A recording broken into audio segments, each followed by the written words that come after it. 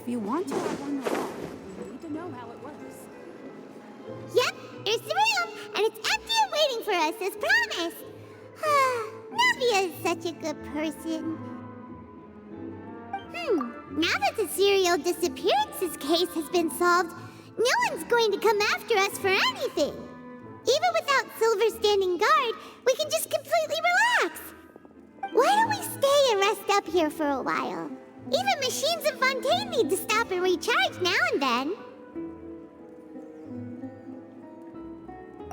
Oh, come on! This place isn't that bad. Besides, how often do we get to stay in an actual base?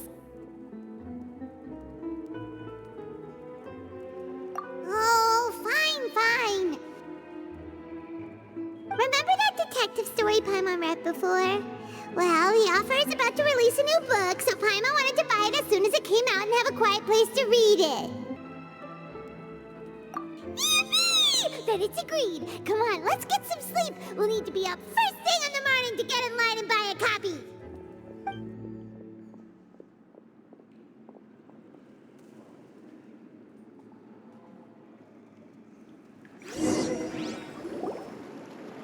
Paimon didn't expect that style at all. Even though it's a detective novel, it's also like a social documentary.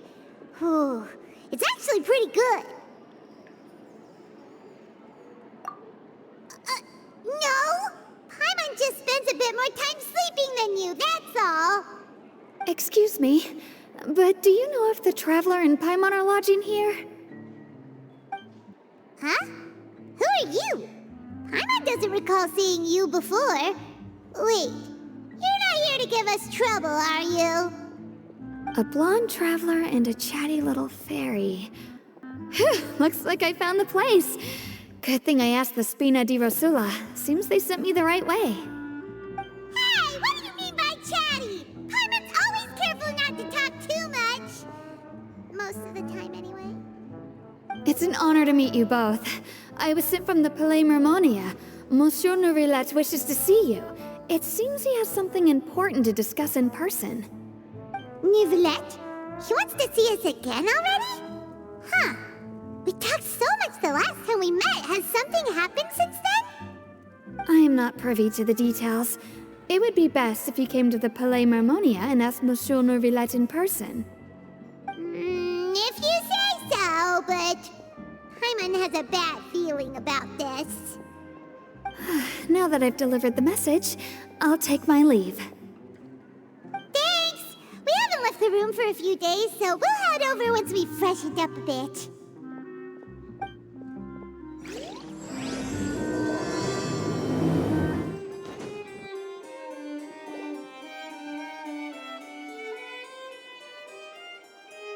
Nourillet! We're here! Did you want to see us about something? Huh? Why were you just standing there? You daydreaming or thinking something over? Yes, I did send someone to fetch you. But as for what I'd like to discuss next, well, I still have some reservations. Given that we've already made the trip here, you should just tell us. Bet you need us to help you with something, right? I do indeed have something I'd like to ask you to do. However, you should wait until after I tell you the details, then decide for yourselves whether you'd like to help or not. The situation is this. It has come to my attention that the Snezhnayan harbinger known as the Knave wants a diplomatic meeting with you, correct? I heard that she was originally from Fontaine, but for her to suddenly arrive here and abruptly request such a meeting like this, I sincerely advise you to refuse her invitation outright.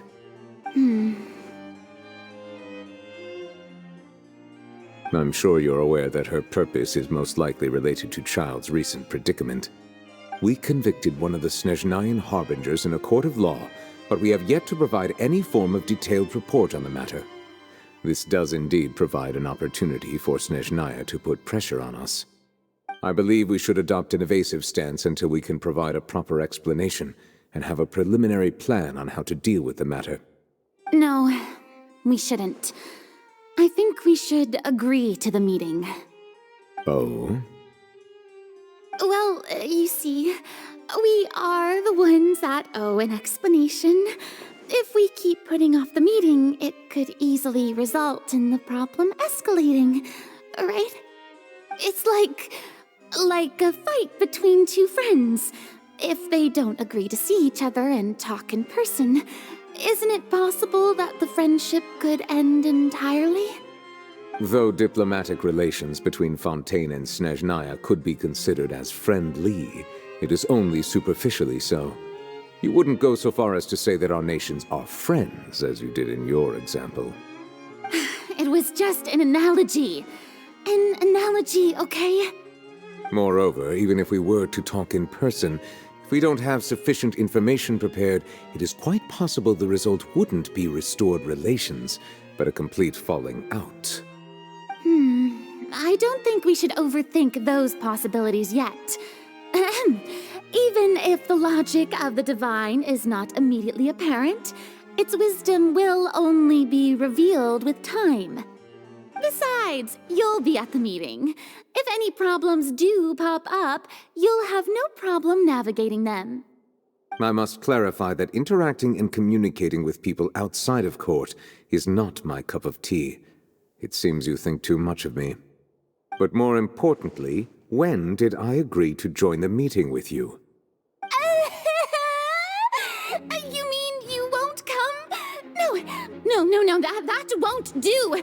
I can't go to the meeting alone. You have to accompany me. I must take you with me. Lady Farina, could there be something else regarding this matter that is being kept from me? No, not at all.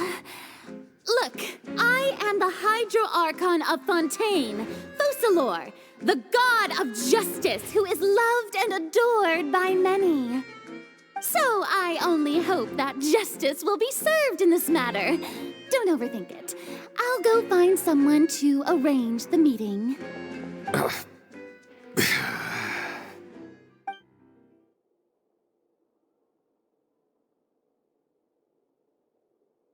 Though it could officially be considered a diplomatic conference, I prefer to see our meeting today as an ordinary tea party.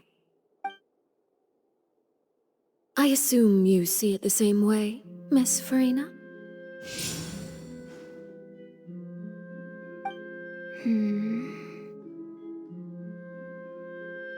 Lady Farina? Yes, that's right. Just like you said, a tea party. I should thank you for providing the pastries. They look delectable.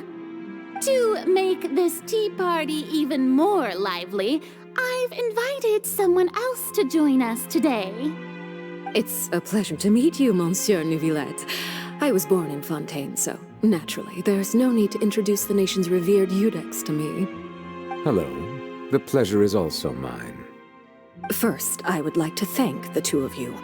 I'm often away on business outside of Fontaine, and I'm told that the children of the House of the Hearth have been well taken care of by you. Oh, I'm not referring to when my children, Linny and Lynette, were falsely accused by you. Please don't misunderstand. The children of the House of the Hearth are often misunderstood, perhaps due to the reputation of the Fatui. There's no getting around that. All I meant to say is that Fontaine has been stable in recent years. The people are well off and the children lead happy, fulfilled lives. That is something truly worth cherishing, and no one wishes to disrupt such peace. Now then, you have come regarding the matter of child, correct? Well, yes. It appears the ever-busy Eudex Neuvillette doesn't wish to waste time with diplomatic pleasantries, and hopes that we can get straight to the point of our talk. Yes, as you surmised, understanding child's situation is indeed one of the goals of this trip.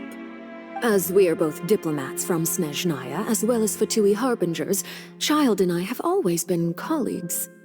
Were anything to happen in Fontaine, each of us would serve as the other's attorney to resolve the issue. So now, in my capacity as his attorney, I request that Child be turned over to Snezhnaya. We have a responsibility to cooperate with Fontaine, and resolve what has happened to him together. The rules governing attorneys only apply before a trial has concluded. Since a verdict has already been rendered, we see the case as settled. I apologize for being unable to grant your request. An outright refusal. Very well. I respect all the rules of Fontaine's courts, just as I respect you as Chief Justice. Okay, why don't we back up a step? You don't need to transfer Child to us. I only request to enter the Fortress of Meripede to see Child and confirm his condition. It's not like you couldn't even manage to fulfill a simple request like that. Right, Miss Farina? About that. The Fortress of Meripede has always been completely autonomous. Even we have no authority to interfere there, and diplomatic issues do not suffice as an excuse. However, if you absolutely must confirm the situation of the Harbinger, I have a proposal.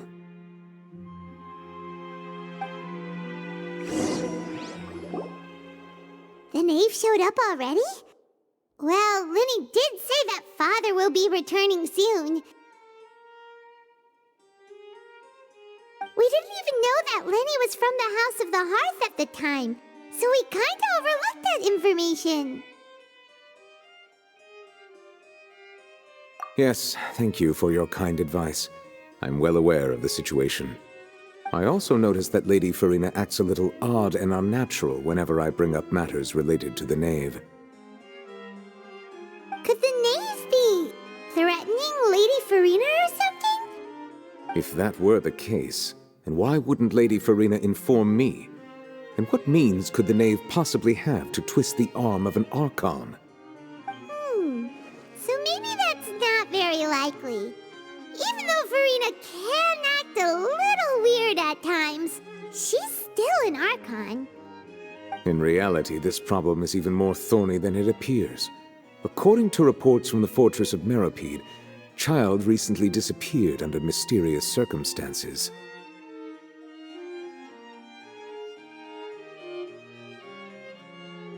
The details are still unclear.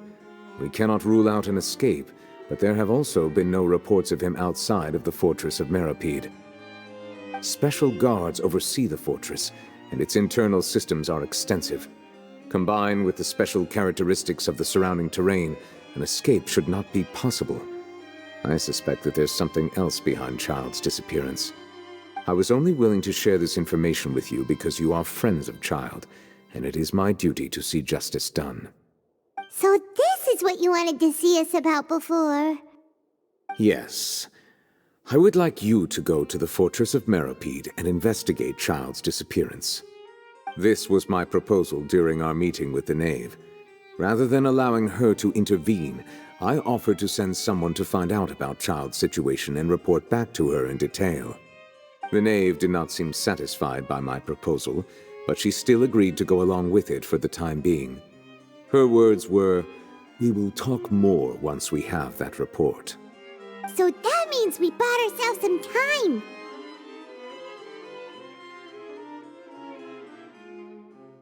Firstly, you're already acquainted with Child. Your eyes may discern relevant details there that others would miss.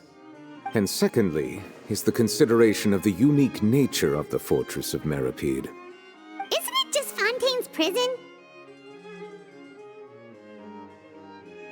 I would not define it so crudely. The Fortress of Meripede is not affiliated with the court system of Fontaine on paper. It has always existed as an autonomous entity. Early in Fontaine's history, criminals were punished with exile, not imprisonment. Even today, sentences against convicted criminals still include exile, just as before. The Fortress of Meripede may seem like a prison, but it should in fact be regarded as a gathering place for exiles. All we do is dispatch guards to keep watch and help maintain security, but we have no right to get involved with any other matters. Although I do have a personal relationship with the administrator there, neither myself nor the courts have the right to be directly involved with the investigation, no matter how serious the grounds. Oh, Paimon gets it now. That's why you need us to conduct our own investigation as a third party, right? Correct. I will arrange false charges against you so that you may secretly investigate inside the fortress during your detention. This will save us a lot of unnecessary trouble. So, are you two willing to accept my proposal?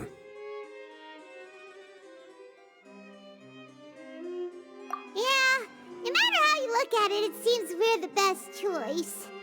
Alright, we hereby accept this difficult task. Reluctantly. You two have my sincere thanks. This matter is of critical importance to Fontaine's current situation. Also, I hope that both of you can keep this operation a secret.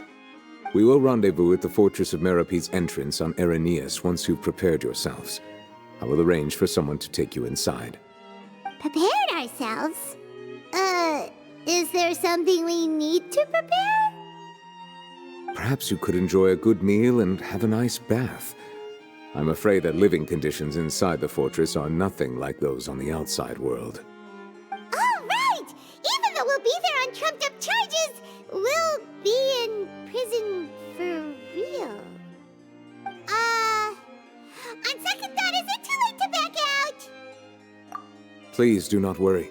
Since you are sacrificing both your time and quality of life for the sake of delivering this report, you will be compensated according to the highest standards permitted to legal staff, regardless of the outcome. Now that's more like it! Come on, Traveler, let's go eat the best meal we can find! We'll eat so much that we won't need to eat another meal for a whole month! You're a treat. Are you leaving now? In that case, please take this cake as a token of my personal gratitude.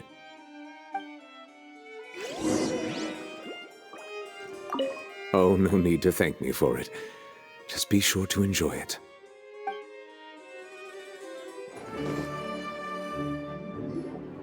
I'll have that, and that! Oh, and one of those two! Ooh, and no Fanta, thank you!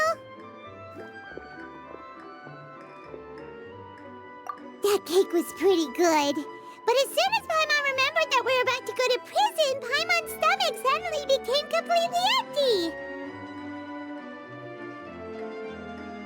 Now that Paimon thinks about it, we've always been super careful ever since we arrived in Fontaine, just to avoid breaking any strange laws here.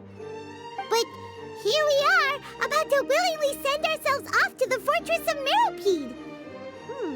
Maybe this is what they call fate. Let's just try our best to investigate everything quickly once we get there. Paimon doesn't want to stay in prison too long.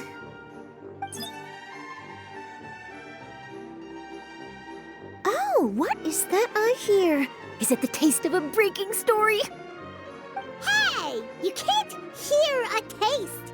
And what are you doing here, Charlotte? Oh, don't remind me. I invited an eyewitness to a case to eat here, and I was planning to get some great material out of him.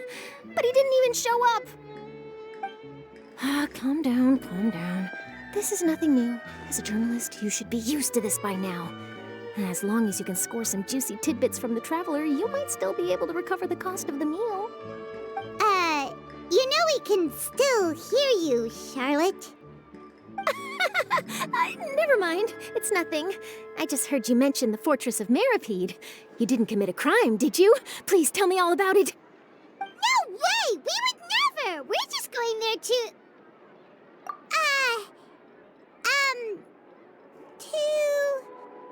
Oh no, Paimon almost forgot that Neuvillette told us to keep it a secret! Huh? You're being arrested for that? Oh, but now that I think about it, I suppose that's not completely unreasonable. That's pretty despicable, almost as offensive as committing theft. You mean Paimon really did something that serious? Sorry, Paimon really messed up. Well, in that case, it's nothing particularly newsworthy after all. Oh, how disappointing. Oh, right, there's still a chance.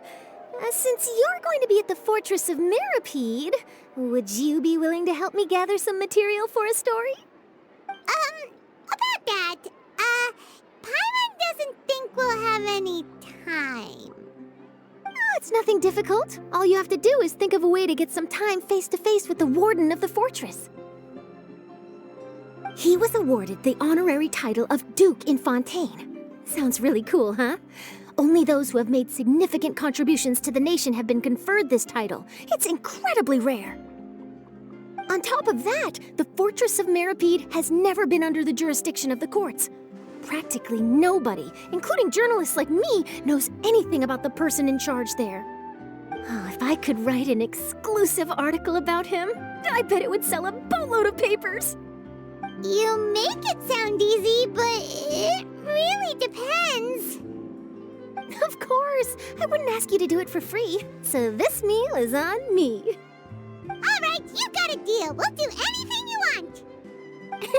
Then it's settled. The food should be here any second, right? Huh? Wait, just how much did you order?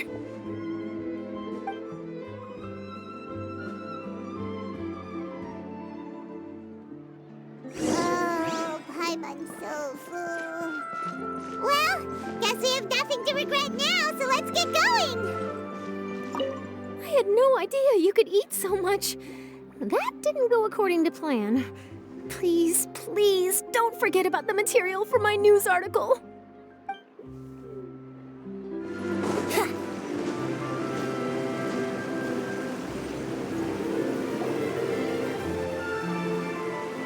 All right, Nervalet, we're ready. Is this where the entrance is? You have come, just as promised. Yes, this is the one and only entrance to the Fortress of Meripede from Irenaeus. Careful. You may want to step back a bit. Whoa! So you have to go down from here? Is the prison underwater? Utilizing both the barrier of the water as well as the fear humans have of the depths, the Fortress of Meripede is naturally the perfect place to confine and guard criminals. But do not worry. It is not nearly as frightening inside as you may think. You will see for yourselves once you are down there. Paimon hopes you're right. Don't know about you, but just thinking about being at the bottom of the sea like that gives Paimon the heebie-jeebies. Oh, and there's one more thing. I mentioned that I have had personal dealings with the administrator of the fortress, Writhsley. He's a very shrewd fellow. Yeah, we heard about him too. He's that Duke, right? Correct. He is the highest-ranking manager of the underwater prison. Even though you are going there to investigate at my behest, it would behoove you to avoid any confrontation with him or any of his subordinates. The Duke rarely ever leaves the Fortress of Meripede, but that does not mean he is not privy to all that is happening inside and outside the fortress. He is quiet, but not unaware, so please bear that in mind. All right, that's about all the time that we have to talk privately. I'm counting on you two. Don't worry, we won't let you down. Good. Madeline! I'm here, Monsieur Nervalet. These two are the newest convicts, I presume? Don't worry, they won't escape on my watch. Like we would try. Please follow me, you two. I'll process your paperwork for entering the Fortress of Meripede.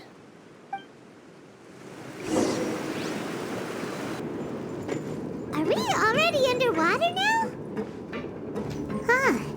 So this is what it feels like to be a criminal in Fontaine. You two seem to be taking this pretty well. It's rare to see convicts in such a good mood.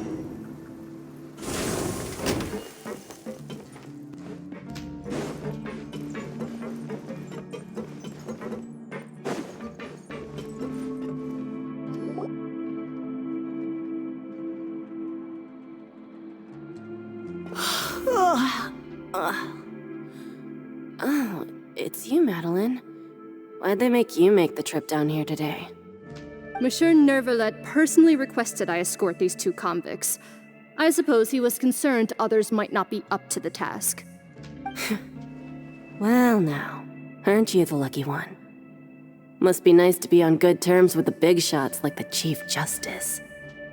The only people I get to see every day are the new inmates. Well, have you tried service with a smile? Who knows, it might help your professional reputation. Yeah, right. As if. Every criminal comes through here looking miserable. How can I smile with such a toxic work environment? And even if I did smile at them, the convicts would probably just think that I'm some freak getting some kind of twisted enjoyment from their pain. Oh, she's got a point. Well, I've finished transferring you. You two will register here, and Marette will guide you through the remaining procedures. Yep, I'll take it from here. You head on back to that bright and sunny world above. Okay, let me see. You are the Traveler and Paimon. That would be us! Let me confirm your charges and sentence. Let's see. You two are charged with eating a cake specially prepared for the Archon by a Snezhnayan envoy without the Archon's permission, thereby incapacitating the political center of Fontaine for a brief period. Sentence: 45 days? Huh? Wait, you mean the cake that Nervalet gave us was... Just looking at the charges, it seems you two are capable of causing some serious trouble. And considering how fond Lady Furina is of sweets, this crime is tantamount to trying to assassinate the Hydro Archon herself. Now I've seen everything. Anyway, we still need to finish processing you before you can enter the Fortress of Meripede. Please stand in front of the board over there. I'll take your mugshots with my camera. Oh, all right. But be sure to catch Paimon's good side.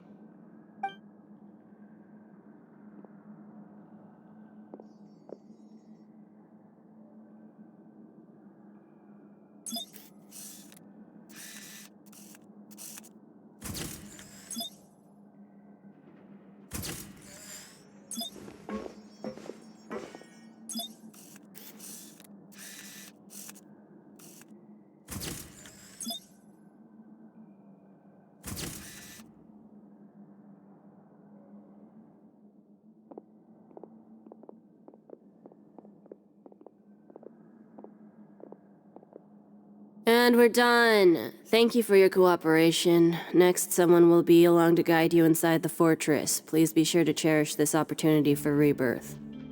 Huh? Rebirth? Isn't that a little much? We're only gonna be here for 45 days! You two are the new inmates, right? Follow me. Oh, okay! Paimon is Paimon and this is the Traveler! Save it. Not like I'll remember your names. Move it.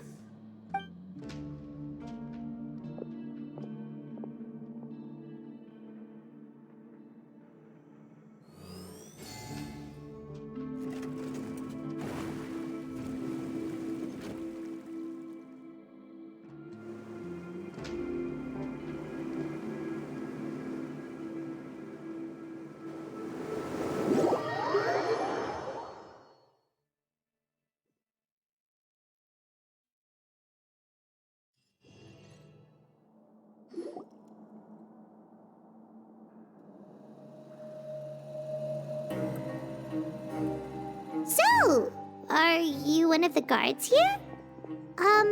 Is there anything we should be careful of while we're here?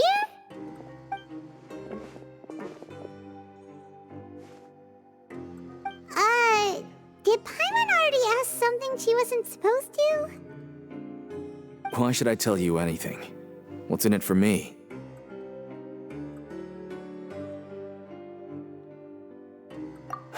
This is exactly why I can't stand you fish. I wouldn't even be doing this if it weren't for the credit coupons. Credit coupons? Alright, seeing as you're not the annoying kind that's getting dragged in here crying and blubbering, I guess I can tell you a few things. But next time, it'll cost you some coupons. Mora means nothing here. Here, we use credit coupons. Coupons can get you almost anything in the Fortress of Meripede.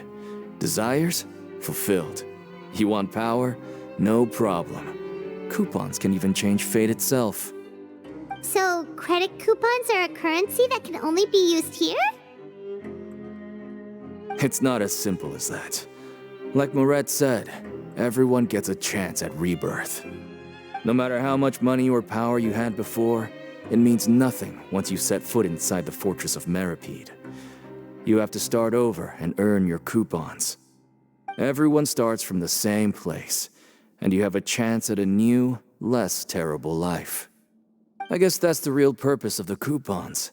They symbolize true fairness and true justice. And this is also exactly why so many criminals choose not to return to the outside world, even after they've served their sentence.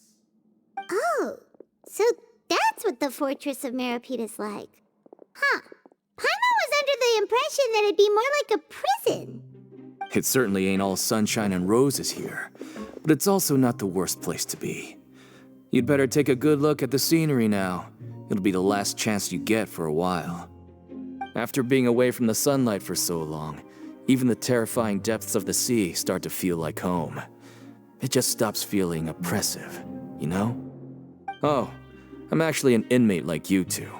Welcoming newcomers is a job I've picked up to earn some extra coupons.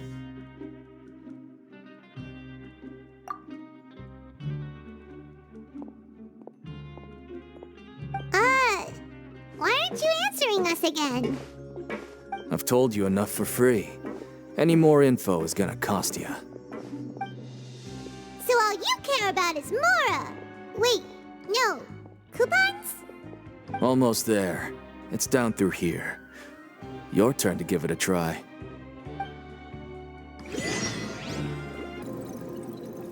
So, we're going even deeper now? Just how deep down are we? It's like a metaphor for your previous life, isn't it? Our lives weren't that bad.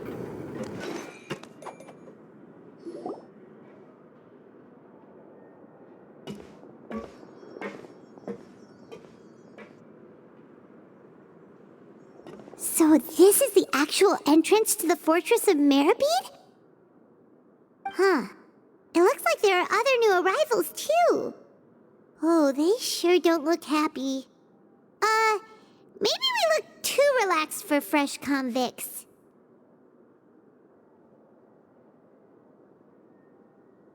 Oh, right. We're on someone else's territory now. We need to think of a good way to act like criminals to get by. If we're discovered, even Neuvillette might not be able to rescue us. Hey! Don't scare Paimon! Oh, Paimon's not ready for all this. Look, I don't really know you, and I have no idea what kind of crime you committed, but you wouldn't have happened to anger someone important, did you? Someone important? Paimon doesn't think so. Wait, why are you suddenly trying to talk to us now? Now's not the time to worry about that. Anyway, it's over there, so you just go on over there by yourselves. I've done my job, so good luck. What was that all about? Wait a second. Are there usually so many Gardermechs around here? They're already onto us? Prisoners numbers 7459 and 7560. Welcome. Oh, no need to be anxious. These Gardermechs aren't here to attack you. In fact, they're here as your honor guard. When I heard that you were friends of Monsieur Neuvillette, I had the Gardermechs come and wait in formation. Wait, you know about our connection with Neuvillette? The seafloor isn't as cut off from the world as you might imagine. However, I'm afraid that I know nothing more than that you are friends of the Iudex. And as you can see, committing a crime means being sentenced here, even if you're friends with the Chief Justice. Quite fair. The Duke! Greetings, Your Grace! Lovely weather today, isn't it? Oh, greetings, my good fellow. Well, I'm willing to imagine that the weather is as good outside the sea as you say it is. How great it would have been if only the Fortress of Meripede had been built on the coast, huh? It would have been so convenient to enjoy a nice chat in the sunshine. My profuse apologies. I just got so nervous when I saw you, So this is the Duke. He sure looks a lot younger than Paimon imagined.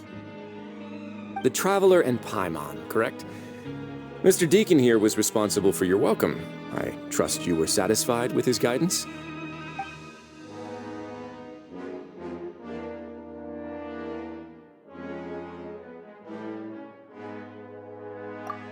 Ah, I see.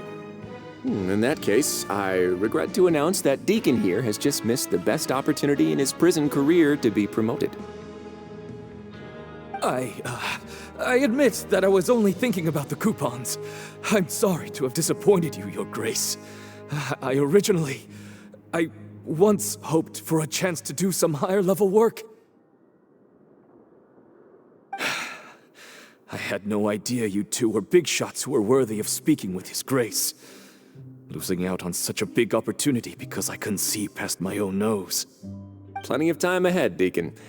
There'll be more opportunities. Well, I believe that concludes the introductions. We've already taken enough time here. Deacon, if you would. Yes, Your Grace. I'll take my leave now.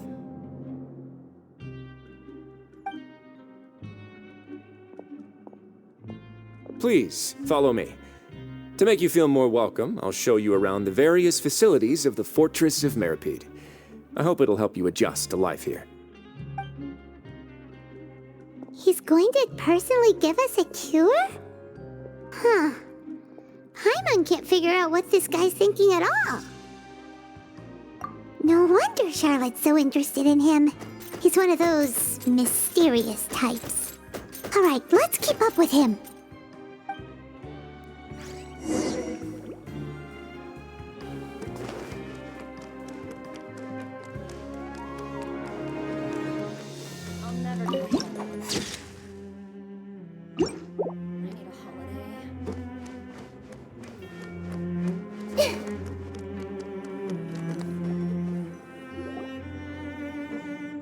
There's no need to be so reserved.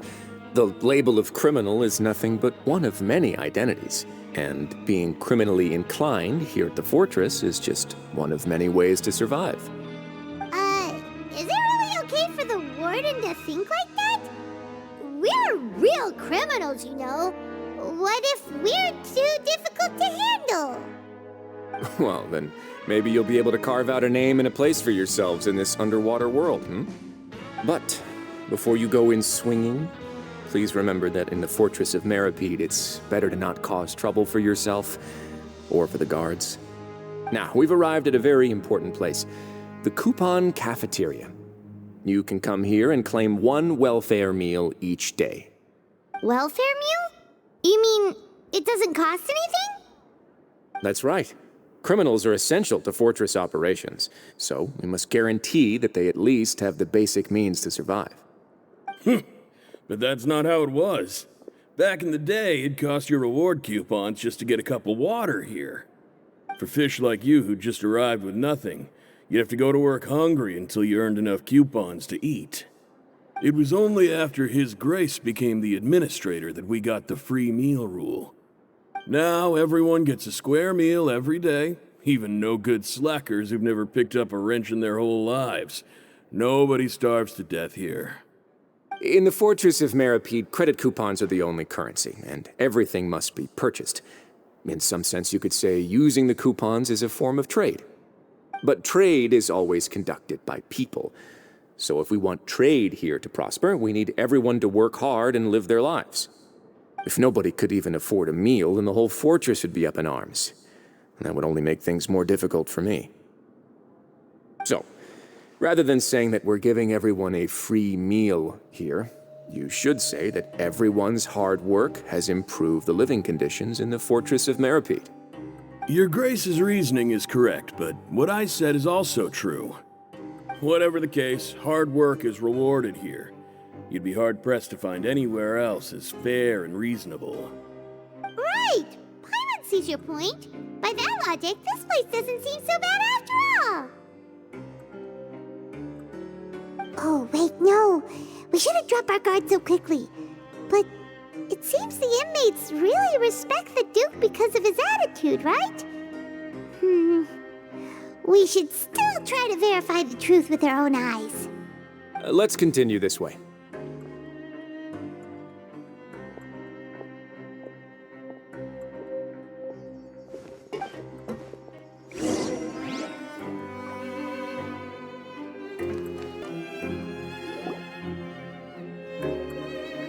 This place is known as the Pancration Ring. Sometimes we have criminals who have more energy than they know what to do with. Their daily work alone isn't enough of an outlet for them. So, instead of leaving them to their own devices, we've provided them with this dedicated venue. This way, nobody will get involved unless they want to be. Pancration matches? And you can earn extra coupons? Oh, what do you think, Traveler? Interested? But I must warn you that your sentence will be extended if you fail to restrain yourself and end up seriously injuring or killing your opponent.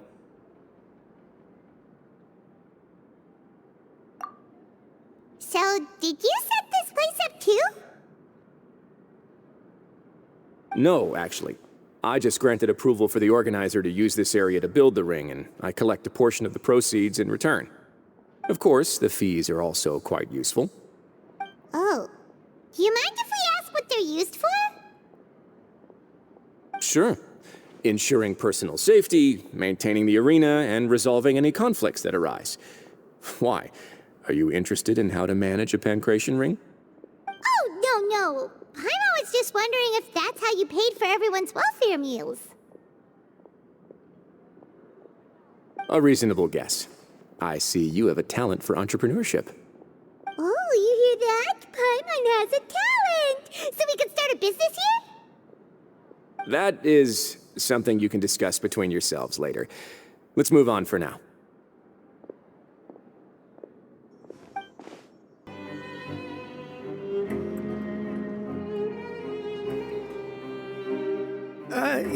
Your Grace. Good morning. I mean, good afternoon. No, wait, what time is it again? What time indeed? Time waits for no one, so it's best to keep an eye on it. My apologies, Your Grace. Jeez, that guy's so nervous he almost forgot to breathe. Sorry, forgive my manners. These are the dormitories, which is where inmates sleep. The guards will inform you where your bunk is later. In the Fortress of Meripede, criminals usually spend most of their time in either the production zone or the sleeping areas. The production zone? What does it produce? Is that where we'll be working? Not necessarily. Though working in the production zone is the most reliable way to earn credit coupons. If you have other skills, you can skip your shifts to earn them in other ways. Wow. Wait, you're the manager of this place, and you're just telling us to our faces that it's okay to skip work? The fact that the Fortress of Meripede has continued operating completely autonomously is proof enough that most people are willing to work honestly and earn a stable income. As for what we produce, many of the clockwork machines seen all over Fontaine originate from our workshop. Therefore, the Fortress of Meripede is not only a place where criminals serve their sentences, but also a giant machine factory. There's no need for me to get into specifics about the production process now. You'll experience it all firsthand when you report for work tomorrow. Let's move on. The tour continues over this way.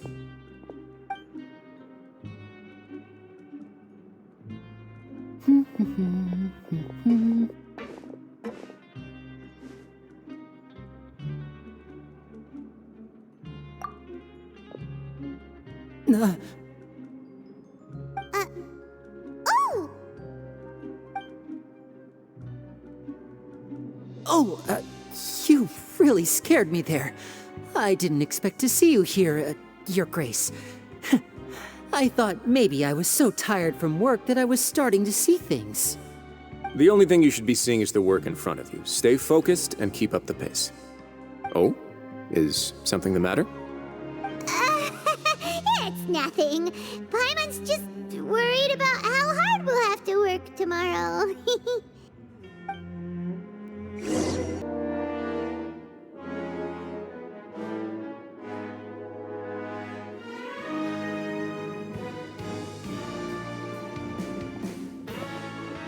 Grace? What are you doing in the infirmary at a time like this? Oh no, you didn't injure yourself, did you? Not yet, unfortunately for you. But thank you for your concern, Sigewinne. Oh, then you must be here for those two. Allow me to introduce you. This is the infirmary, and Sigewinne here is the Fortress of Meripede's head nurse. Hello, new faces. They call me the head nurse, but I actually handle all the nurse-related work all by myself. Since you seem to have some rare downtime with no patients, perhaps you could find the time to join us for dinner?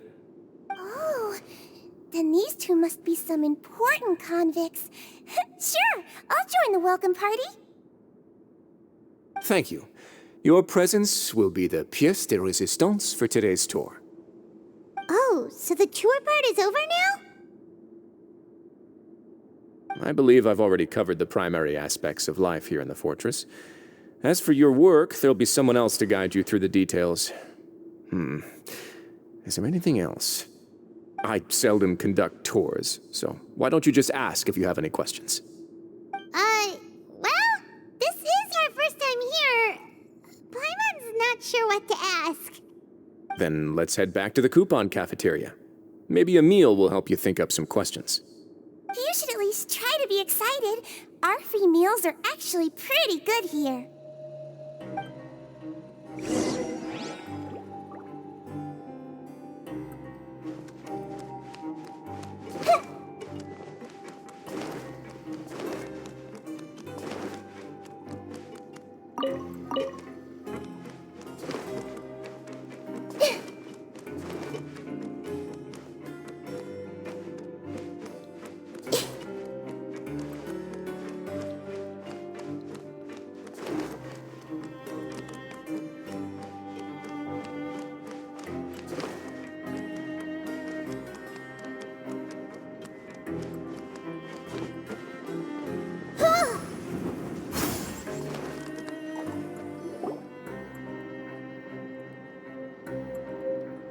What do you think of the food? Does it meet your expectations? Wow, it looks delicious! Neverlet made it sound like living conditions in the Fortress of Meripede wasn't very good. Who would have guessed that criminals get to eat tasty food like this every day? Oh, isn't that the meal box that only super lucky people manage to draw? Seems like you two are quite fortunate. It actually has nothing to do with luck in this case. I had a word with Walsey, so you didn't have to draw lots like everyone else. Oh, you mean the meals are random? Yes, what you get to eat depends completely on your luck. You could say that it's a distasteful little game that Chef Walsey likes to play here in the cafeteria. Paimon knew it! If criminals got to eat tasty food like this every meal, the crime rate in Fontaine would skyrocket for sure. Excuse me, did I hear you mention Nervylette just now? I've been wondering how he's doing. Is he busy with work? Has he been taking care of his health? He seems healthy no matter how you look at him, but he works so hard all the time, so it must be really tiring. Sounds like he hasn't changed a bit. Looks like you can stop worrying so much, Sigewinne. Oh, that's good. But I still feel like it's been too long since I've heard any news about him. No news is good news. Maybe next time I've got something to discuss with him, I can invite you to accompany us. But isn't the Fortress of Meripede independent from Fontaine's court system? What do you two have to discuss? Well, we provide all kinds of mechanical products for official use, and some essential goods have to be obtained from the overworld, so we naturally have to stay in touch about this and that. Monsieur Nervylette's character is unimpeachable. No matter the question, you can discuss it openly and freely with him. Talking with him feels quite effortless. In light of that, I am quite willing to go out of my way to show respect and accommodate him. In fact, right now, I'm treating you two as guests invited by Monsieur Nervylette. But unfortunately, I can only do so until the end of this meal. After this, you two will just be inmates here. You're very welcome. Well, your new life awaits.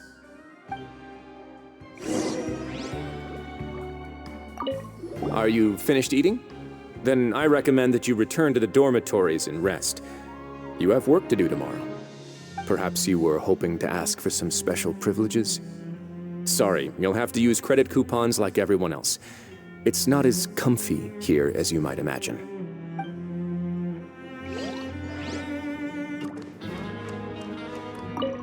Now that I've gotten a good look at you two, I think you're very cute. After all, heavy is the head that wears the cutesy crown. I guess I just want to say, just take care of yourself and don't get hurt.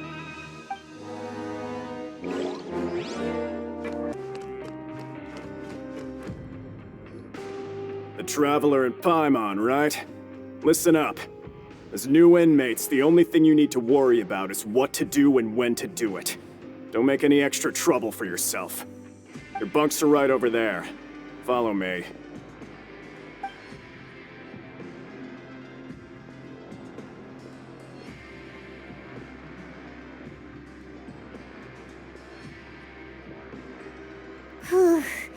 So this is where we'll be sleeping from now on. Oh, Paimon can't believe this! The days of staying home and reading detective stories are like a dream now. By the way, Traveler, we saw a lot of things worth investigating just now. Even though the Duke didn't say it too directly, judging from what he said at the end, it seems that he was only welcoming because we know Neuvillette.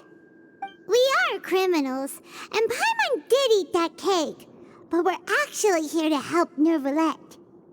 Is it possible that he knows we're here on a mission? Or is Paimon overthinking things? Yeah, Paimon thinks so too. He probably knew why we came here from the very beginning and intentionally wanted to send us a message. Maybe something like, "Hey, I have my eyes on you, so don't try anything funny." Yeah, you're right. It's not like we can go back to Neuvillette empty-handed and say, "The dude looks scary, so we gave up." And besides, the Duke said that he was willing to go out of his way to show respect for Neuvillette, right? So, we at least need to try. But Paimon hasn't gotten a clue where we should start our investigation. You mean... Yeah, that's what Paimon was thinking too! Paimon almost spilled the beans when we ran into him. Fortunately, based on his attitude, it looks like the Duke sees Linny as just another inmate. We worked so hard to help clear Linny and Lynette's names, and yet we turn around and bam! He's in prison anyway! Oh, right! Linny and Lynette are from the House of the Hearth. They work for the Knave, so they could be here to investigate too! Huh? Oh, it's a card! Paimon didn't notice it earlier. It looks like a magician's prop. Lenny must have left it here. He's in prison and still doing his little tricks, huh? Let Paimon have a look. It was nice to bump into you again. Let's catch up in the production zone tomorrow. What in the world? It's written like he's greeting a buddy on the street. Paimon thought he'd write something important. If you say so, we can ask him what's going on tomorrow. Let's get some rest now.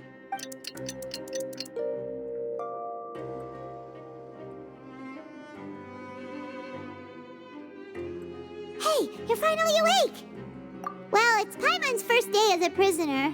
Last night, Paimon dreamed about getting interrogated by the guards until Paimon told them everything, and then Paimon woke up. Hey, come on! It's just a dream, okay? Paimon wouldn't really squeal. Maybe. Hey, lazy bones! What are you still doing here? If you don't want to starve, then get yourselves over to the production zone. Sorry! We're going right away!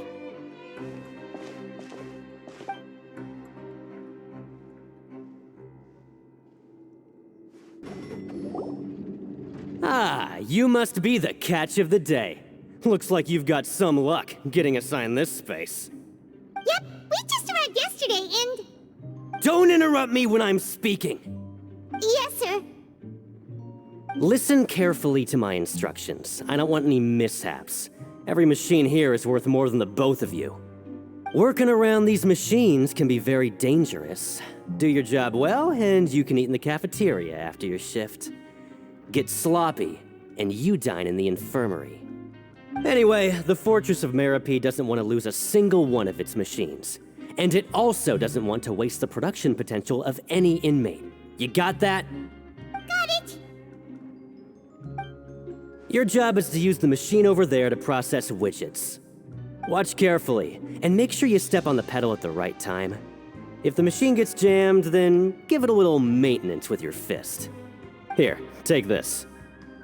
Bring me the processed widgets, and I'll give you some credit coupons in exchange.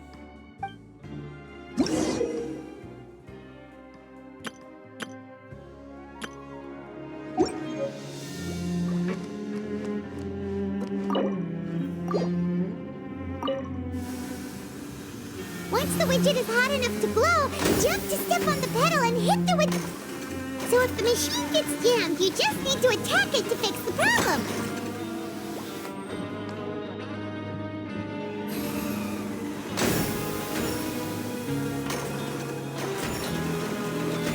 Yeah. Okay, you got this. Great! Now we can report back to the foreman and give him the processed widget. This one is tolerable. Though, since the processing is done by machine, the product is all pretty much the same anyway. Alright, I'll pass you for now. And we'll count up how many credit coupons you've earned.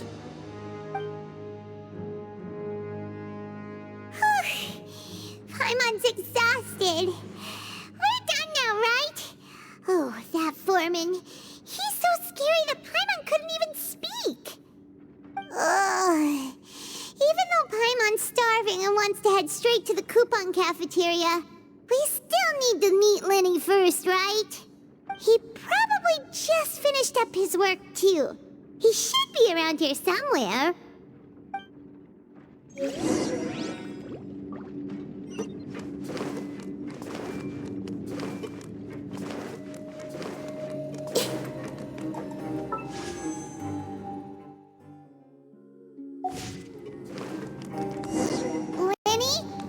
Mr. Magician? Where are you? Oh, this had better not be some disappearing act. He doesn't seem to be around here. Let's try looking somewhere else.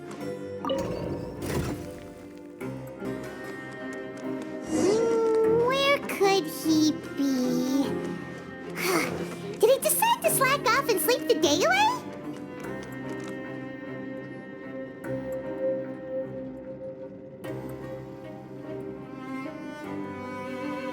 Hey, over here. Oh, you scared Paimon! How did you appear out of nowhere like that? Oh, you scare so easily now? Is there something worrying you these days? You little... The only thing we're worried about was trying to find you. Sorry. Come over here and keep it down.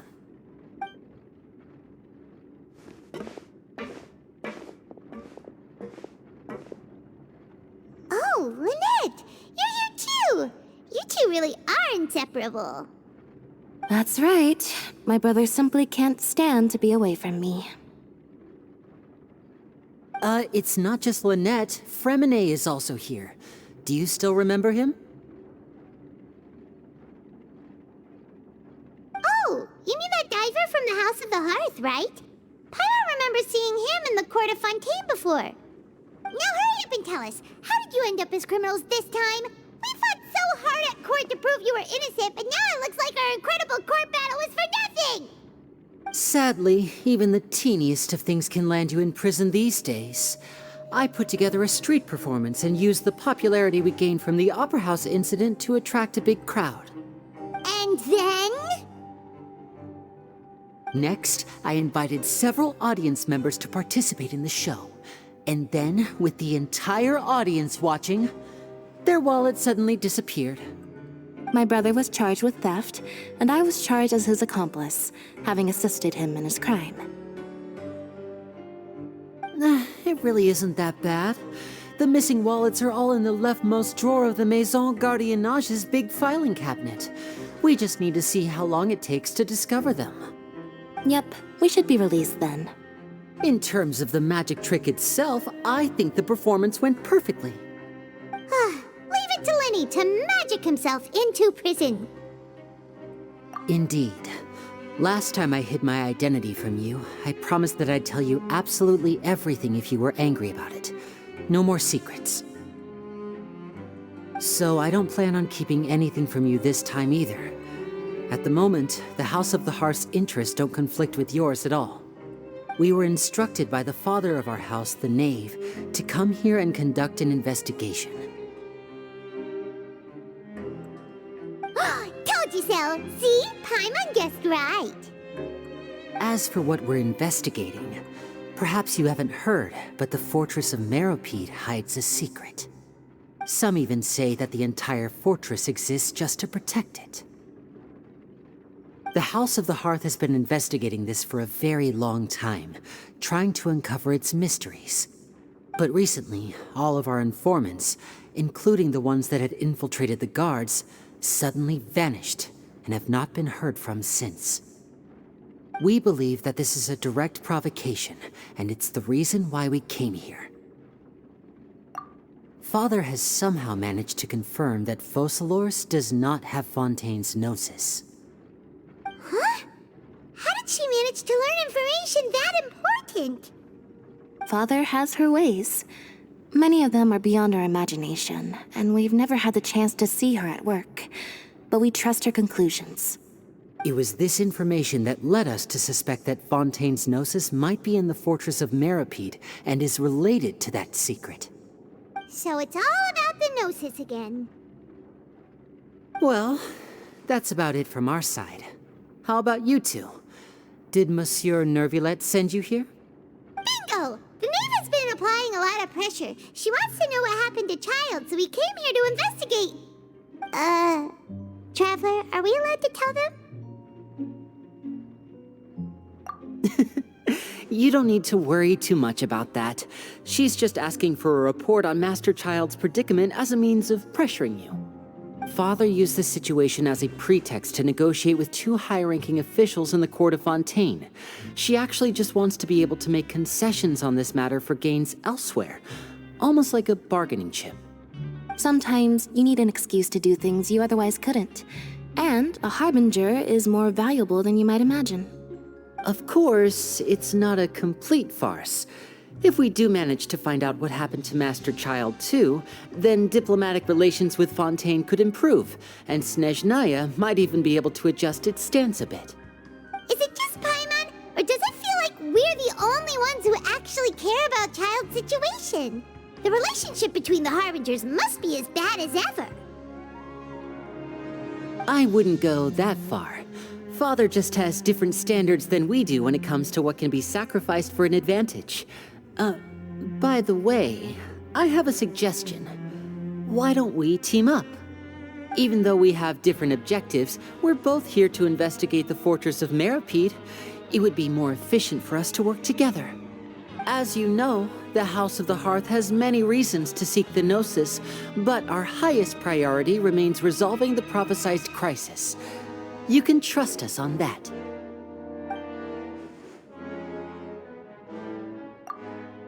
See, I told you. Is that so?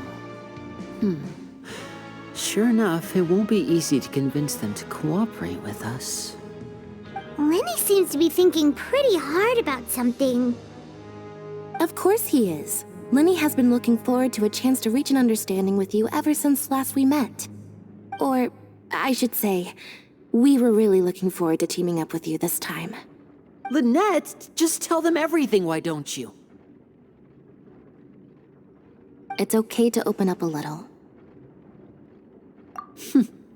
Very prudent of you, and consistent with your behavior since we first met. That's reasonable enough, and I agreed to cooperate on these terms as well. I was prepared for the worst, but you were actually more agreeable than I anticipated. All right then, there's no time to lose. I have some information to share, so listen carefully. Since Lynette and I arrived here, our investigation uncovered the fact that the Fortress of Meripede has a forbidden zone. Most people just clammed up and wouldn't talk, but after asking the right questions, we were able to confirm the existence of the forbidden zone from the guards. You should be aware of that while you're investigating. A forbidden zone? Oh, could that be where the child disappeared to? You're right, we'll definitely keep that in mind. Good.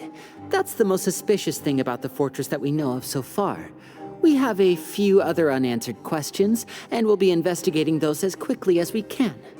Anyway, I hope you find our information useful at least. Oh, look at the time. You two must be hungry. You should go to the coupon cafeteria and get something to eat. I'll use my cards to get in touch with you again in the future. Oh, that's just what Paimon wanted to hear! Paimon's starving after all that work today. We can talk more about the investigation later. Let's go get some grub! Oh, he wasn't kidding.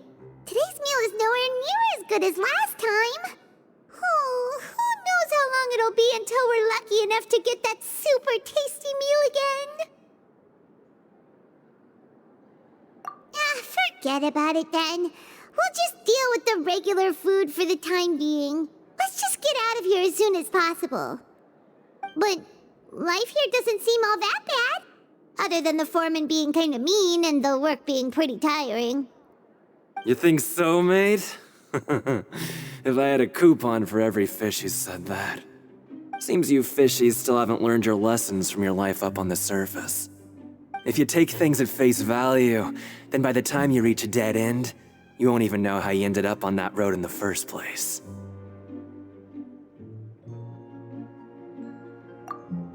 I like your attitude. I can, let you in on a little something. Everyone's been telling you to just follow the rules and not cause any trouble for yourself. Am I right? But what they don't tell you is that the rules aren't exactly what they pretend to be. The rules for being a prisoner. The truth is, this place has a lot of hidden rules. Huh? Hidden rules? What do you mean? Not everyone knows about those rules, but whether you know them or not, once you break one, you might encounter something even worse than death. Really? Oh, now you're really scaring poor Paimon. Don't joke around like that! Of course.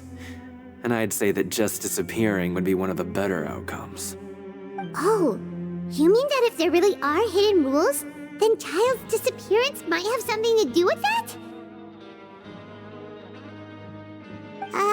In that case, would you tell us some hidden rules? We definitely want to avoid breaking them. Come on, mate. This is valuable information. The difference between life and death. Do you really think you can just ask and I would tell you? Paimon understands, but we don't have many credit coupons yet. Yeah, I know. Not like I'm going anywhere. Just come talk to me after you've saved enough. Moreover, you're new fish, freshly caught, and completely out of your element. What'd be the point in even telling you anything before you've gotten a handle on your new lives? Come and find me once you've been here longer. I'm usually around the rag and bone shop. Just call me V-Doc. Bye-bye now.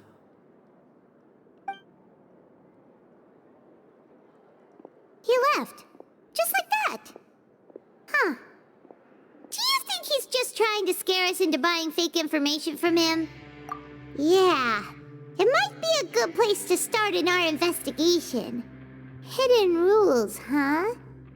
But, like he said, we don't have any coupons and we're still not familiar with this place. Oh, there's nothing we can do about it now.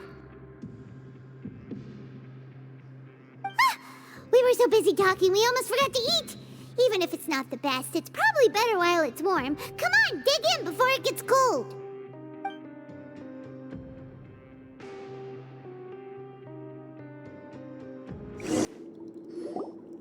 So Paimon just confirmed with the guards that our shift is set for every morning, and we're free to do whatever we want all afternoon.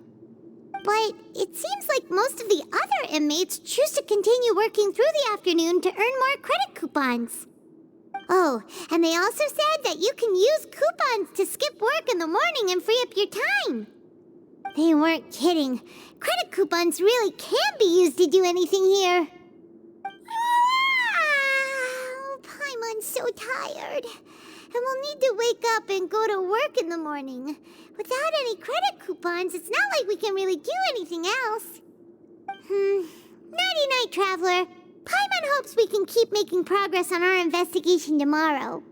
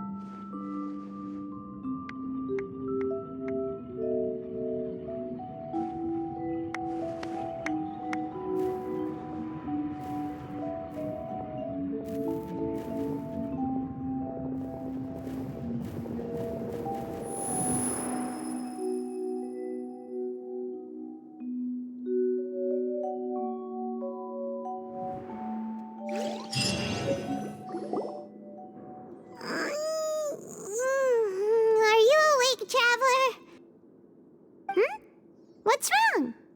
You seem to have something on your mind. Did you dream about something last night?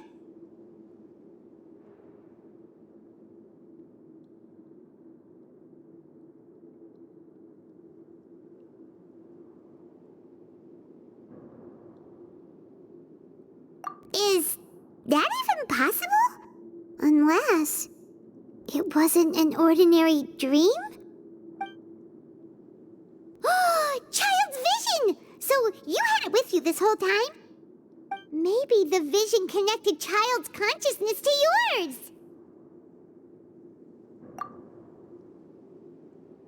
And our investigation has its first major breakthrough! Good thing you brought the vision with you here. So what did you see in the dream? Do you know where Child went? Huh. Okay. Well, hopefully it'll be a bit more helpful in the future. What's more important now is that it's the start of another new day as prisoners. Let's do our best to earn more credit coupons. What's the plan for today? Let's go! It's time to start working. If that guard Fielding catches us skulking about, he's sure to give us an earful.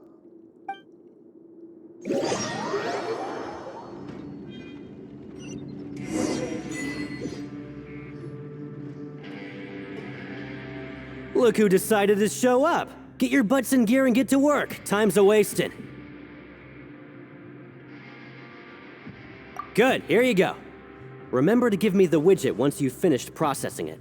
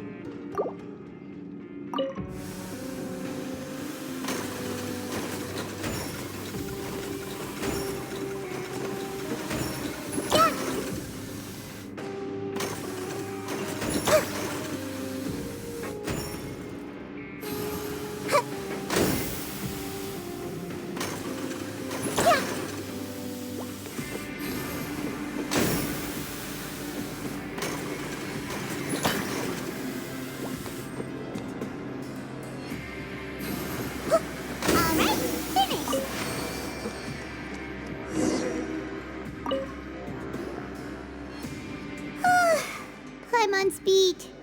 But after so many shifts, it seems we're really getting the hang of it now. Hey there, fellow shiftmates. I saw you finished your work, so I thought I'd come over and say hi. Oh, hey there! We've seen you before. Your assigned workspace is really close, isn't it? That's right. The name's Rowan.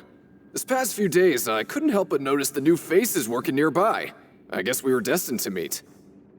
I've been working here for almost 15 years. Even the foreman, Grainville, always calls me Chief. Whoa, you've been working here a long time, Chief. Hey, not so loud. If there's anything you'd like to know, just ask me. I know the work here in the production zone better than the back of my hand. All right, Chief. We'll be sure to come to you first.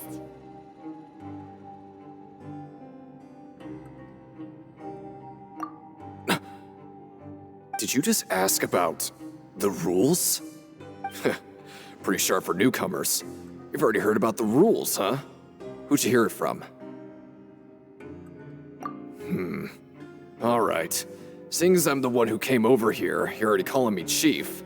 I guess I can tell you a little. Truth is, you two keep working like this, you might be putting yourselves in danger. Huh? Wait, there's even a rule about that?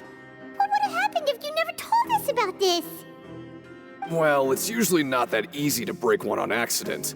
The conditions of the hidden rules are usually pretty specific. But once you do break one, bad things happen. If you work continuously in the production zone for 3 days, and if all you do besides eating and sleeping is just work, then something bad will happen during lunch on the 3rd day. Huh? Like what? Oh, don't scare Paimon. If I knew that, then I wouldn't be standing here talking to you, now would I? You mean, even you have never tried working 3 days like that before? There's actually a legend about this rule. They say that there was a worker who worked way harder than me. He was both efficient and eager on the job, and most other workers couldn't hold a candle to him. One time, he tried to test his limits and worked as long as he could. Then during lunch on the 3rd day, he disappeared into thin air, as if he'd evaporated. Later, some people went and asked some of his past friends about him, but they said, never heard of the guy. What the? How could that happen? Unfortunately, we were assigned different production zones. I never saw for myself what he looked like. Wait, are you thinking that it was... Huh? Oh? You... Listen, kid. This ain't the kind of thing you should be curious about. Let me tell you, you're better off forgetting about it and looking after yourself. Now I kind of regret ever telling you. Yeah, I agree with Chief here. Do you really want to try? All right, if you insist.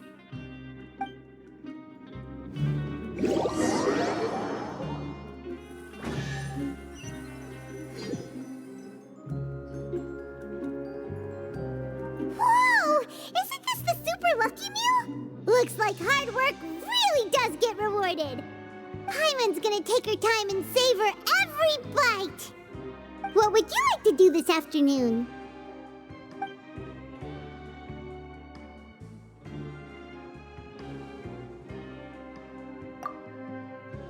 Let's go! Credit coupons, here we come!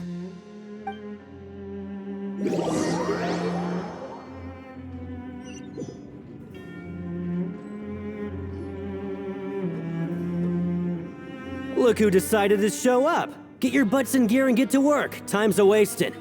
Good, here you go. Remember to give me the widget once you've finished processing it.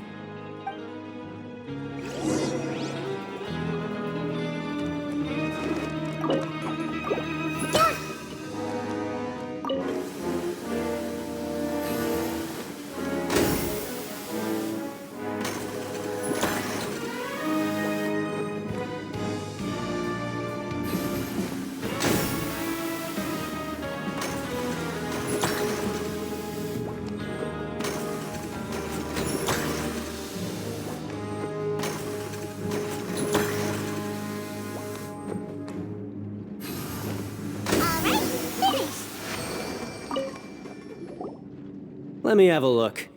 Not bad. Right, here's your credit coupons.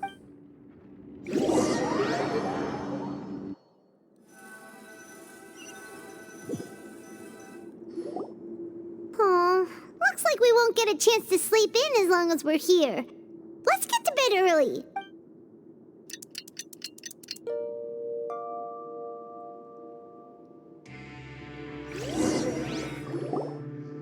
Oh, Paimon doesn't want to get up.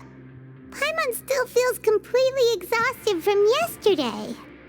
What do you have planned for us?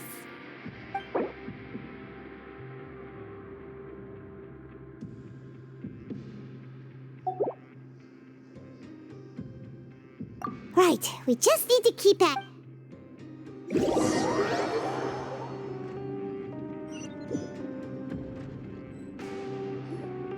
Look who decided to show up! Get your butts in gear and get to work. Time's a-wasting.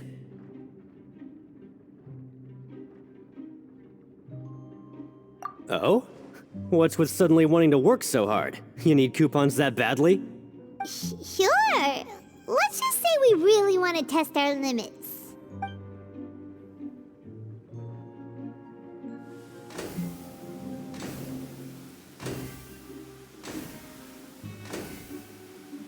Nice! We did well today. Let's keep it up!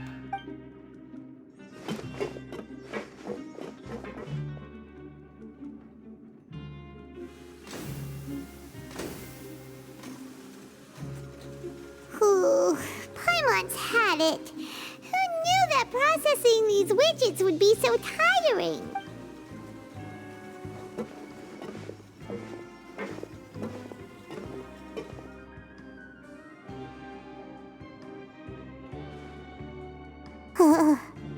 That's it. Paimon doesn't even have the energy to talk anymore. Is it time to eat yet?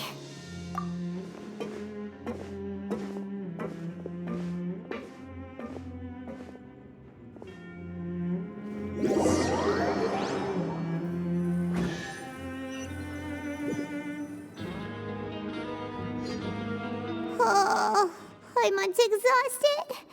It's just work, work, and more work. Paimon's little body can't handle this much longer. Wait a sec. Now that Paimon thinks about it, haven't we been working non-stop for 3 days now? And now it's lunchtime. Oh, Paimon feels a shiver going down her spine. What's going to happen? But it doesn't seem like anything's changed at all. And we made it to the coupon cafeteria safely. Are the so-called hidden rules only a rumor after all?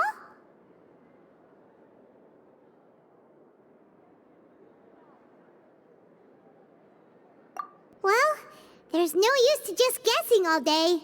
Paimon's stomach has been grumbling the whole time. Let's just eat already. Paimon wonders what we'll get today. Maybe we'll get the super lucky meal. Wait, what? What in the world is this? What's with Paimon's food? And yours is the same. Is this stuff meat? But it looks and feels so bizarre. What kind of chef would make food like this? What do you think is going on? Is this the bad thing that Rowan was talking about? No, stop right there. Paimon gets what you mean, just don't say it. Hey, isn't that Woolsey over there? He must have made the food, right? So let's just ask him about the food and be done with it. Hey, Woolsey, have a moment? What is it? I'm about to go report the numbers for today's free meal, so you'd better make it quick. It's about the meat in our meals.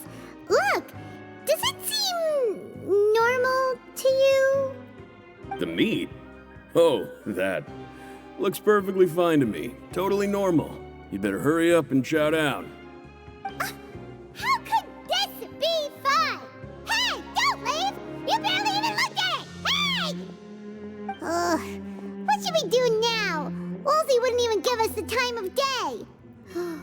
Is he trying to hide something? Yeah, looks like we have no other choice. Paimon was positively famished a minute ago, but now she's lost her appetite.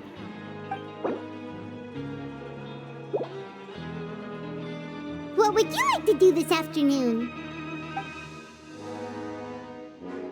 Yeah, Paimon felt like some of the people here were a little strange the moment she saw them.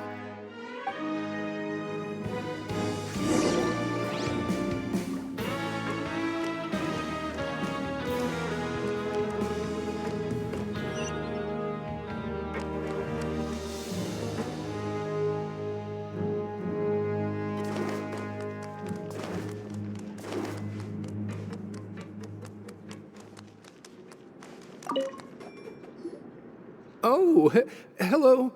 You two are the ones who were with His Grace. No need to be so nervous. Sorry, I couldn't help but think of His Grace once I saw you, and I... Well,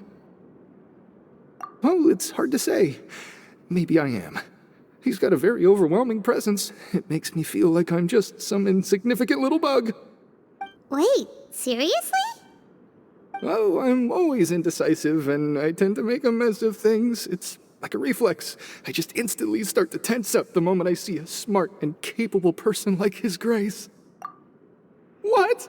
Please, don't say anything like that out loud. How could you possibly think something like that? In the eyes of His Grace, I'm probably just a lowly, ordinary person.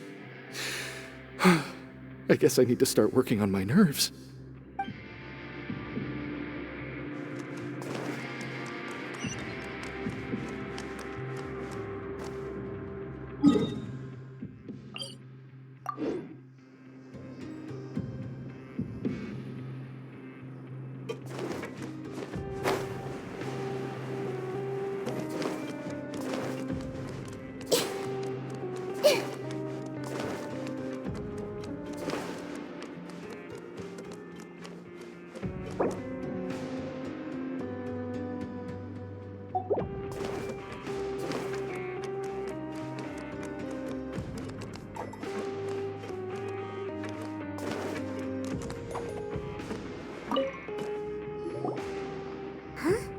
Rowan? What are you doing here, Chief? I was injured a bit just now. Nothing major, I think I just pulled something. Little mishaps like this are unavoidable at work, you know? Huh. Paimon wouldn't have thought someone as experienced as the Chief would still get hurt on the job. I just knew you would say that. This is pretty embarrassing. Where is Siegeween when you need her anyway? The one time I need to make a quick trip to the infirmary. Oh, you mean she wasn't in the infirmary? Yeah.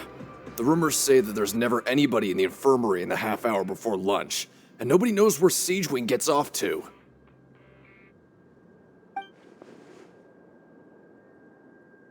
Huh. That's actually really strange. Siegeween's always super dedicated to her work. Where else would she possibly go? Forget it. I can take care of a small sprain like this on my own anyway. No need to trouble her.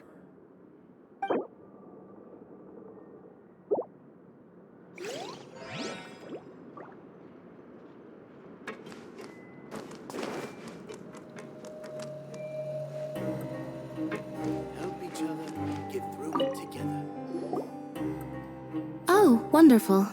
I was worried that you'd be busy trying to earn reward coupons all the time, but it seems like you haven't neglected your investigation work after all. Paimon likes having more coupons, but no one wants to work all the time. Have you also been investigating the area, Lynette? No, I was just slacking off, and you happened to catch me.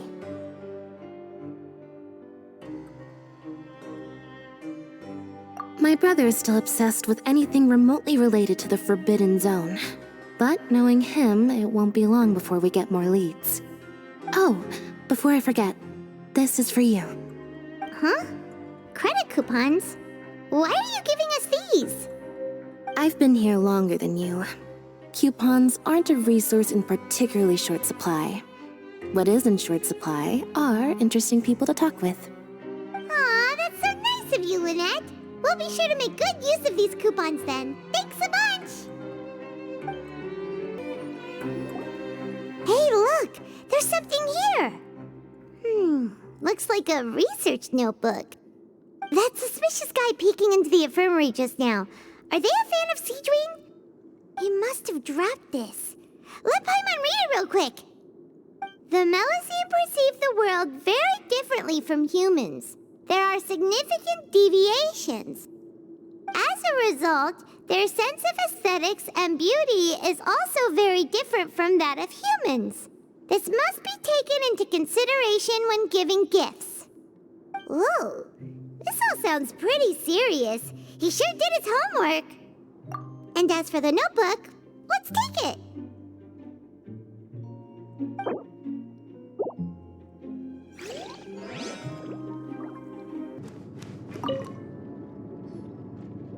Hey, it's the Traveler and Paimon.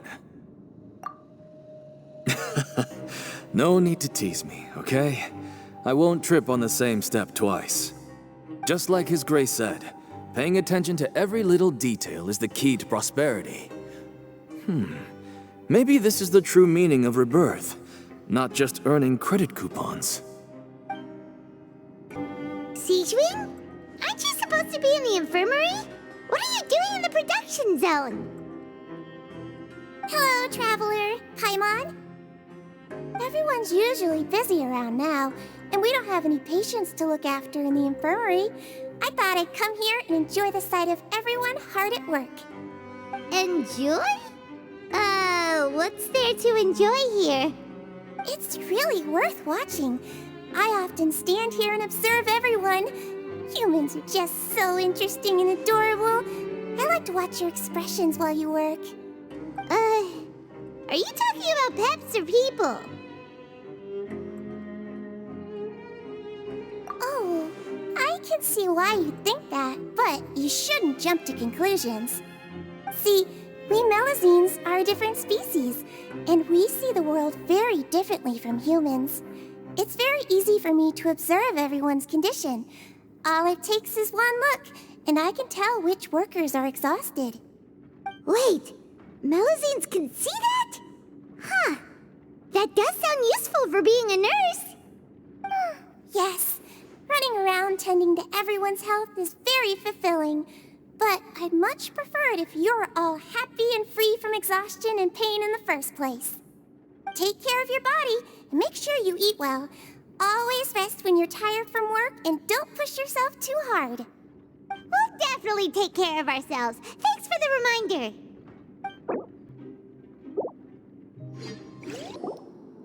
Oh, you want to stop investigating and go rest?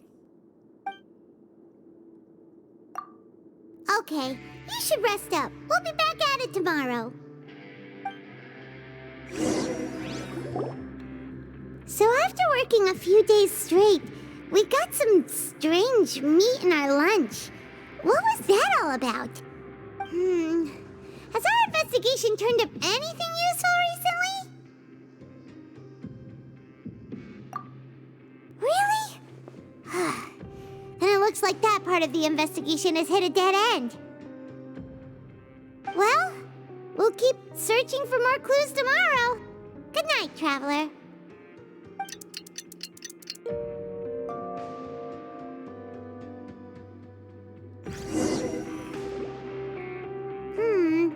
Maybe we can make some progress in our investigation today. What do you have planned for us?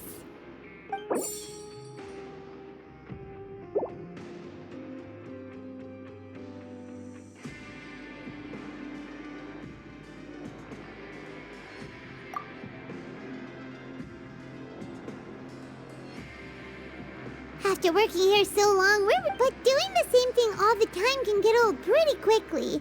How are you holding up? Yeah, it's good to kick back and relax once in a while.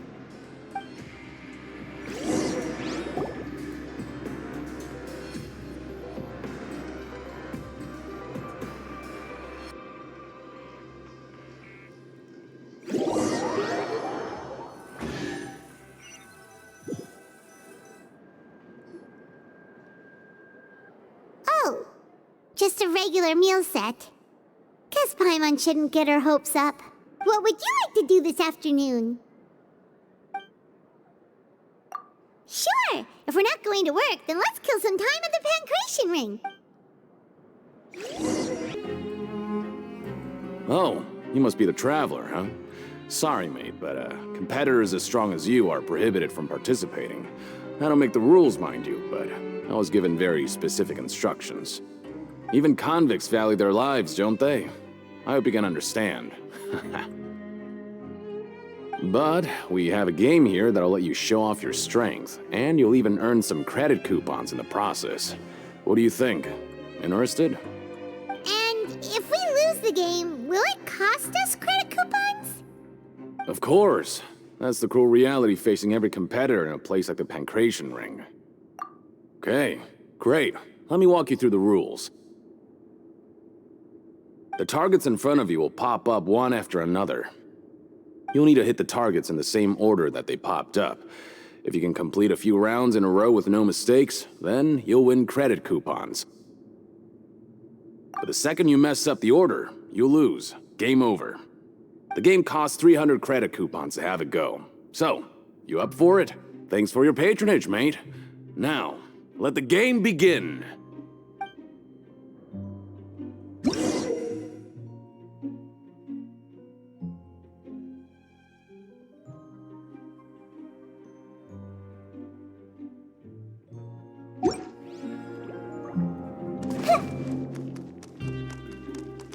Okay, do your best to hit the targets, just like Colin said.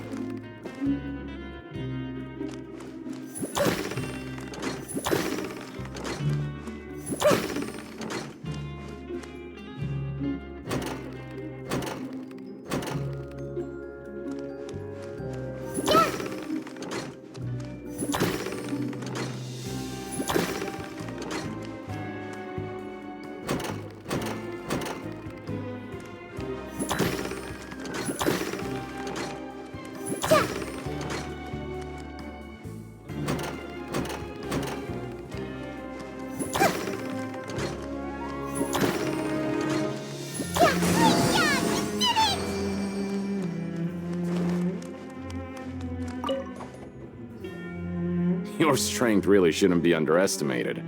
Now I get why you're prohibited from participating in any official fights. Nobody who values their life would be willing to get in the ring with you. However, you two haven't tried betting on the outcome of the Pancration match yet, have you? Just go talk to Rusimov. Buy a ticket for whichever fighter you think will win. There's a big payout if the fighter you support comes out on top. But we don't know anything about the fighters. How can we possibly know who to support? That's normal. Just watch a few matches and get a feel for the fighters. It won't be long before you can pick winners in your sleep. He's got a point. Why don't we give it a try? If we have enough coupons, we could probably bet at random until we figure everything out. Bet at random, huh? Well, how should I put it? It's not like you can't do that, but I'd advise you to give it some more thought first. Huh? We shouldn't get too carried away. What's the problem? What? I never even picked a boxer before, and you already know about the rules? You're not just strong fighters. Seems you're pretty perceptive, too. Might as well tell you about it, since you already know that much. Plus, I think you've got the potential to be one of my greatest customers. I think I can let you in a bit. Besides, I don't want to risk ever losing a customer like you. Is it that serious? Okay. The hidden rule here is, if you buy both boxers' tickets and support them both, something bad will happen the next morning. So the rule is that we shouldn't pick both boxers in the same fight. But if anyone actually did that, wouldn't they be guaranteed to lose coupons? Who would do that anyway? And what do you mean by something bad will happen? How would I know? Not like I'm stupid enough to do that. But I've heard a story about the rule. According to the rumor, there was a masked boxer who possessed incredible skill and power.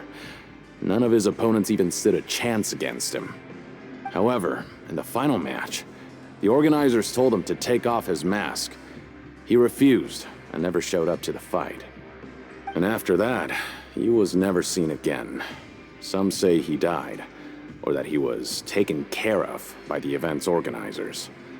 But everyone remembers that he was someone who cherished honor above all else. In his eyes, supporting both boxers in a match would dishonor the competition itself. So you mean it's like a curse? He'll take vengeance on anyone who does that? No, he was always wearing a mask, like he was intentionally trying to hide his identity. I don't even know anything about his past. Traveler, do you think that boxer was... Huh? We will? You're not serious, are you? Look, here I was just trying to be nice and warn you, yet here you are trying to break it on purpose? Yeah, it sounds pretty scary to Paimon. Seems you've made up your mind. Just be sure to protect Paimon, okay? Betting on both fighters will set you back about 3,000 credit coupons. If you have enough, then go ahead and give it a try. Just don't come running back to me if something happens.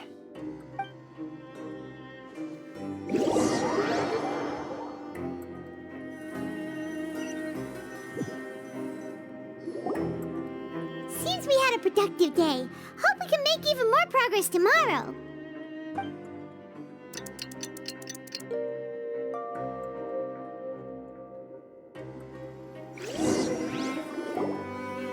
Oh, Paimon doesn't want to get up. Paimon still feels completely exhausted from yesterday. What do you have planned for us?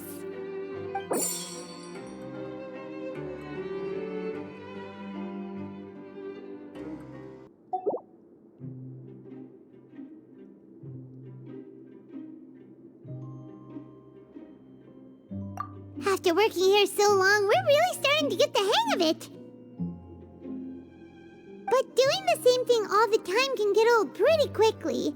How are you holding up?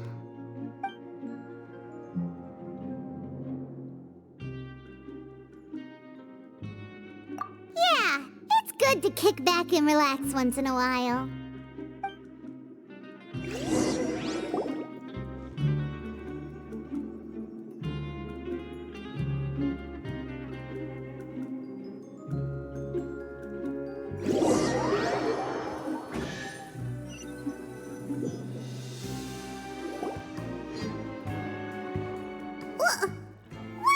Garbage.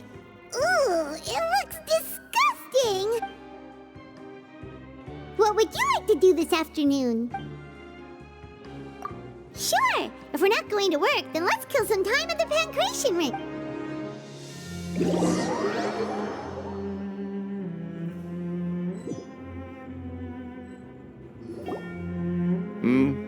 Are you two here to buy tickets? Better be quick about it. Another match is about to start. Who are the boxers in the next round? We have the reigning champ, Le Grappler, versus a contender from the Eastern Prison Block, Demon Horde. Are those their nicknames, or did they choose those names themselves? Either way, super weird. Since you're new around here, I'll help you out and give you a little suggestion. Even though Le Grappler is the crowd favorite, Demon Horde is a first-class dark horse with incredible potential. Anyway, for this match, I recommend that you pick...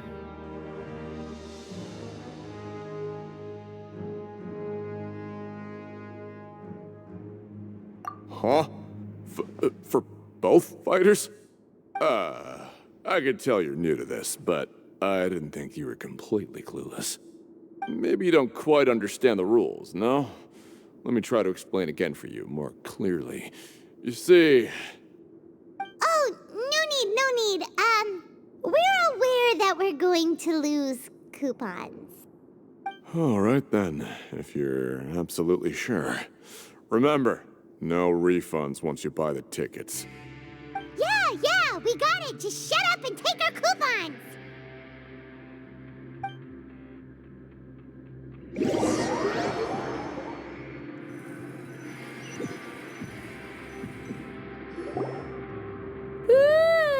We woke up so early today that Paimon's been nodding off all afternoon.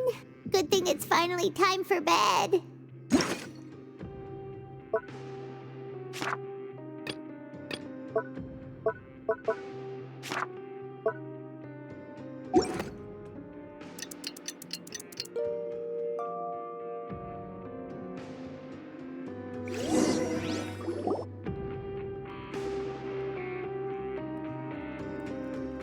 Hey, Traveler, Paimon. Package here for you. The next time you buy something, go pick it up yourself. I'm not a delivery man, you know. Huh? A package? For us? Did you buy something, Traveler? Paimon's not quite awake yet, so why don't you go take a look?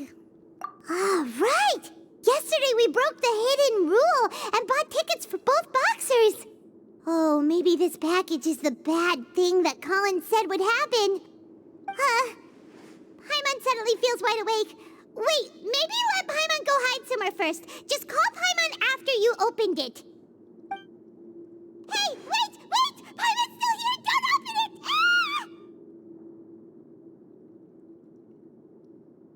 Ah! Huh? What is it? Are you okay? Let Paimon take a peek too. Oh, it's just a small bottle. But the color of the liquid inside looks so wrong. Almost like...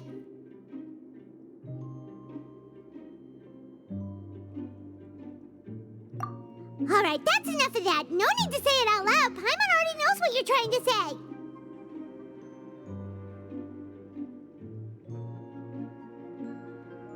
Ugh!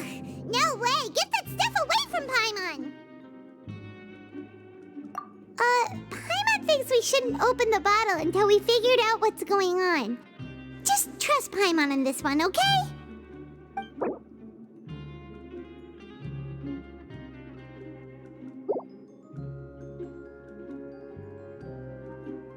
What do you have planned for us?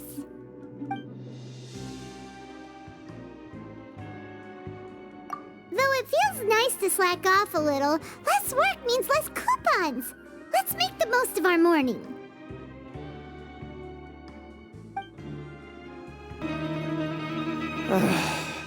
If there's no way to send it all out, maybe I'll never get a chance to leave. Who are you? We've never seen you before, and you don't look like a fellow convict. I'm not! Of course I'm not. Please, don't mistake me for a criminal. I'm a good, law-abiding citizen. Then what are you doing here? You sure seem anxious about something. I'm a promoter for Fontaine, and I'm usually responsible for promoting our drink products. I thought I could complete my task here quickly and return to headquarters, but I've been here way longer than I anticipated. Oh, a promoter from Fontaine? So what kind of problem did you run into? I'm so upset. It's all because of that Duke. After discussing the company's promotional plans with him, he told me outright that my project was worthless. However, in light of our long history of successful collaboration, I still tried to patiently explain the details. However, to my surprise, he just cut me off while I was speaking. Let me take a moment and recall his exact words. I'm just gonna stop you there and say no. If anything, I'm saving you time. It seems you don't fully understand the value of credit coupons here, nor do you understand the value of your own products. The former is because you are from the overworld. That's understandable, and I don't blame you for that. But as for the latter, only someone monumentally stupid, so breathtakingly stupid that they were completely ignorant of the value of credit coupons, despite living in the underworld, would ever possibly consider buying your drink. Let's just forget it. Anyway, That's how he rejected my proposal and asked me to come up with another solution with the condition that it doesn't cause any trouble for him. Can you believe that guy? Well, he is the head honcho here. Not much you can do about that. We met him too and could tell that he's the kind of guy that's hard to pin down. Fine. I know I should just let it go. I'm on his turf after all. His house, his rules.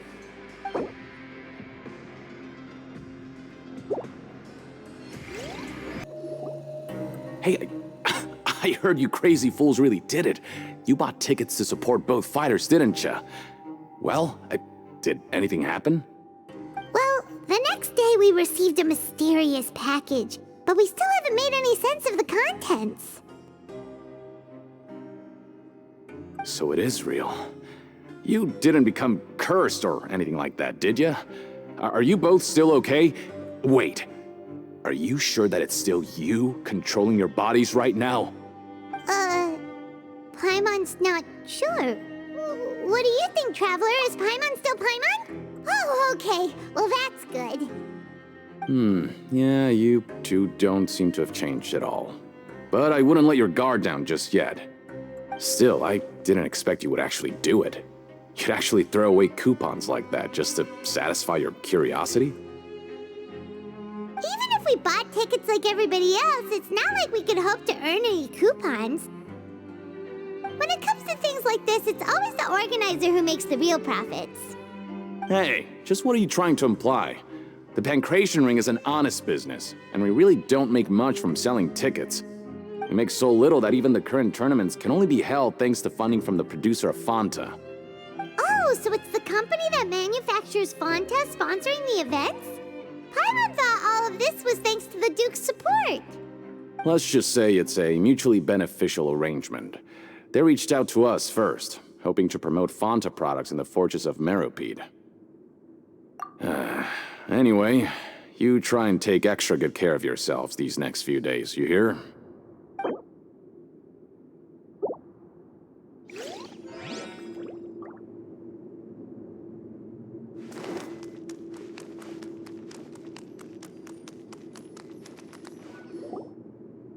Hey, what are these papers scattered all over the ground? Are they registration forms or something? Maybe not. Every page has the Fontaco symbol on it. Maybe it's some flyers from the company. Okay.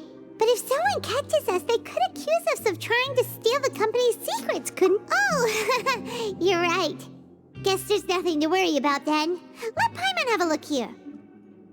Without assistance from the Fontaine Research Institute, development of the new product has been slow, and some researchers on the project have voiced concerns. We have no choice but to let the new product undergo the first phase of promotional trials without a designated name or packaging. We will adjust the direction of future development according to feedback.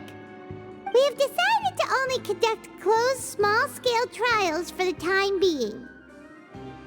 Sure doesn't seem like anything unusual. The company is just trying to develop some new products besides Fanta. But it sounds like things aren't going well at all. Let's put these papers back where we found them and make it look like nobody went through them. Okay, good.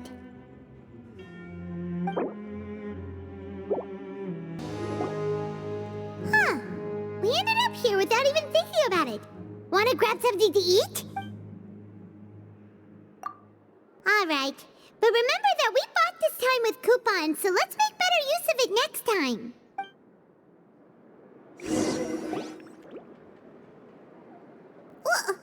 What is this garbage? Ooh, it looks disgusting! What would you like to do this? After working here so long, we're really starting to get the hang of it. But doing the same thing all the time can get... Yeah, it's...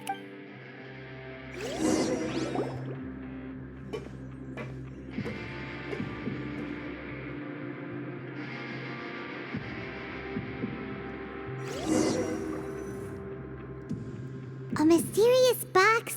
A bottle of crimson liquid? Paimon still doesn't know what to make of it. Do you have any ideas, Traveler? Then it looks like that part of the investigation led us nowhere. Well, maybe we'll have better luck tomorrow.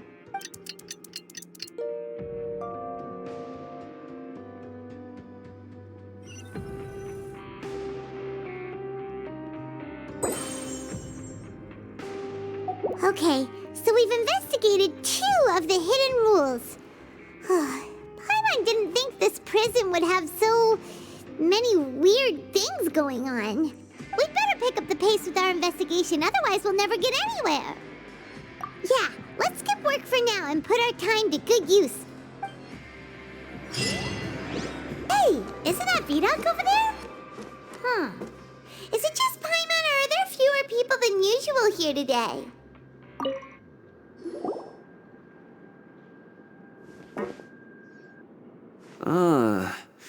Seeing you at this time must mean you've already saved up a lot of credit coupons. Or at least enough to skip work. Seems you're getting into the swing of things around here.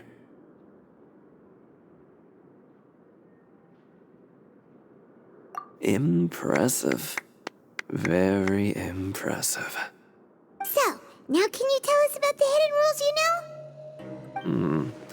If that's what you want to know, I guess you couldn't have come at a better time. Huh? What do you mean it's a good time? Leonid and those other pesky broke urchins have all gone to work in the production zone. I wouldn't want them listening in without paying up. We get it! Just tell us already! So, you know those pipes that make strange sounds?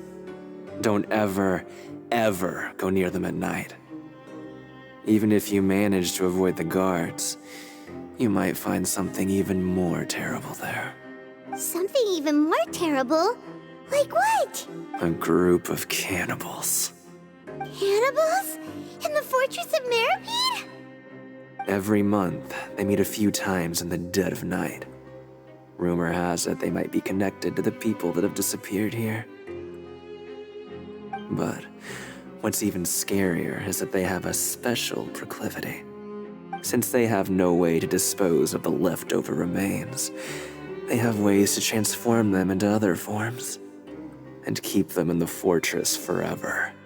Paimon might already know what you mean by other forms.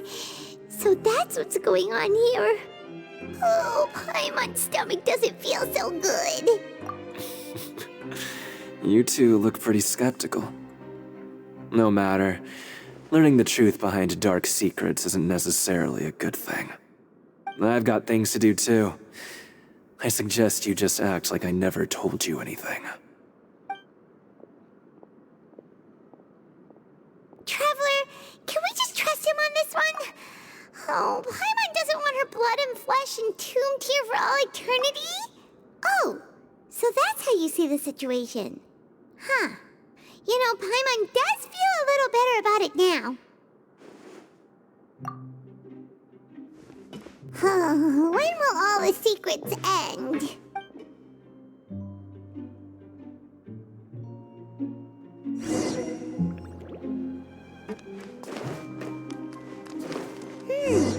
Vidoc isn't here. But the guys who went to work in the morning are back. Let's go ask them! Just stay away from me. What? What are you saying? You shouldn't go around saying stuff like that.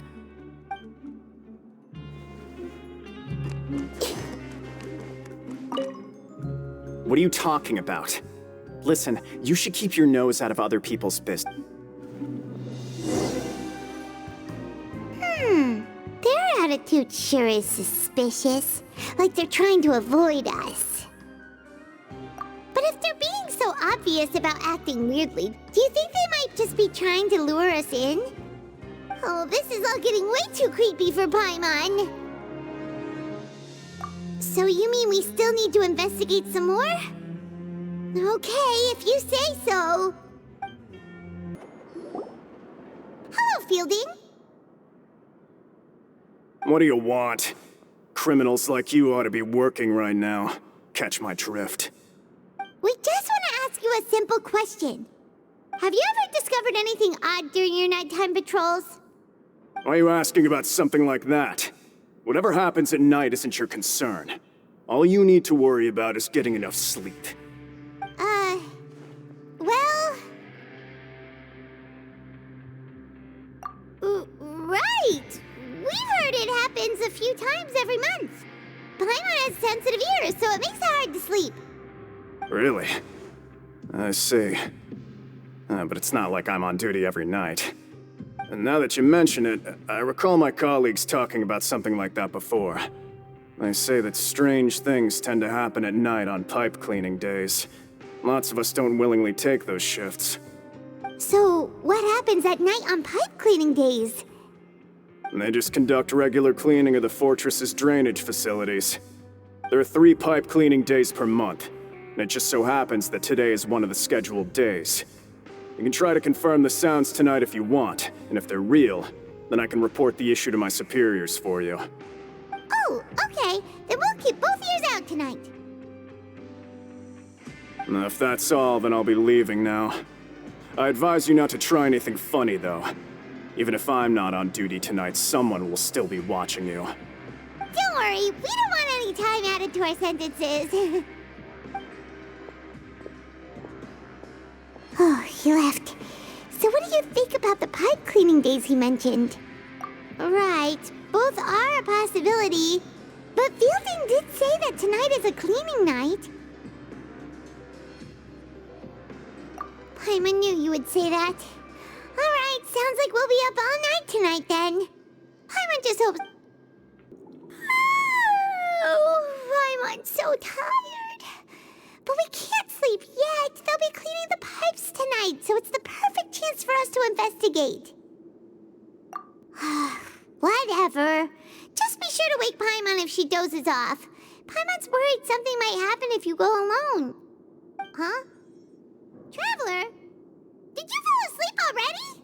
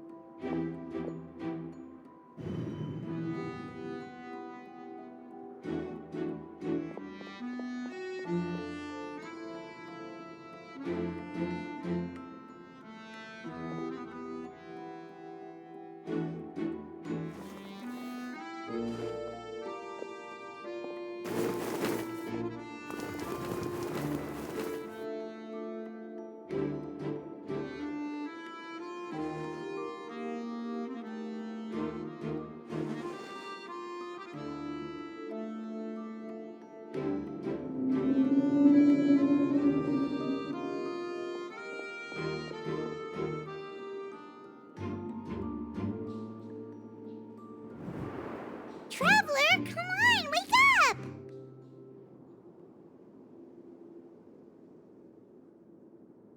Oh, it looked like you were just peacefully sleeping to Paimon. Well, what did you see this time?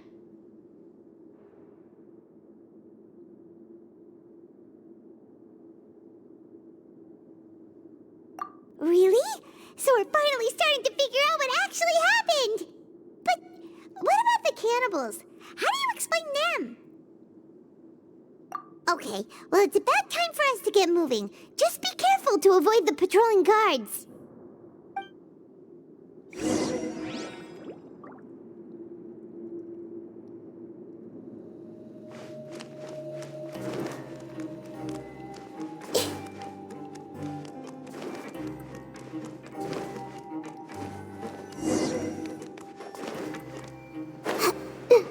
Shh! Careful! We'll get in trouble if the guards catch us.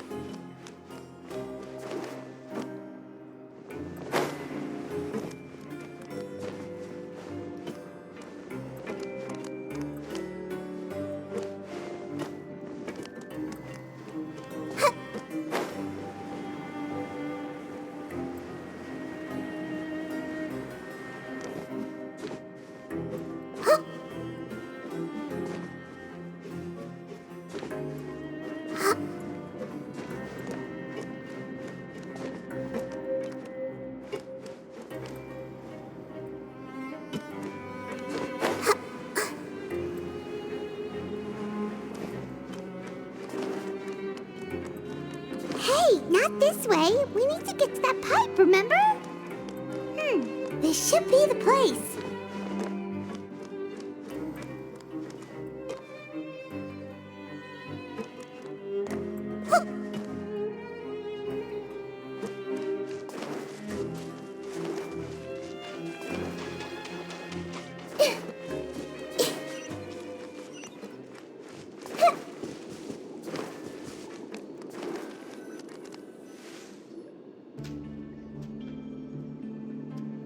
I know you. You were the ones we saw. Huh. You've got guts showing up here. You know who we are, right? You'd better leave now. Ain't nobody coming here to save you. What'd you say?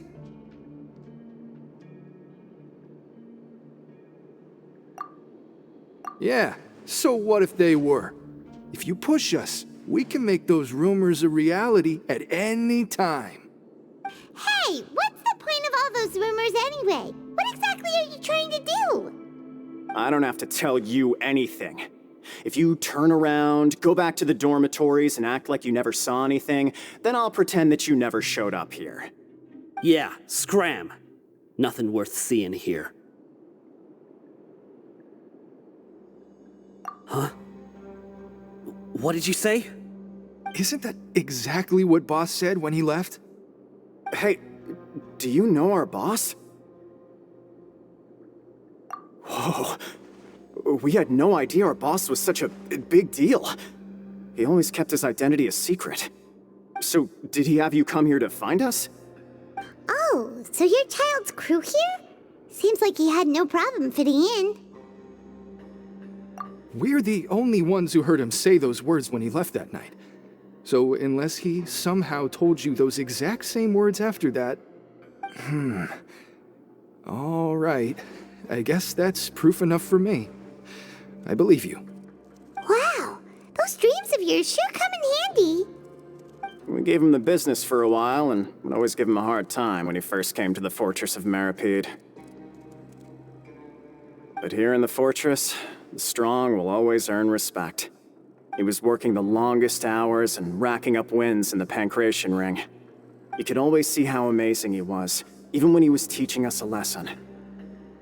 So eventually, we all decided to follow him. But one day, he suddenly told us that he had to find a way to escape this place, no matter the cost. He said it was because he heard that call again. And as his crew, if the boss wants something, then it's our job to get it done. So, we got to work, and used the hidden rules that were here to make up and spread the rumor about the cannibal rule. We just wanted to give him a better chance of escaping on a night after the pipes had been cleaned. Oh, thanks to your rumor, nobody would want to come anywhere near here, prisoner or guard. Wow, it sure is easy to exploit people's fear of the unknown. But has a child already escaped? Why are you all still coming here after pipe cleaning day? Because as far as we know, the pipe he went into isn't actually an exit. It should be a dead end. It leads to an abandoned factory area, and even if there were a way to escape from there into the sea, we're still way too deep. No one could ever reach the surface alive. But Boss still insisted on going in. It's like he was obsessed about it. So we told him that we'd pretend as if he never existed while he was gone. And that if he wanted to come back, he should wait for nighttime on a pipe cleaning day. That way, we could meet him here and help cover the whole thing up. So you come and wait here through the night a few times a month just because of that promise? Yeah, but it's been so long now. We already know in our hearts that he must have managed to escape somehow. Is it also possible that something unfortunate happened to him? Nothing could ever defeat Boss or slow him down. It's one thing we know for sure. Okay. Paimon was just brainstorming possibilities. All right. Keep quiet and follow us.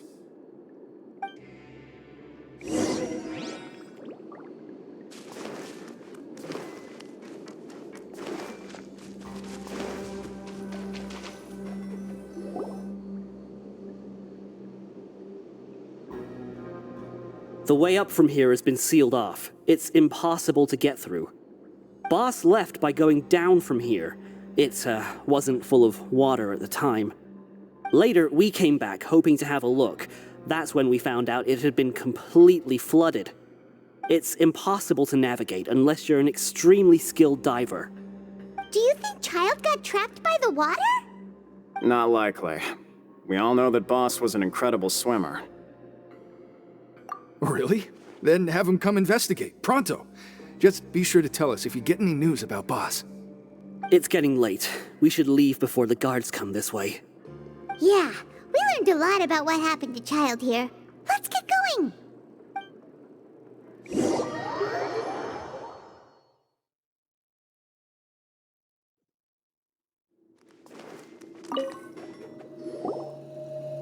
Whew. We finally learned some key information. Seems all of our investigative work has finally started to pay off. When you said you knew a diver, you were talking about Fremine, right? If we ask Linny, he'll definitely have Fremine help us. Ugh. Why is Child like this? What was he doing going into the pipes? Not making our jobs easier, that's for sure. Fortunately, though, it seems like it's only a matter of time now before we find out what really happened. Now that we can finally relax, I'm starting to feel super sleepy. Let's try to get some rest while we still can. Nighty-night, traveler!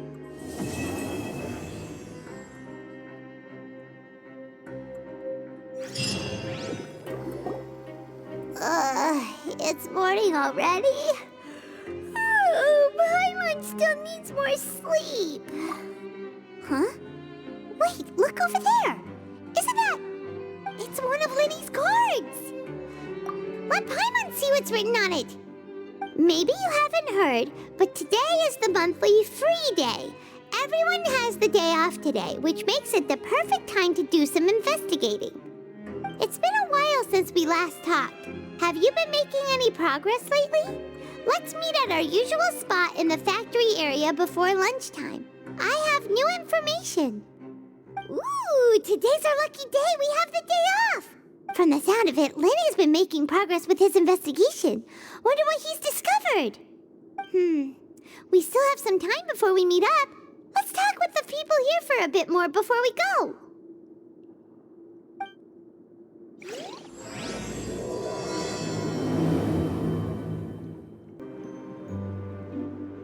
Look, there are some people talking over there. Let's listen in on the conversation.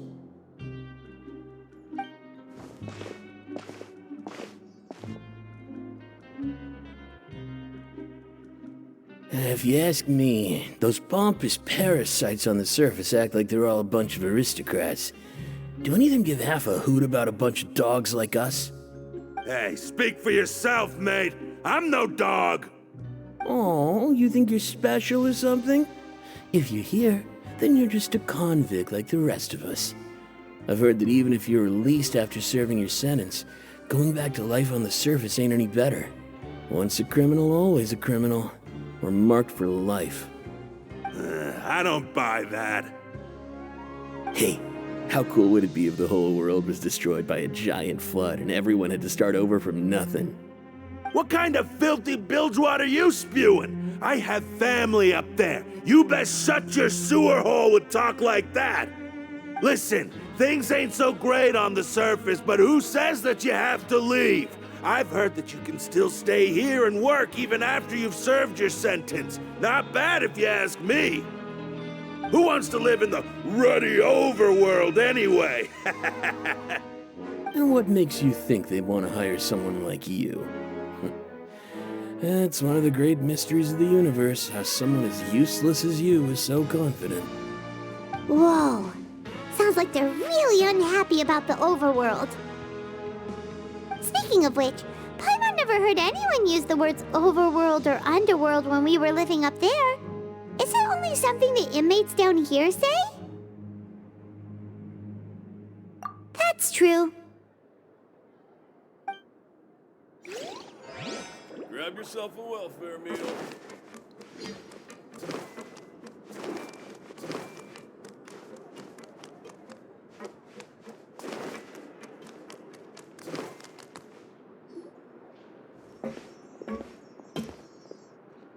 there's a group of people over there.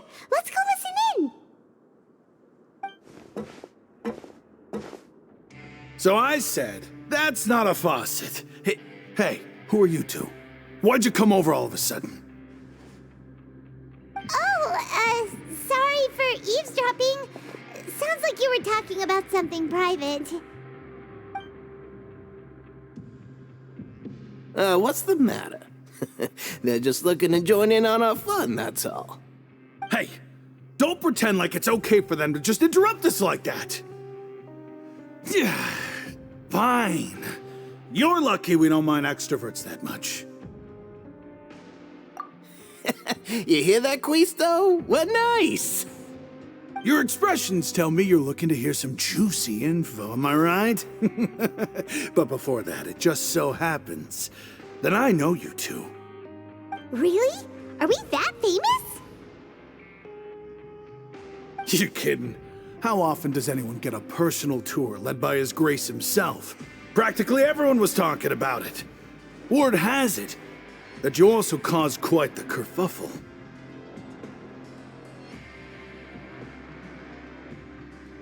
A little mistake, huh? I like the way you put it. You see, people with a good attitude can join our group anytime, unlike some of the others here. Your group? I'm Quisto, and this is Lavaroon. People usually call us the Bombshell Bros, but don't worry, we're not playing with bombs or anything. It's just that our information is always so explosive, and we blow minds on the regular. So, you two really like to gossip? Whew, you sure know how to embellish. No, you don't get it. Knowing intelligence will make things better for you here. For example, knowing who's working with whom, who has the latest rumors, who's not getting along. Wouldn't you like to know all that? Whoa, all this info's worth something, you know? You should prove you're worthy of it. I don't mind him. Quisto's always this way. Just play nice and say something to massage his ego. The welfare meals. Talk about the welfare meals. Right! That meal we had yesterday was super delicious. Paimon can still taste it whenever she closes her eyes. Is that so? To tell you the truth, I've been helping out with making those welfare meals. I've been working as a kitchen assistant for about a month and a half now. Oh, so you're the one who made those delicious steaks. Amazing! You could be a professional chef. You are correct. I am a true professional. In fact, I even went to culinary school. But enough about that. Since you like my cooking, I guess that means we share similar tastes. Listen carefully. This little bombshell will help you learn what's really going on here in the fortress.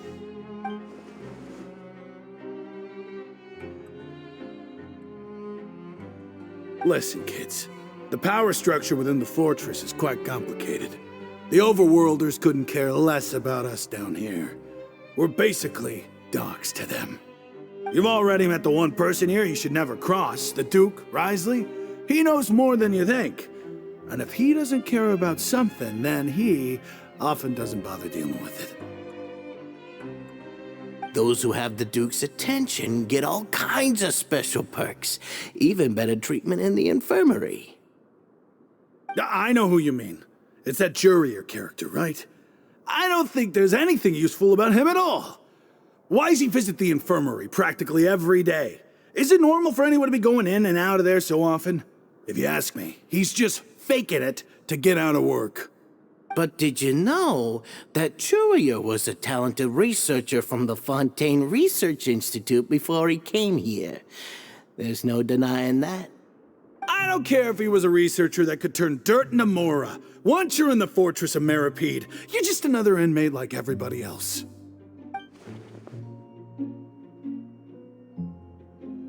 Speaking of which, the last time I saw him, he was passing by in the corridor with Lorvine. I also heard they started arguing in the library and got into a fight, right? Guess that's just how terrible of a guy he is. You mean he hit a woman? Wow, I never imagined he was that bad. But that Lorvine's also quite the odd one, you know? She's always gabbing away, got into a fight with a man, and she also got sent to the infirmary. Come to think of it, I always see her going to the sick bay every couple of days, too. Wait a second. You don't think? Do you think could it be that they're secretly meeting there to go on dates? But it's really hard to imagine. After all, I do remember seeing Lorvine beat Juria to a pulp that one time. And we might be overthinking things.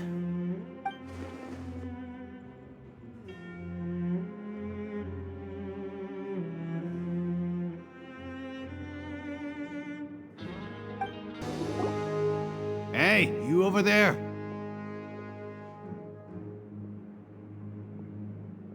Yeah, you. Say, do you like playing card games? You know, like Genius Invocation TCG? You TCG players are like mint in the wild, literally sprouting up everywhere. Hey, come on now. What's wrong with finding fellow Invocation aficionados? Anyway, care to join me for a game? All right. No pressure. But why would you be looking for people to play Genius Invocation in a place like this? Don't people usually come here to fight? Whether you're throwing down cards or throwing punches, it's all a competition, isn't it? It's all the same in my eyes. There are lots of card players here in the fortress. When I saw you, I immediately thought, hey, even outsiders from other nations play cards. So I came over to say hi. Sure. Great! Since you've been here longer than us, you need to flex your seniority a little bit, right? Maybe you could start by telling us newcomers some stories about this place. I thought you would have already heard everything by now. All right, then. Did you have anything specific in mind? Or do you want me to just pick a topic? Why don't you pick? We'll let you know if we've heard it already. All right. Have you heard any strange rumors since you've arrived? Then, did you know that there are some people who are always gossiping over in the corner? Yeah, so you've already met those two. They're quite a pair. They always keep an eye out for the latest happenings and gossip about everything. I've never seen anyone with more time on their hands. I heard that they used to be a chef and a bartender before they were sent down here. You know how bartenders are, always chatting with customers.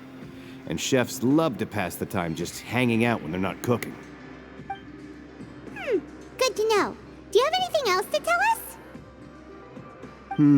Let me think. Sounds like you want to hear something a little more tantalizing. Oh, did you know that the Duke was also a convict in the fortress of Meripede before? Huh? Wait, are you serious?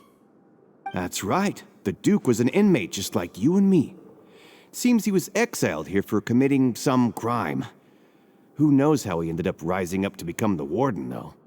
To go from an ordinary inmate to becoming the manager of the whole place? I'm not gonna lie, I kinda respect that. A forbidden zone? Sounds like something that someone just made up. I've never heard of that. Where did you hear about it? It's just a rumor we've been hearing, but no worries if you've never heard of it. Do you have anything else you can tell us? Anything else? Not that I can think of, but I'll be sure to tell you anything interesting I hear next time. You'll have to play a game of Genius Invocation with me first, though. Okay, we've talked to just about everyone, and it's about time for us to go meet Linny. According to the card he left us, we should go meet him in the production zone.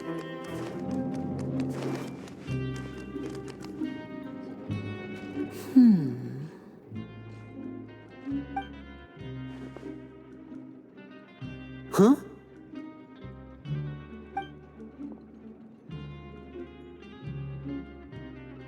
That look in your eyes.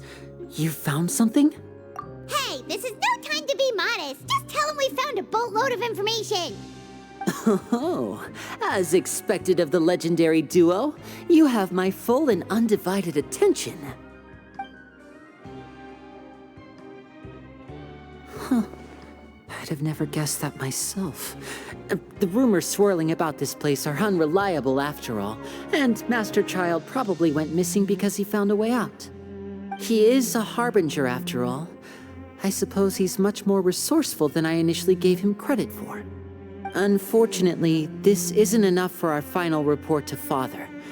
We need to find out Master Child's exact whereabouts. Father told me that even though Master Child said he was just coming to Fontaine for a vacation, he actually had some personal reasons. His agenda might be linked to his disappearance. His escape route is already flooded, so we'll have to task someone with professional diving skills to chase after him. Well, when you put it that way, it's obvious that only Fremine would be up to the task. Bingo! Is he around? He's working today. Coming here as a group would have attracted too much attention. I'll talk to him about it later.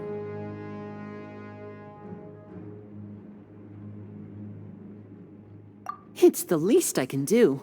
We're all in this together, so it's only fair for us to fulfill our end of the bargain. Honestly, I'm far more impressed by you guys managing to collect all this information right under Risley's watchful eyes. Collecting information has always been our strong point. Now, let me think. To find out more information, Fremine will have to retrace Master Child's original route. And if he's to do that, he'll have to set out on the next pipe cleaning day at the earliest. That's 6 days from now. And after that, he'll probably take another 2 or 3 days to return. You can even estimate how long it'll take for him to get back? We've been working together for a long time. We know each other's capabilities like the backs of our hands. Traveler, what say you to meeting here 9 days from now? We'll be able to pick up Fremine while we're at it, too.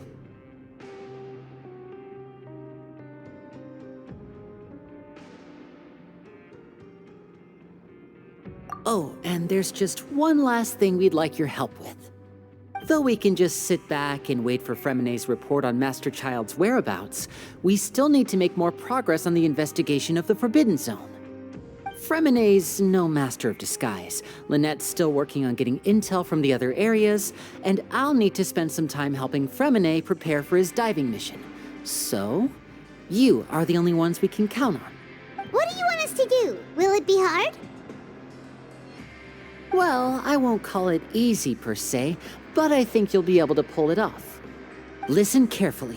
You'll need to find an excuse to get into the infirmary and investigate the room and environs. You've mentioned several sketchy-looking people always meeting at the infirmary earlier, so it probably has something to do with the secret we're hoping to uncover. You've already met the head nurse, so she'll be less suspicious of you. Investigate the internal structure of the infirmary and any active dealings within, and pass those on to me alongside anything else you're able to discover. But also, there's no need to take risks. Don't forget, safety always comes first. My apologies. I just started rambling out of habit. It was almost as if I was talking to my younger sister. But that's not a bad thing, right? All right, then we'll head out as soon as we finish our prep. Let's go our separate ways for now, then. Don't forget, we meet here again in 9 days. Stay safe.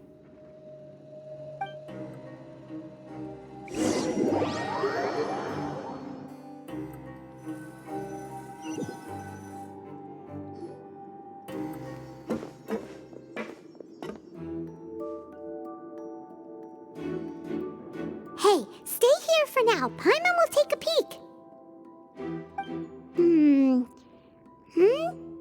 There seem to be several people inside.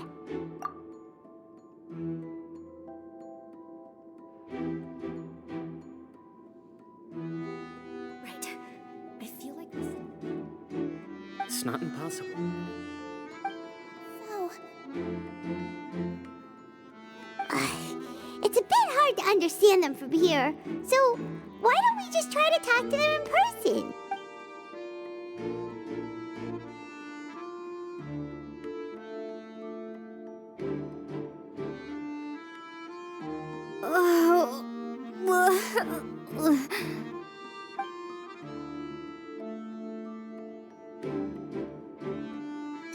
on! Please help! She's sick!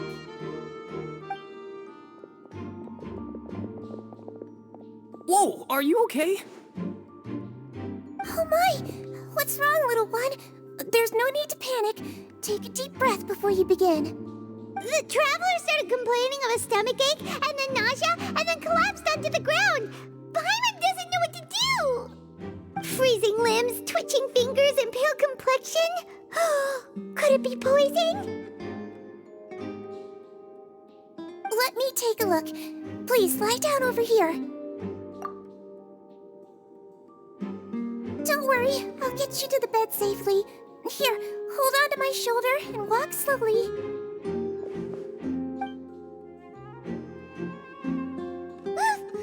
You can do it, Traveler! Don't apologize. You're sick after all. Now, please relax. I'm just going to do a preliminary checkup on you.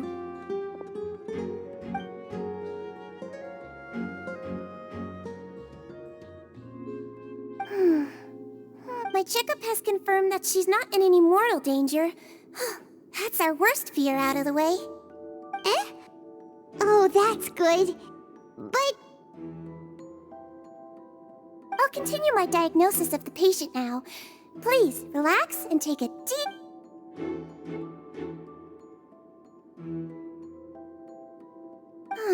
Don't sense serious damage to your organs either. Does it hurt when I press here? And here? Huh? But based on my initial checkup, there shouldn't be a problem here. How strange. What about here? Oh, I understand. So that's what it is. I think you just ate something that disagreed with you. That's all. Nothing too serious. Outside of a pretty bad stomachache when it decides to act up. So that's what it is. Thank goodness it's not anything more serious. And there have been other inmates complaining about the food recently. I'll inform our head chef, Mr. Woolsey, of this problem as soon as possible. Congratulations! The health risk is incredibly low, so you should recover within a couple days. Why don't you take a rest here while I go get some medicine for you? Miss Lorvine, I'll have to trouble you to help me look after this new patient while I'm gone. Very well. And she hopped away just like that.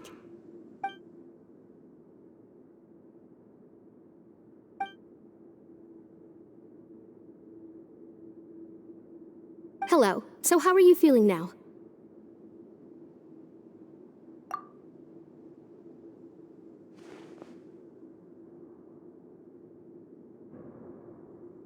Her stomach aches really bad. She was stumbling about the whole way here, so Paimon's really worried. If Miss Sijuin says it's not a serious problem, then there's no need to worry. She's the best medic we've got down here. But it also looks like she's the only medic you've got down here. Well, that's true. What do you mean, that's true? That's really misrepresenting the situation. Of course I can't speak for the whole fortress, but it's not like everyone imprisoned here is useless, you know? Though they may have committed crimes and gotten locked up here as a result, they still know a thing or two about medicine, and they help Miss Sijuin take care of the sick and injured. Yeah, you're right. But did you have to lecture me about it in front of another patient? Aren't you a patient too? Where did all your energy come from? That's correct. Sorry, I got a bit ahead of myself. Are you two also sick? We've been sick a while. I come back every once in a while for checkups, and to pick up the medicines Miss Sijuin prescribes for us. That's just the nature of chronic illnesses. As for her... you could say she fancies herself as Miss Sijuin's capable helper because she learned a bit of medical knowledge ages ago. Please watch your mouth, Mr. Jurier. Don't forget that you are the primary reason I have frequent heart palpitations. Hey, don't start arguing now, please. Keep it civil at least.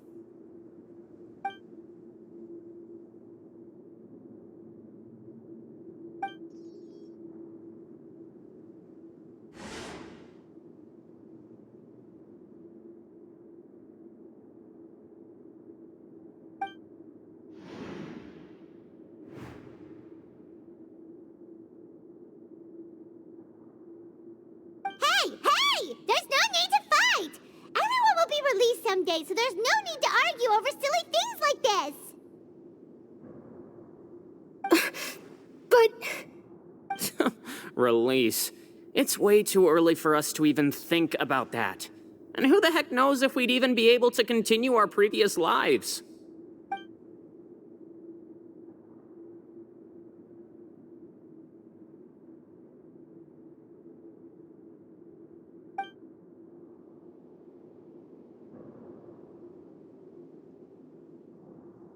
Please allow me to end this boring and useless conversation. Oh, and Mr. Jurier, I don't want to see your face here again anytime soon. And same to you, Miss Lorvine. Anyway, that was more than enough rest for me, so I'm going to get out of this excessively noisy place. See you later, everyone. He just slowly walked off like that? That's just what he's like. I'm sorry you had to see all of that. I'm Lorvine, and that's... Well, his name is Jurier, but I hope you'll never have cause to remember his name. You really can't stand him, huh? I mean, can you blame me? Who would like someone who's as arrogant and obsessed with weird research topics as he is?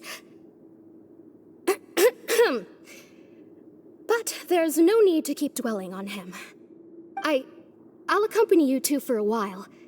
Miss Seashween should be back soon, and I'm sure you'll feel better as soon as you've had some of her medicine. No, it's nothing. I'm back! Did you rest like you promised? Thank you for getting our medicine, Miss Seashween. Did you all cooperate with your bed rest? I trust that nobody got up to walk around. Good. Here, this should be 2 days' worth of medicine for you. Take 1 pill now, and then continue your bed rest.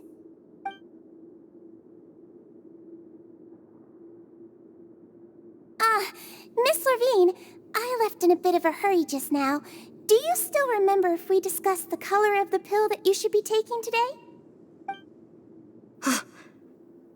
I remember. You said it should be yellow.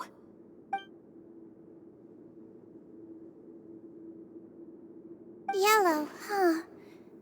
I understand. These are yours. Please, make sure to go to bed early after taking them tonight. You'll benefit from a good night's sleep. All right, then I'll also be on my way now. I hope you feel better soon, too.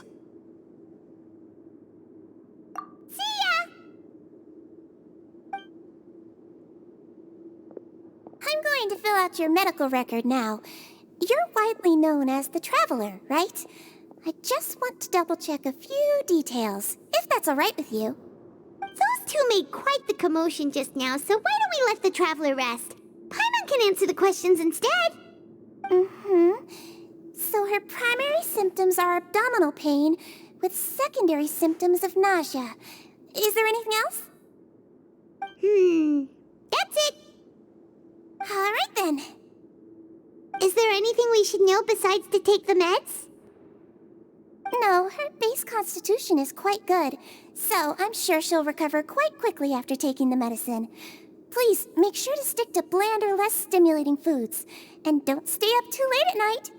Got it. Paimon will hold the Traveler to that for sure.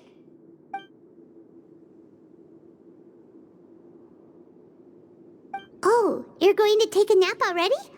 Okay then, you get some rest.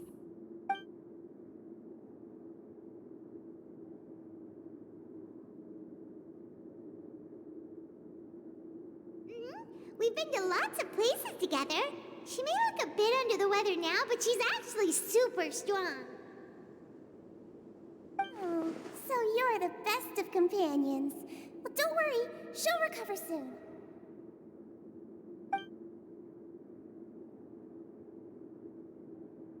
You're awake. How do you feel? You slept for a really long time, but Well, now you can go back without a worry in the world. Remember to take your meds regularly, and remember bland foods. Thank you, Miss Seashween.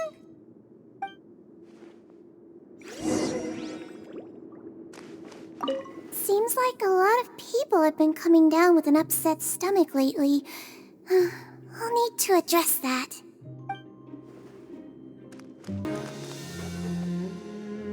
You really are something. To be able to fall asleep like that and even sleep talk the entire time, you scared Paimon half to death!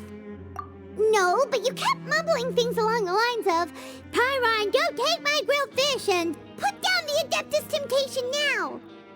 Paimon talked with Sigewinne the entire time you were asleep. She seems like she's just a sincere nurse, and Paimon didn't notice anything unusual in the room. Are you sure we're not going off track with the infirmary?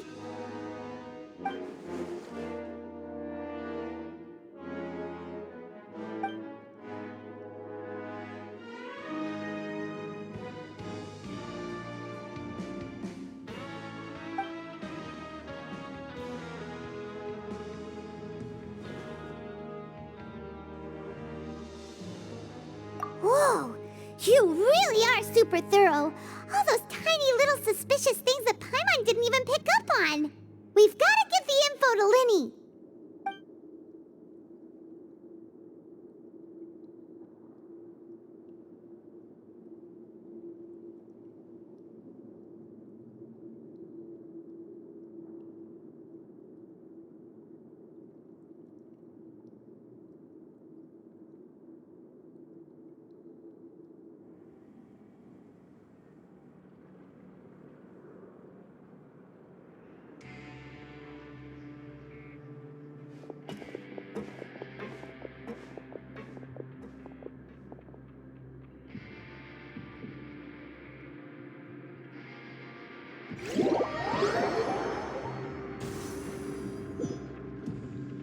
Today's the day! Let's go meet up with Linny!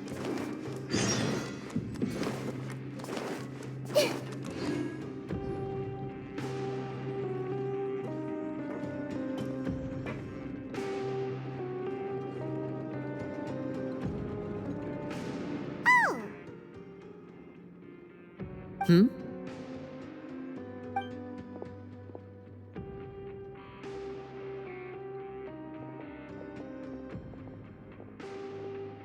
Did you two run into any trouble over the past few days? No, we just worked our shifts according to the schedule. Nothing weird happened. That's good. That means you didn't raise any suspicions when you infiltrated the infirmary. We've taken a look at the slip you've sent. Fremine successfully left the grounds via the pipes 2 days ago, and as of last night, Lynette has also infiltrated the infirmary after faking an illness. Wait, why is she getting involved as well? You already went above and beyond when you scoped out the infirmary. To put it more bluntly, even if we were to view that as something you did in exchange for Fremine's help, you've already done more than enough. Infiltrating a guarded stronghold is a different kind of job from a one-off investigation. We want to avoid using the same faces over and over and reduce the amount of suspicion that will fall on any given person. Lynette also felt like you have already taken the first step for us, so she should be the one to finish the job. So that's what Lynette thinks. Oh, Paimon hopes everything's going well for her. Perhaps that's true. You are both very good people, and we've come to appreciate that more than anyone else. Unfortunately, there's still one thing that could get between us, lest you've forgotten. The matter of our respective loyalties. You've mentioned before that you've had some run-ins with the Fatui. I can understand that feeling, so I assume you're just helping us out of the kindness of your hearts? Well, everyone could use some more friends. We'll be counting on you to help us in the future, too. Since I see you as friends, then it's even more important for us to protect you from any peril. Fremine and Lynette feel the same way. Glad to hear it. Then, let's go check on Lynette before Fremine returns. If everything went well, then she should be wrapping up her investigation right about now.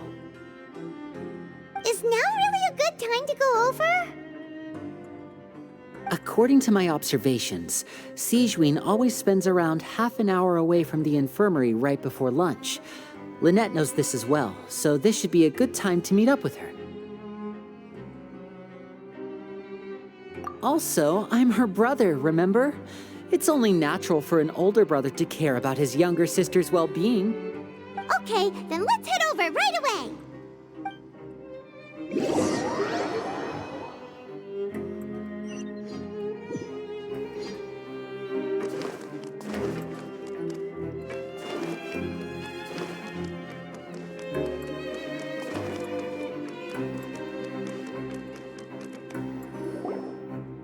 Lynette should be here right now. Huh.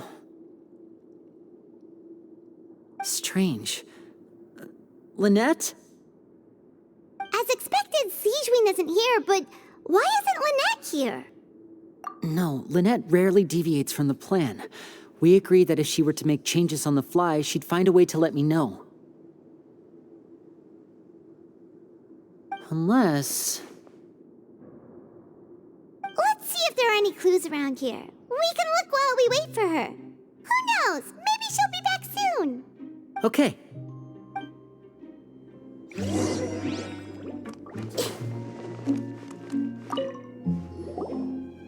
There are some books here and a few files. They all look like medical record. Advanced nursing, how to raise the spirit of your patients, a quick guide to the psychology of emotions, and the meaning of laughter. These sure are some interesting books. Who knew Sijwin would be interested in these kinds of things? She even has books on understanding people's motivations and feelings. Is it because she's a Melusine? Or does she have a need to understand her patient's emotional state? Seems quite normal to me. These are skills that would come in handy for a nurse from time to time.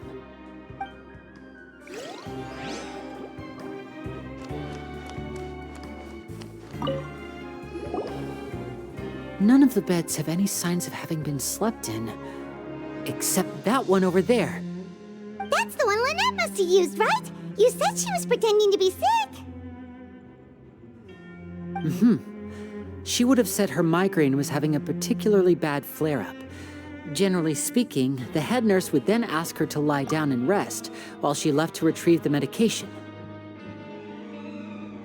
Which means either the head nurse didn't return the entire time from when Lynette laid down up until she left the bed, or the nurse intentionally left it this way.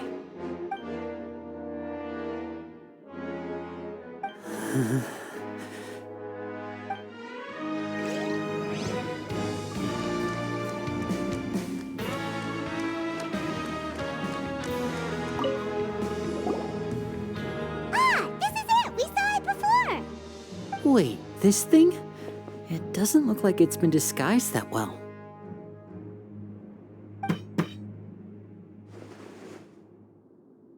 The space behind it is empty. From its size, I don't think it's an entrance that is meant to be taken apart. There's probably a mechanism around here somewhere. Could Lynette have tried to get inside? But if that's the case, she would have contacted me for sure. Let's look around here for some more clues. Don't panic, just take another look.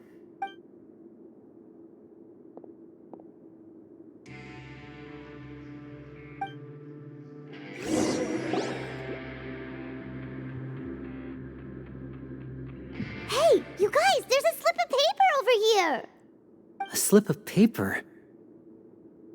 It's right over here, and there's a bunch written on it too.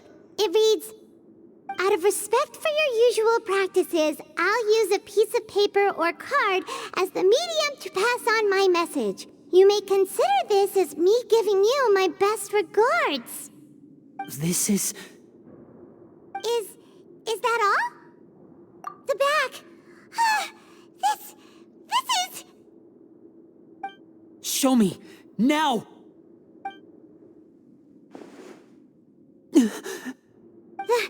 That look on your face. Paimon's reading it now. Would you care to guess where Miss Lynette of the Fatui could be right now? No. Could she have... Is she already... Writhsley. Did he deliberately leave the infirmary unguarded to use it as bait? Wait, you mean he was aware of our goals from the very beginning? But why? We didn't run into any trouble last time, and he also never reached out to us since. Yes, that is a crucial question.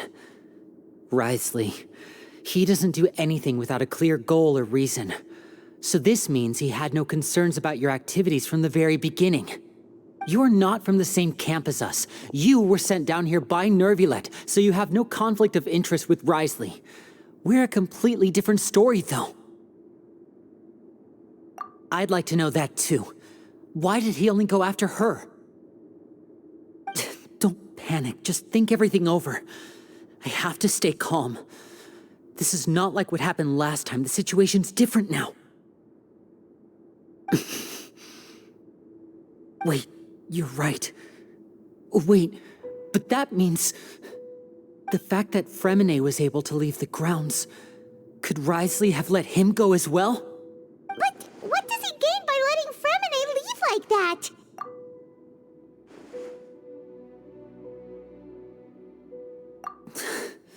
So he's challenging me and trying to provoke me, I'm sure of it.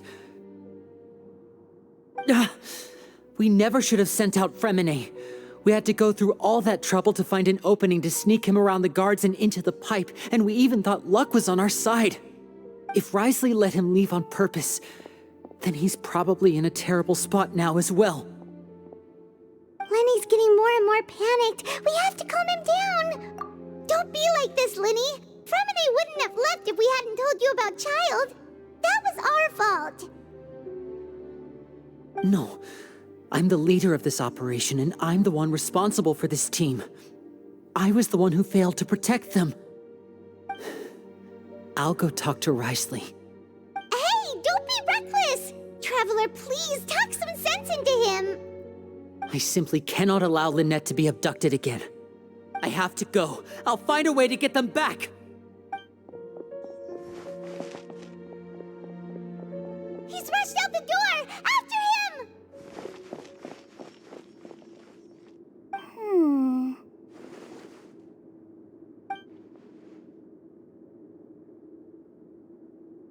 Right.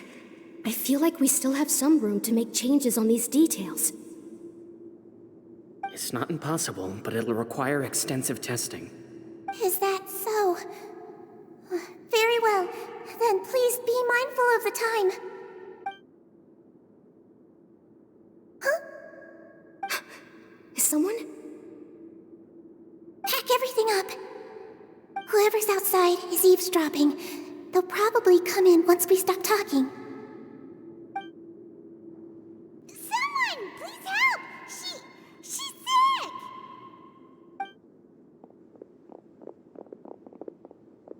Whoa, are you okay? These two. As expected, they've already found this place.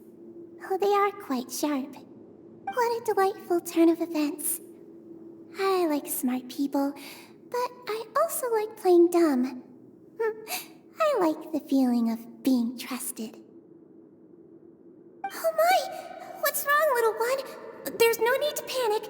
Take a deep breath before you begin. Being able to read human expressions is quite the useful skill. Wait! It's no use. We have to catch up to him.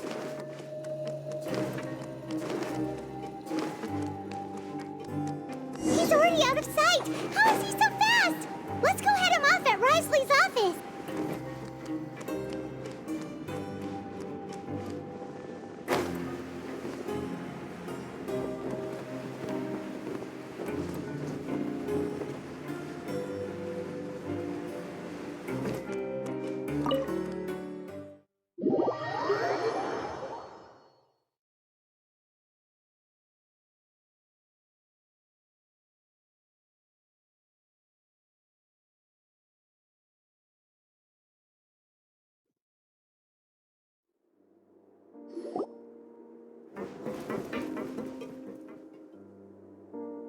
Come out and face me, Wriothesley!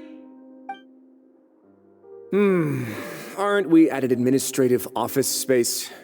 Why don't you at least try to follow even a couple rules from the fortress's indoor management regulations? What did you do to my sister? I ran into the young miss at the infirmary. I'd heard that she was suffering from quite the migraine, so I decided to invite her over for a cup of tea. I do have some teas in my collection that can work wonders against such an illness. Stop joking around! Where did you take my siblings? I have also heard that your performances are quite the spectacle. Miss Lynette would sometimes enter a box filled with water, only to emerge the next second from another place altogether. Maybe she'll appear behind you right now if you were to turn your head. Is he trying to trick me into turning my head? No, he's probably not looking to attack me right now. All of the hostages are in his hands, and he's even in the mood for small talk. That means Lynette is probably still alive.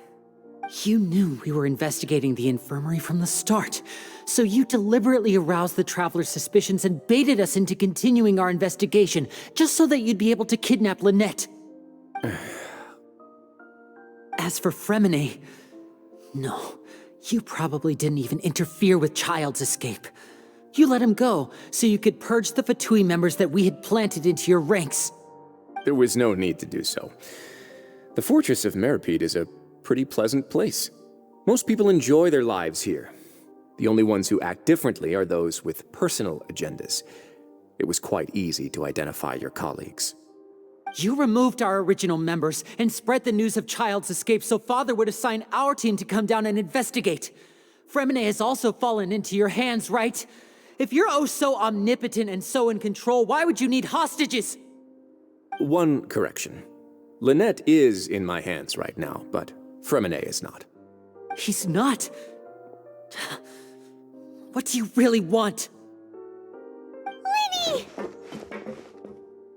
Oh, wonderful. Everyone is here, so I'll only need to say this once. Thank you so much for cooperating with me. Eager and to the point, I see. Alas, only Miss Lynette is currently having a cup of the fortress's finest tea. Although, as per your original plan, Mr. Fremine should also have returned to the fortress by now. But he has neither shown up within my gates, nor has he been taken into any kind of custody. So where do you think he may be right now? Wait, you can't mean... You locked him outside in the sea? I closed the fortress's gate to the outside world. That's all. Fremine's a star diver, so he should be fine, right? No, we're still here, so he definitely tried to find a way to come back for us. So we can't assume he might have made a break for the surface. But why would I do this, you may be asking? To have an audience with you, of course. My intel tells me that Mr. Linney is a great magician, so it's only natural for me to want to have some cards of my own when it comes to negotiating. Besides, I do recall you mentioning to Miss Lynette that you've always wanted to have a face-to-face meeting with the Lord of the Fortress of Meripede, regardless of whether it was in a personal or a professional capacity. Well, you got your wish. So, you've been keeping tabs on us before we even set foot in the fortress. Some of my folks just happened to hear a thing or two, that's all. In any case, I will be straight with you. I was willing to play dumb and turn a blind eye, so we had a pleasant few days playing games together here. But once you started focusing on the Forbidden Zone, all of that changed. Mr. Linney, the cards are stacked against you right now. Miss Lynette is in my hands, and Mr. Fremine is still slowly being pickled out there in the brine. You know just as well as I that he cannot last out there forever. You need do but one thing to guarantee their safety. I would like you to contact your superior, and ideally invite her over for a cup of tea with me. You want to see Father? But why should she bother giving you an audience? Well, if she cares for the well-being of her dearest children, she should have plenty of motivation to join me for a parents' evening. I've heard that the bonds between the members of the House of the Hearth are like the bonds of family. I don't see why she would refuse. Why did you think Father sent us to handle the Fortress of Meripede? This place is basically a no-man's land. It wouldn't be fitting for anyone as important as a harbinger like Father to come here in person. Oh, I see. So it's because she doesn't care for my place here.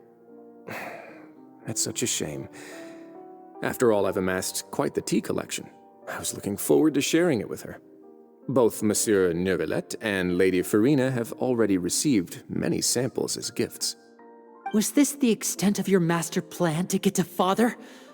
No matter how much pressure you may put on me, I won't allow you to use us to blackmail her. You people really are difficult to get along with. All I'm asking for is a face-to-face conversation. Does she truly have no interest in the fortress's secret? Mr. Linney, you have one last chance to invite your father here. If you refuse... Linny!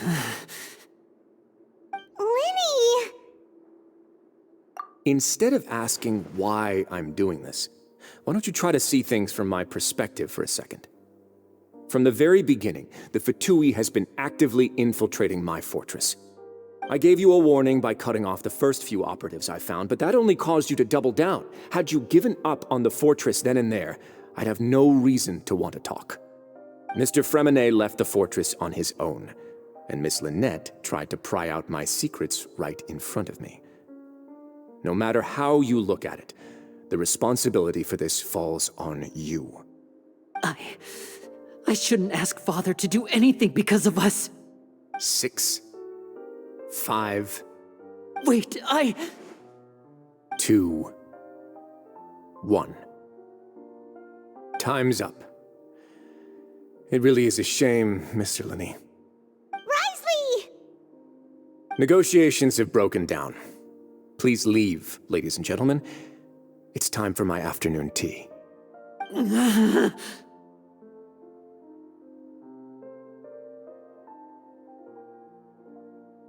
Yeah, listen to the Traveler.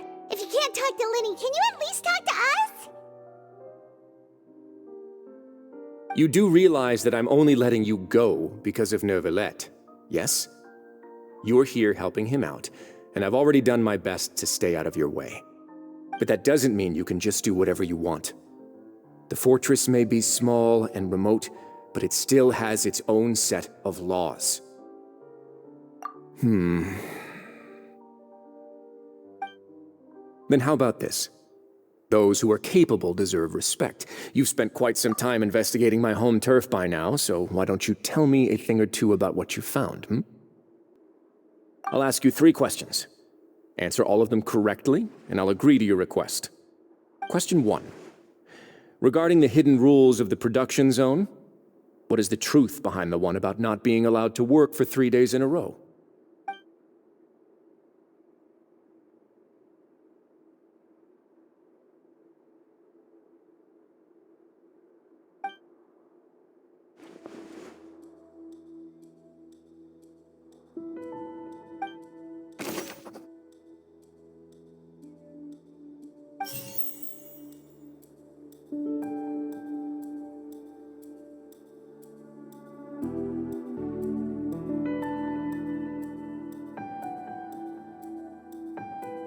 The Fonta promoter has been struggling because he doesn't recognize the real value of coupons.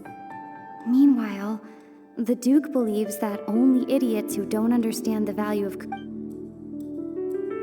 The research note said that the Melusine race perceives the world very differently from humans. According to Collins, the Pancration tournament only took place because the Fonta company sponsored it. Fonta's internal reports suggest that they're starting a new trial of an unnamed and unpackaged product. I've been told that the infirmary... We often see Miss Sigewin... The Fonta promoter has... We often see Miss Sigewin observe... The research note said that the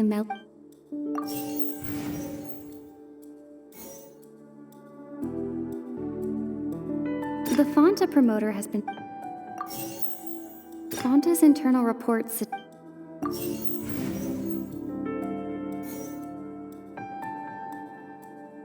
According to Collins, the Fonta promoter has been struggling. I've been told that the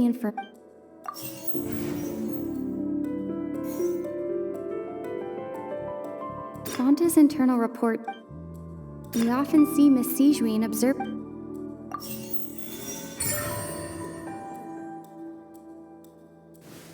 So that's what's going on.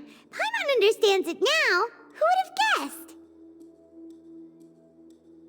The hidden rule of the production zone. People are not supposed to work 3 days in a row, and if they do, they'll get strange meat in their welfare meal. At first, we thought this strange meat must have something to do with the people who disappeared, but in reality, they were all prepared by Sijween, the head nurse. She often visits the production zone to observe the workers' health and makes a note of anyone who has worn themselves out after 3 full days of work. Out of her sense of duty as the head nurse, as well as her genuine concern for the workers' health, Sijween visits the cafeteria right before lunch and cooks an extra dish for those who can use the stamina boost. Sijween has only the best intentions with her surprise gift and doesn't want anyone to find out about what she does. However, unfortunately, Melazines as a race perceive the world differently from humans, and their sense of aesthetics is even more alien to us. The recipients of her lovingly prepared special meals cannot taste the care within and usually just freak out. Are we on the right track? Not bad. You've uncovered Sijween's secret and even guessed her intentions correctly as well. It's nice to know that her efforts have not gone unacknowledged. All right, now for my next question. There are also some hidden rules in the Pancration Ring, including the one that you're not allowed to support both sides of a fight. Why is that?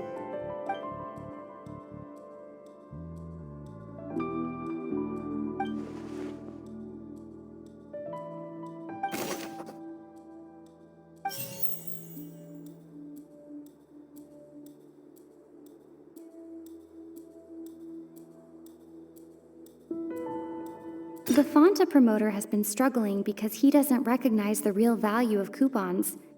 According to Collins, the Fonta promoter has been struggling because he doesn't recognize the real value of coupons. Meanwhile, the Duke believes that only idiots who don't understand the value of coupons would spend them on Fonta. Fonta's internal reports suggest that they're starting a new trial of an unnamed and unpackaged product.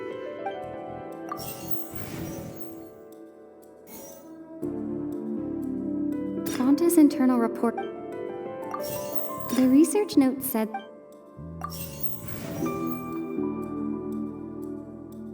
The Fonta promoter has...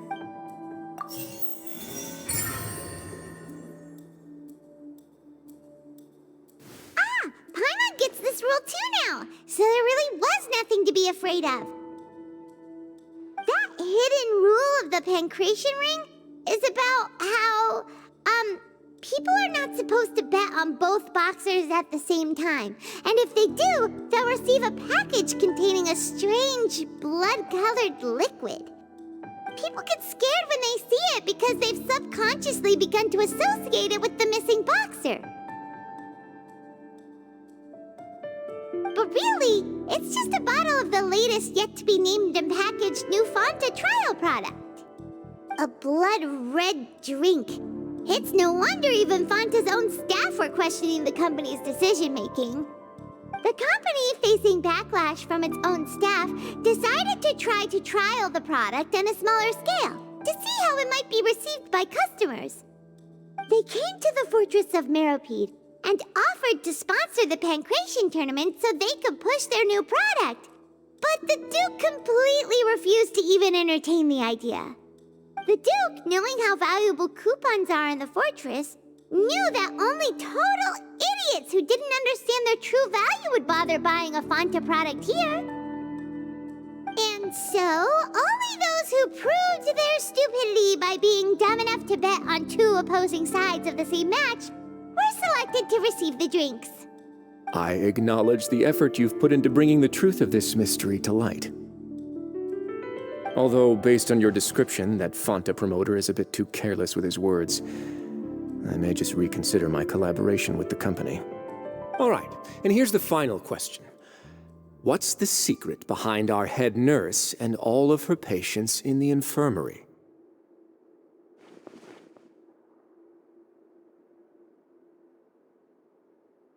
Stop your cruel and pointless games, Risley! You know that we haven't finished our investigation, so there's no way we can answer the last question. The thought of sparing Lynette and Fremine never even crossed your mind! You'll pay for this! Ah! Lenny, are you alright? Oh, close one. I owe you, Sigewinne. That was a fantastic shot. It was nothing, Your Grace. Sigewinne? Though this gun may look like a toy, it's actually fully functional, as I just demonstrated. Sigewinne... You... Not at all. I am merely a resident of the fortress, and thus protecting it is my duty. When Monsieur Nervillette asked me to come here, he told me that my job would be to take care of the well-being of everyone here. I am merely discharging my duties. But if you mean what you just said, then isn't Linny someone you should be looking after as well? Isn't he a resident here just like the rest of us?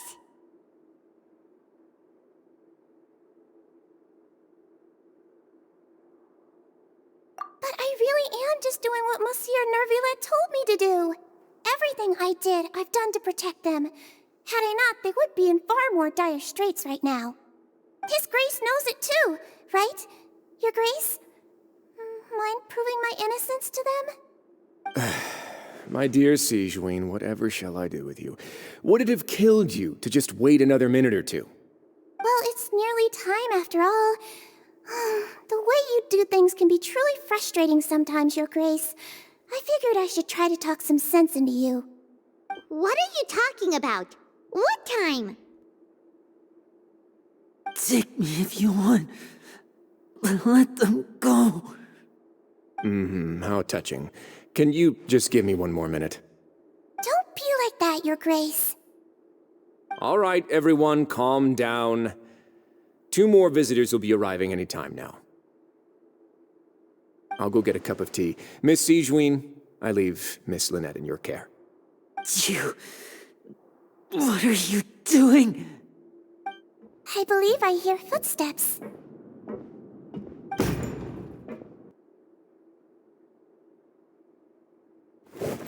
Some space, please.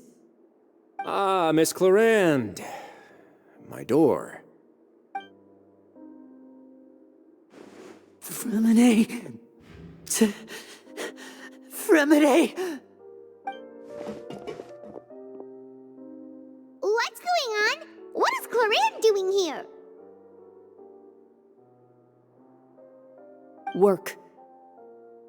I'm sorry about shooting you, Mr. Linney.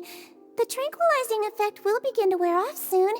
Please take it easy in the meantime, though. What happened to Fremine? Wasn't he diving just outside of the fortress? Why is he looking like this?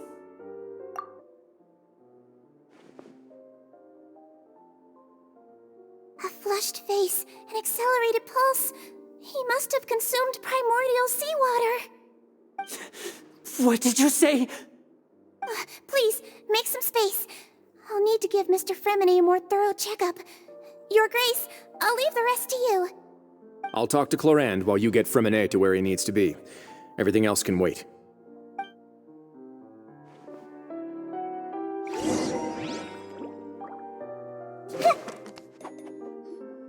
What's that look on your face? I thought I made good time on the way back.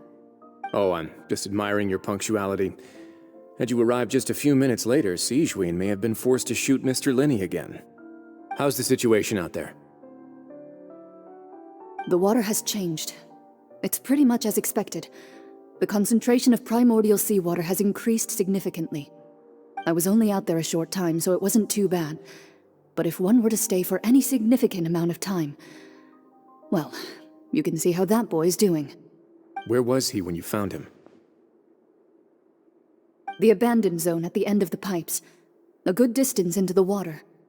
Closer than I thought. He must have recognized it early on and tried desperately to swim back. Locking the door was necessary. I don't think we could have saved two. Well, I did try to convince him that I had my reasons. Never seems to work, though. It would probably work on Neuvillette. He has a knack for picking out who had good intentions, even when the outcomes were all terrible. It's a bad sign if you're having to plead your case to Neuvillette. Want some tea? Not particularly. If you want to drink some that badly, just say so. Fine, I'd like to get some tea. Want me to get you a cup too, since I've already made it? Might as well then, I suppose. Actually, do you have a towel? I would like to dry my hair.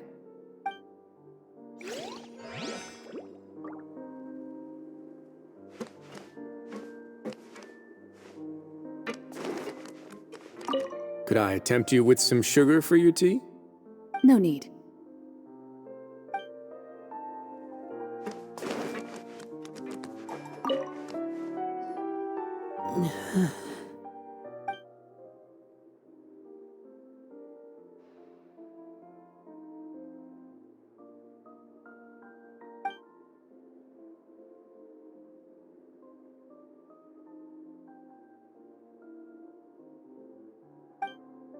How is he? These symptoms are probably caused by an acute ingestion of a large amount of primordial seawater. Still, his condition is not critical. Of course, it would be best if he stayed for further observation. Let's leave him here for now, and move him to the infirmary once he's recovered a bit more. Sorry. I am aware that the infirmary may not be your favorite place in the world at the moment. We do only have a single clinic in the fortress, however. Why would he ingest a large amount of primordial seawater after leaving the fortress? How could that possibly happen? Please, look after Mr. Fremine for the moment. I'll go fetch some medicine and a respirator. Oh, I'll bring Miss Lynette back with me. Where is she? How is she right now? Oh, she just took a nap in an empty room after I tranquilized her. If my calculations are correct, she should also be waking up right around now. You might not believe me, but His Grace and I actually made some snacks and tea for her.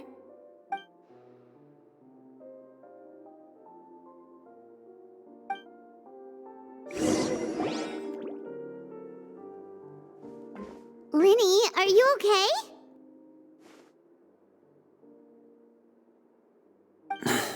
I'll be fine. They're all here now. Don't worry about me.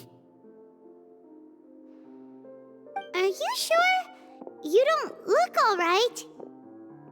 My hands and feet are still a bit weak, but that's probably just the residual effects of the tranquilizer shot. I'm back, everyone. Lenny! Oh, Traveler, Paimon, you're here too. Fremine? Is he... He'll be fine. But for now, please help me lift him up.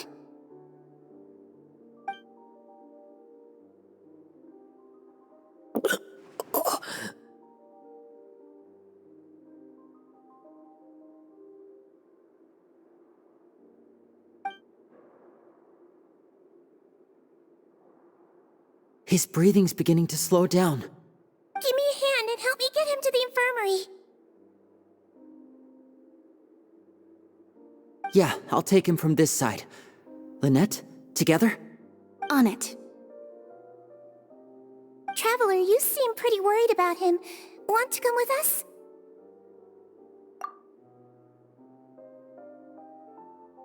The Duke and Clarande are gone. They probably went to get some tea. The Duke will explain the truth in just a bit. Miss Clarande will need a break, since she only just returned from rescuing Fremine out of the sea.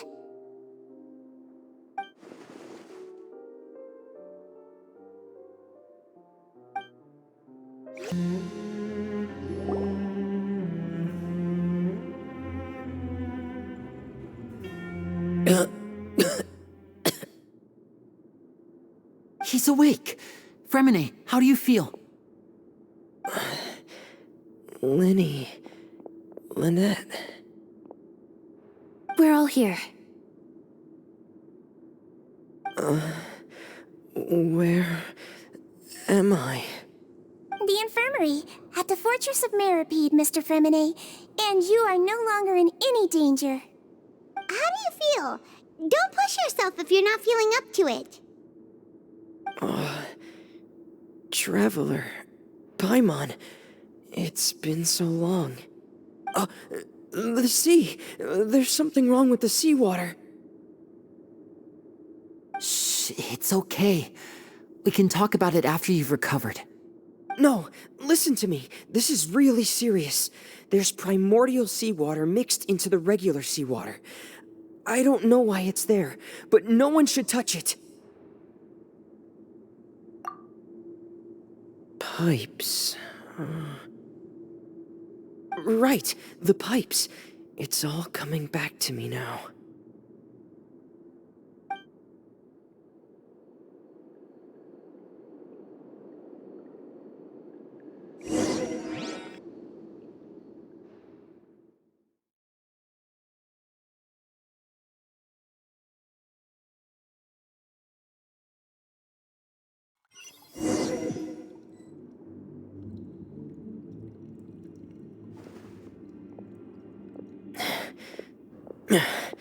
I'm in. Seems like this pipe hasn't been used in a long time. It looks abandoned.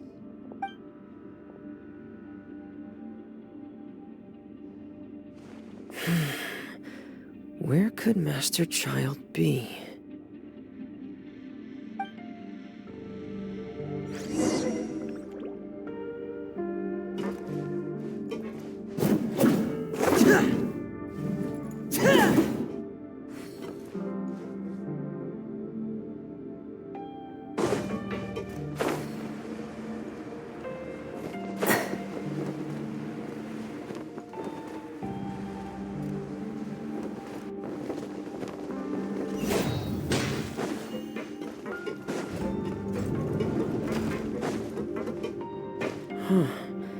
This mechanism looks like it's been tampered with. Could he have done it?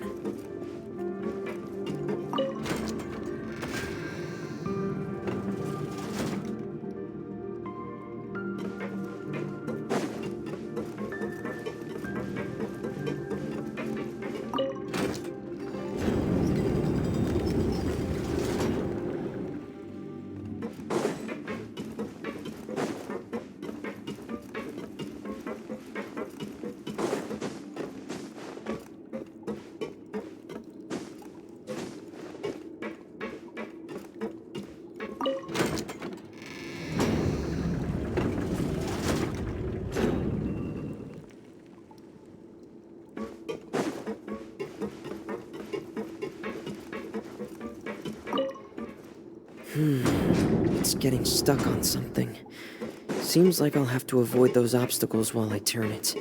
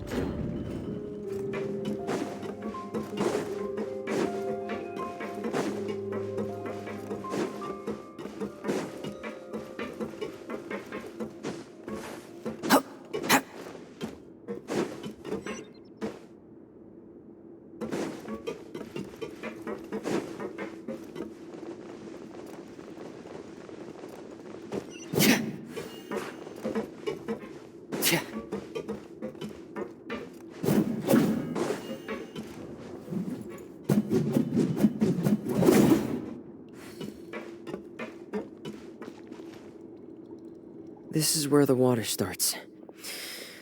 Okay. Master Child probably dived into the water. I'll go take a look as well.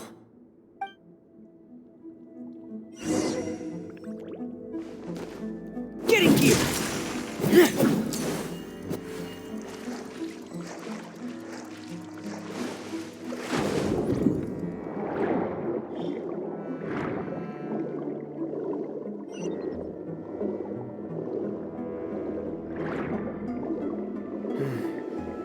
The vegetation here is a bit more sparse.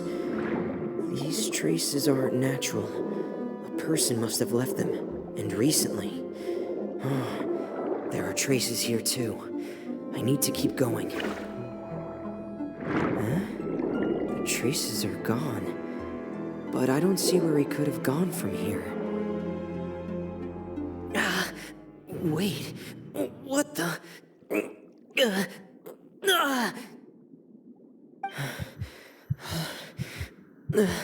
My heart is racing, and it's getting harder and harder to breathe.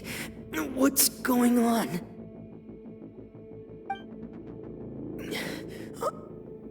No good. I have to get back. They still don't know anything about what's going on. If I turn back right now, I should still be able to make it.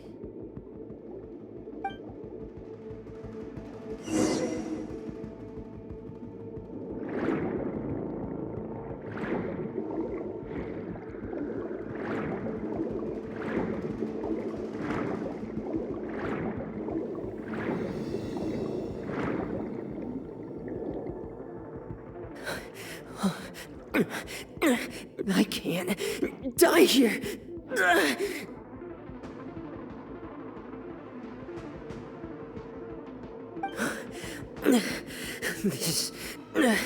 This is bad.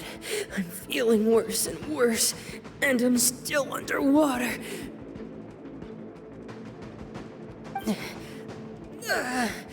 I have to push on.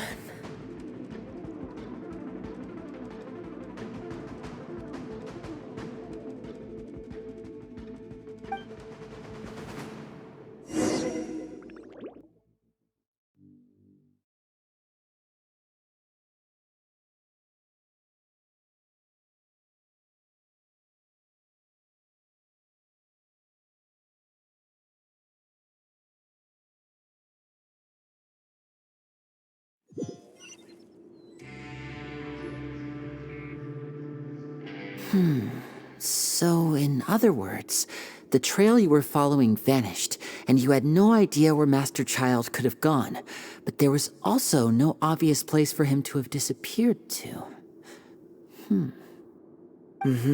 That's right. I tried my best to swim back, but I had already put some distance between myself and the fortress, and I just couldn't find the strength to keep going. I probably passed out some time after that, and you know the rest. Miss Clarande brought you back, but we also don't know why she just suddenly appeared at the fortress, or why she went out to save you. Miss Clarande, you say? I must go thank her in person. You're still too weak for Monet. You can go after you've had some more rest. Miss Lynette is right. I believe Miss Clarande will stay here as a guest for another few days, so there's no need to hurry.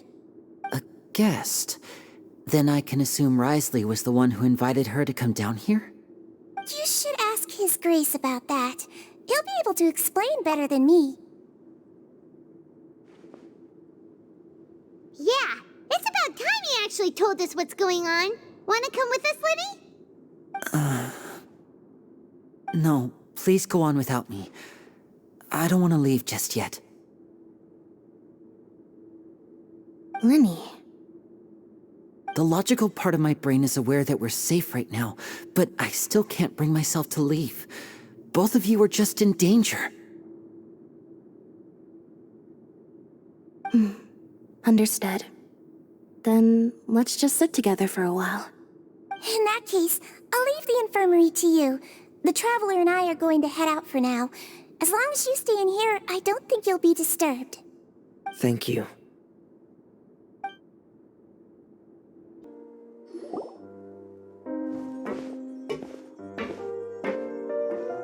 Excuse me?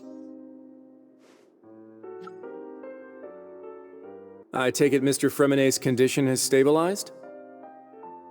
Of course. I wouldn't have left the infirmary otherwise. I've been expecting those two, but might I inquire as to the purpose of your visit, Miss Siegewien?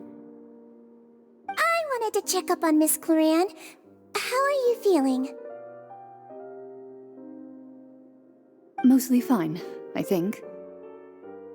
If you don't mind, I'd like to perform another quick physical exam. It'll just take a few minutes. All right. Thank you for looking out for me. I'll take my leave for now, then. Well, want to explain yourself, Risley? Of course, but I'm not partial to the word choice of explain. How about enlighten? Where should I begin? How about you start by asking me any questions you have? You can start with whichever one you'd like to get answered the most. Then Paimon will begin. Did you know about Lenny's goals from the very beginning? No. I just knew they were Fatui operatives sent to the fortress by the Knave. As for their specific goals, I only figured those out as you made progress on your investigation. You managed to monitor and stay ahead of them even though you didn't know what they were trying to do? They came here with ulterior motives. I'm quite adept at discerning what that kind of behavior signals. Initially, I thought their goal was just to investigate Child's disappearance. Linny suggested that I had deliberately let him escape, but in truth, I didn't really do anything special to help or hinder him while he was here. Everything he did, from finding helpers to leaving this place, he did on his own. Of course, it's inevitable that the Knave would make a big deal out of her fellow Harbinger's unexplained disappearance. I'm also quite curious about where that Harbinger went, so I figured I might as well let the Fatui do their own investigative work. All I care about is the answer. So you were hoping Lenny's group would just do your work for you! You make it sound like that's a bad thing.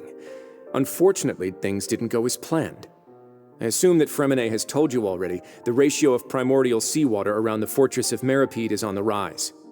The Forbidden Zone has always been Lenny's target, and you got roped into that investigation after running into him. I began to intervene out of concern for your safety, and also to prevent the fortress from becoming entangled in more irksome matters. Are the rumors true? That you're also a former criminal? Now, why would you put it like that? Isn't staying here all day and serving as the manager of the fortress a kind of sentence unto itself? Another form of prison? I just happen to have some support from the rest of the inmates. That's all. Oh, right! Paimon wanted to ask, who invited Cloran down here? Me, of course. I paid her good mora to come down to the fortress for some field work. As a champion duelist, Miss Cloran could be considered to be an independent party. I needed to find an exceptionally capable person to help me get through the impending crisis. And saving Fremonet was part of that crisis? You can think of it like that, yes. Credit where credit is due, that boy is quite adept at diving. Had conditions not been as hostile as they were, he probably would have found the missing Harbinger already. That's not something you should be asking after. Neuvillette only asked you to investigate Child's whereabouts. All I need to prove to you is that the Forbidden Zone had nothing to do with the Harbinger's disappearance. That should be clear now that you've spoken to Fremonet. But we've already uncovered that there's something wrong with the infirmary, and we've answered a bunch of questions that you threw at us. Isn't it about time that you answer our last question in return? You make a compelling case. Do you really want to know the answer that badly? Yeah, Paimon really wants to know. Even if the truth may not be pleasant?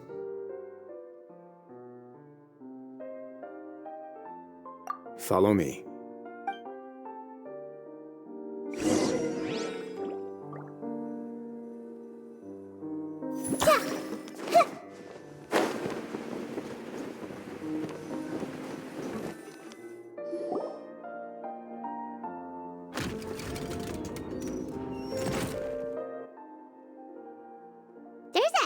door here?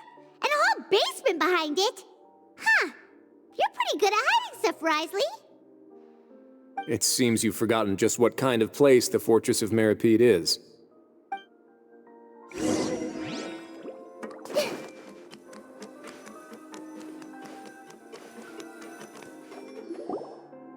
Stand on the central plate. Wait, is there a secret mechanism or... Whoa!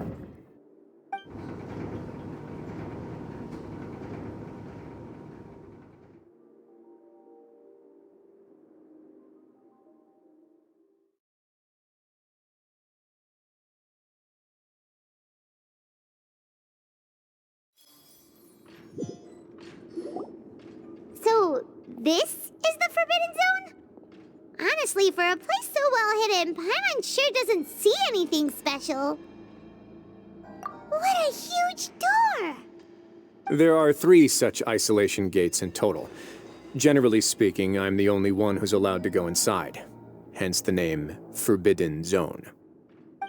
Am I correct to assume you're going to run on back and tell your little Fatui friends everything? Well, Paimon wasn't thinking of keeping anything from them. Well, I'd advise you wait until you've seen the whole truth of this place for yourself before deciding whether or not to tell them.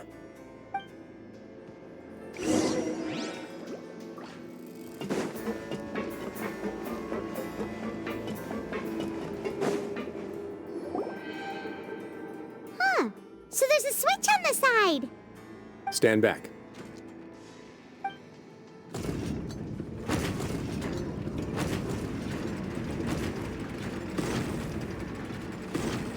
Whoa! They all just went up one by one! Go on, have a look.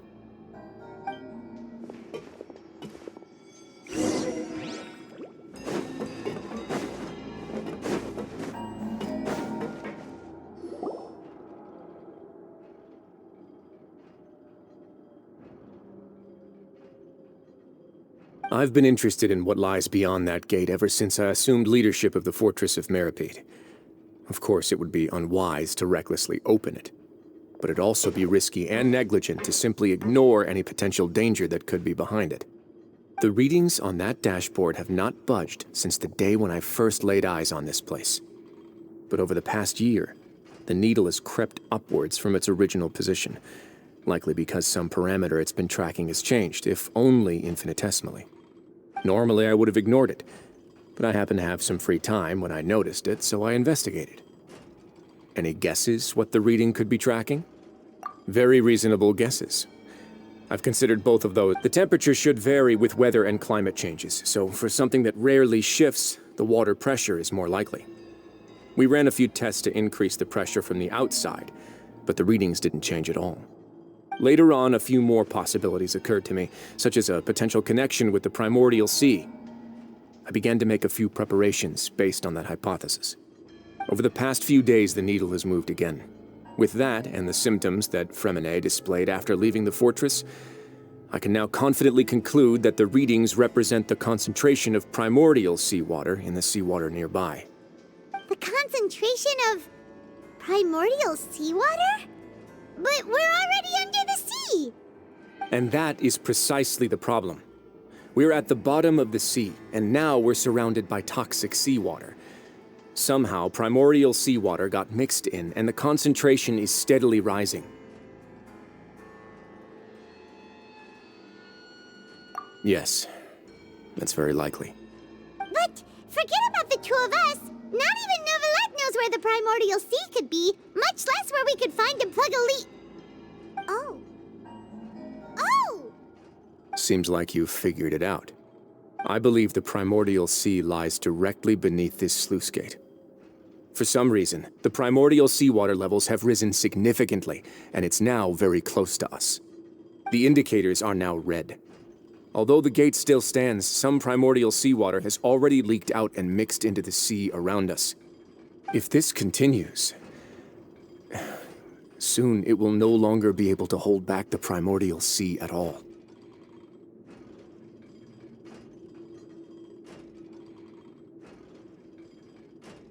Yeah, you know what the legends say. If this place falls, then everyone in Fontaine will be turned into puddles in the span of a night. But that's just too weird! Why would the Fortress of Meripede be built right above a sluice gate for the Primordial Sea? Who built this place anyway? Your expression tells me you think this might be part of a vast, complicated conspiracy. To be honest, you might find the actual answer may be exceedingly boring. It's just that the secret of the Forbidden Zone had been long forgotten by the nation before I rediscovered it with my research. There's no single founder of the Fortress of Meripede in any traditional sense. What we know about its history has been left to us by the people who used to live here. When the previous Hydro Archon Egeria ruled the land, all convicted criminals from Fontaine were exiled. The people drove the criminals away like a wolf pack chasing away the banished. The criminals received no sympathy of any kind from the people. They were exiled to the desolate seaside, where they experienced only pain, struggle, and the bone-chilling cold. Some of them began to repent and prayed to the Hydro Archon, asking if there was still anything they could do. The Hydro Archon took pity on them and said, "You may go guard my secret, deep underneath the waves." And so, leaning on the power of the Hydro Archon, they gathered underneath the sea and began to build a fortress. They became a community down there in the deeps, and over the years helped it to grow. As the number of exiles increased, more and more people joined the community. When the first group of exiles died, they left the yet unfinished fortress to their successors. The Hydro Archon continued to lend her support, allowing the fortress and what it stood for to continue growing ever larger. Before long, this dark underwater fortress became the sinner's only home. And with that, the people here stopped referring to the fortress as a prison. They saw themselves as repenting sinners who would regain their freedom once they had sufficiently redeemed themselves. But as time went on, people also realized that the fortress was a lonely place. Once they had gotten used to life here, they could no longer feel comfortable living in the overworld. Once they had finished serving their sentences, some people left and some others chose to stay. They'd find some idle position and let their withered souls fade away with the ancient secrets of the past. After many, many centuries, few people still remember the reason for the fortress's founding. Now they just see it as an integral pillar of Fontainian society, as the place where criminals deserve to be sent.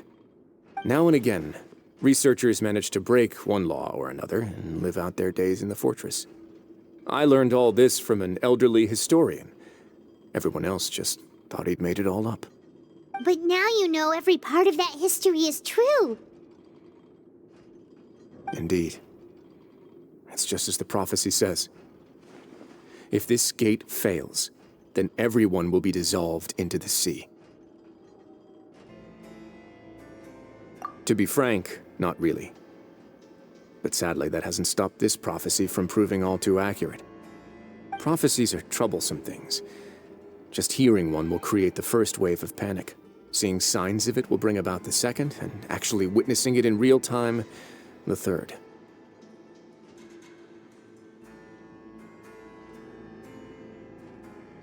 Let's go somewhere else. I want to show you something.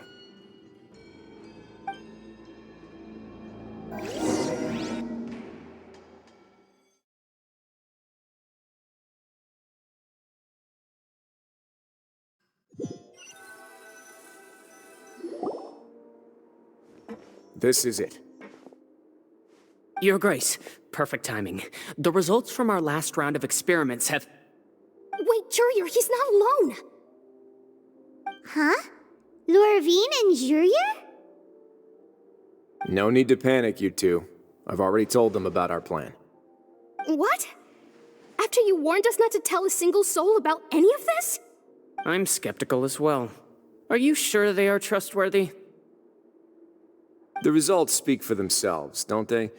These two may already know more than you could ever imagine. All right then, if Your Grace insists. They seem harmless enough, so I'll trust them for now. Well, how about some reintroductions? This is Jurier, one of the highest-ranked researchers from the Fontaine Research Institute. He used to work under Edwin. I trust that you've heard of Edwin? Good. Saves me a bit of time explaining. Edwin's main areas of research were archaeum and gravimeters. As his assistant, Jurier is quite familiar with them as well. I hired him to be my technical consultant. You want to blow up the fortress of Meripede? Ah, what a lovely idea. I'm already imagining it in my head. Gotta admit, I'm tempted as well. Guys, focus! Focus! That taskmaster over there is Miss Lorvine, and is also one of my technical consultants. While Jurier used to be Edwin's assistant, she used to be Jurier's assistant. Ooh, are they together? See, everyone keeps asking this question. Are you too sure you're not a couple and just using your work as a convenient cover? Your Grace, I am not in a relationship with this man. If I dated her, I'd officially be madder than Edwin. Jeez, forget I said anything then. Follow me. Whoa, there's another door that goes right up. Your constant amazement makes it seem like the fortress can do anything. But Paimon really thinks everything's super cool.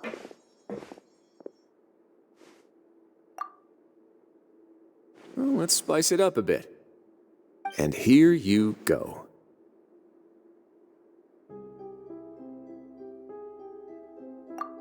What a huge ship? This is also a production zone that Paimon's never seen before. What's going on? How much do you know about Fontainian history? Not much at all. Well, then maybe you haven't heard the story of ancient Lemuria. To give you a quick rundown, Fontaine used to be ruled by the Lemurian dynasty. According to legend, the Lemurian king Remus came to this land after being inspired by divine revelation and found the seer Sibila, who had taken on the form of a golden bee.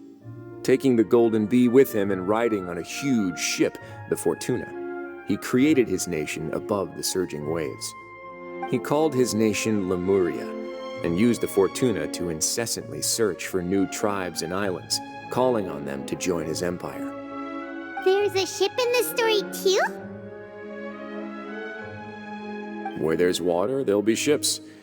People believe that hope can always be found at the end of a voyage. Do you believe that too? To a point, I think. As you've already seen, I have a whole factory's worth of labor, materials, and technology at my disposal. Certainly can't hurt to give it a try. So the moment I began to speculate that the primordial sea might lie underneath the gate, I also began this project. Were you inspired by the legendary Fortuna? Maybe. Fontainians need something to hold on to cope with the impending disaster. Were the workers to find out the truth behind this ship, riots would destroy the fortress faster than any catastrophe. As the fortress's administrator, I'd never make such a reckless call. All right, that's enough talking for now. I'll need another 3 cups of tea to soothe my throat. Do you have any other questions? Seems like you're good. Come on, I'll take you back.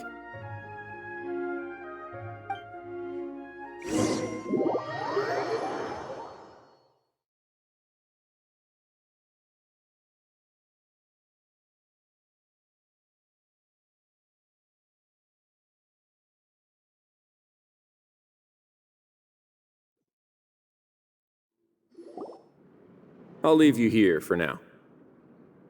Oh, thank you so much.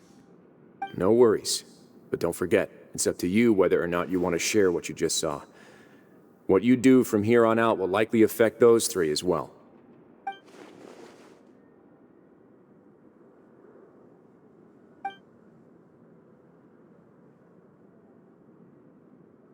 Yeah, we'll put a lot of thought into it for sure. Great. I look forward to what happens next. We're back! Welcome back. Do you want a cup of tea?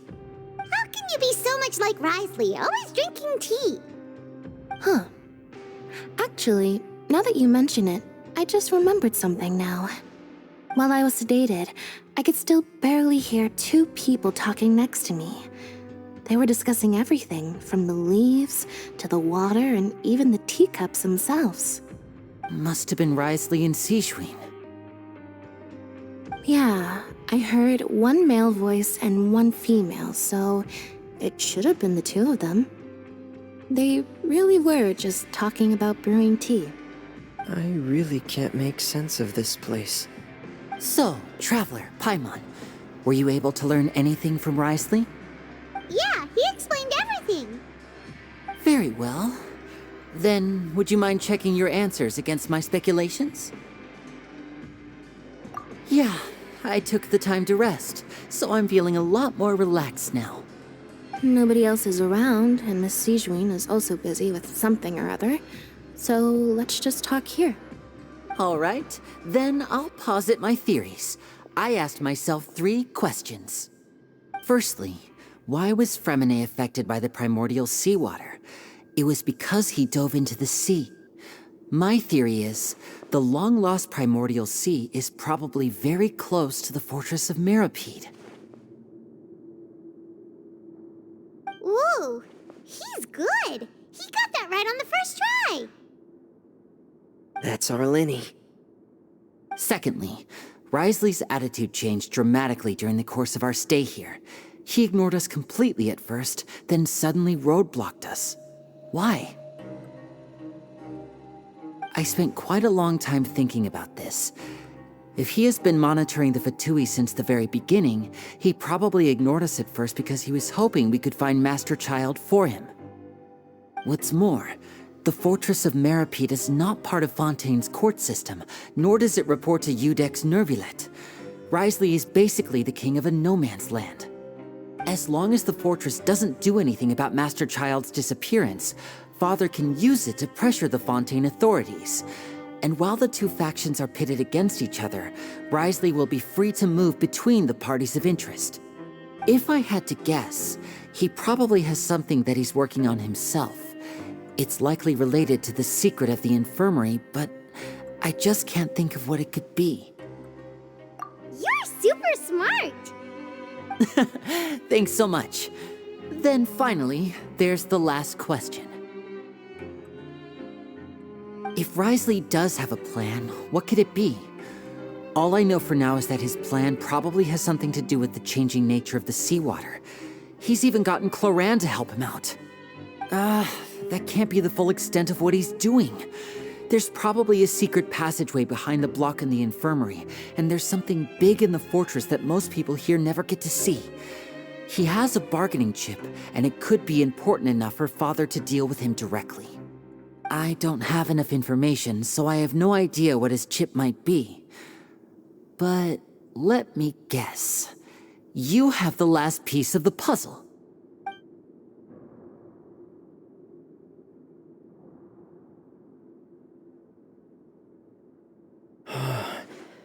I can't believe it.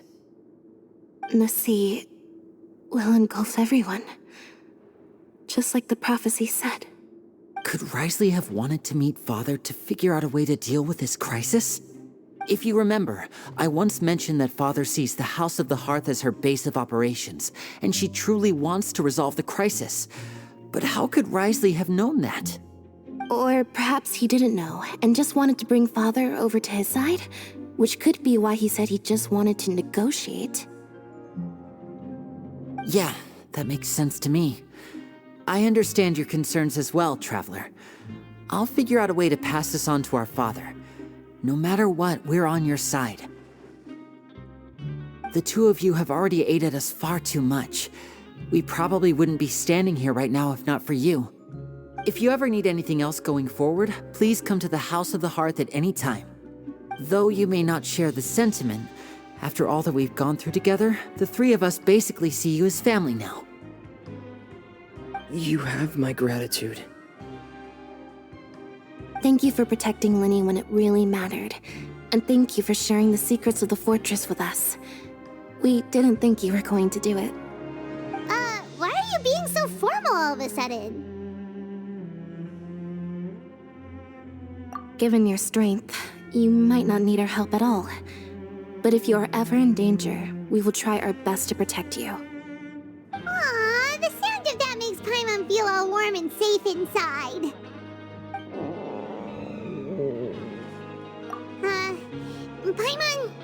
Paimon's hungry. Oh, you've done so much already. Go get some food. Alright, then we'll catch you guys another time.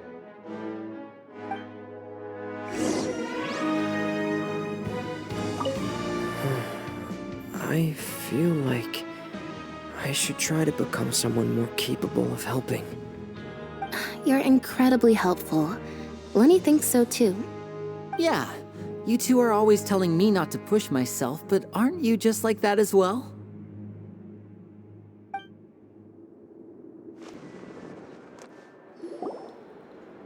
It's time for dinner. Welfare meals now being served in the coupon cafeteria. Come on, let's go pick up ours as well. Traveler and Paimon, over here. Are you here for dinner too, Miss Sijwin? And I'm taking the opportunity to prepare Miss Cloran's dinner as well. Huh. You're right. She's actually sitting in the fortress cafeteria. What would you like to eat? Yep, you can. I've already talked to our chef, Mr. Wolsey. It's all on me today, so you can get whatever you'd like.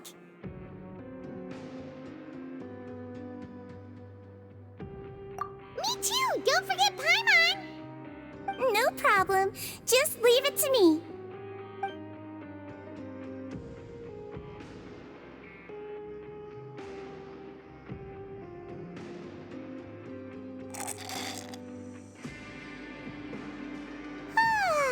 So delicious. Paimon's so happy. Paimon wants to feast like this every day. Feeling full yet? How's the food? Delicious. I'm so glad to see you all so happy. Oh, see, the expression on your face just now? The muscle here just moved, which suggests that you're feeling quite relaxed at the moment. Sijwin, do you do this to help your patients or to better understand human beings? A bit of both, I suppose. I'm a Melazine, which means I'm very different from human beings. I must know what you're thinking if I want to take good care of you. You're really good at taking care of people. Even though you're so short, you still talk and act like an older sister. Really? You're reminded of an older sister? That's great to hear. Oh, and what did you mean back in Risley's office? When you said that you were protecting Linny and his siblings as well? Oh, that. I just asked His Grace to look out for those children, especially that diver boy. I was getting a bit worried after hearing that something was wrong with the water. Thankfully, Clorand is very strong and managed to save him in the nick of time.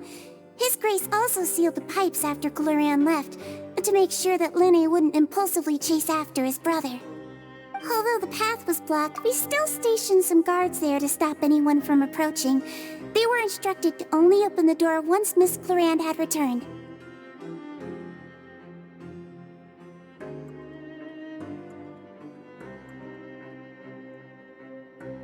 Oh, and I was keeping an eye on Mr. Linny as well. We had to press him, but we couldn't allow him to be in any real danger. You were all super considerate and really thought everything through. It's just what we do down here at the fortress. At least this has been His Grace's style for as long as he's been the leader. Oh, I really wish Monsieur Nervulette would come down here more often too. I feel like he'd like it here, with all the darkness and chaos.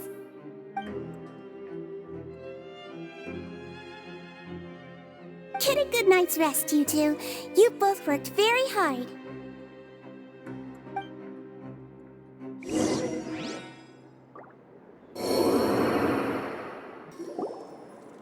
Clorand! It's you two. How's dinner? It's all right. Miss Sijwin really put in a lot of effort. So we heard that Risley invited you to come down to help, and you saved Fremonade too! You sure work super fast! Oh, it was child's play. Still, Paimon didn't know even champion duelists could take on side jobs.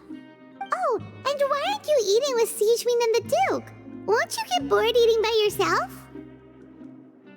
Miss Sijwin was with you, and the Duke has business of his own. Actually, didn't Navia say that you went out for dinner with her as well? Yeah. First time in a long time. First time in a long time?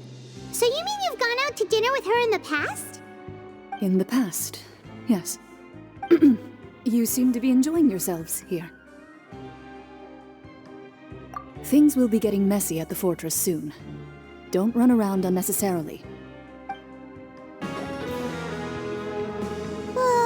So much has happened.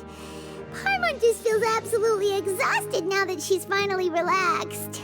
Paimon's super sleepy. Are you sleepy too?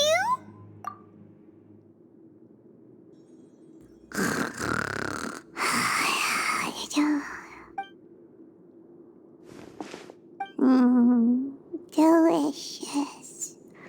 Paimon wants seconds for free.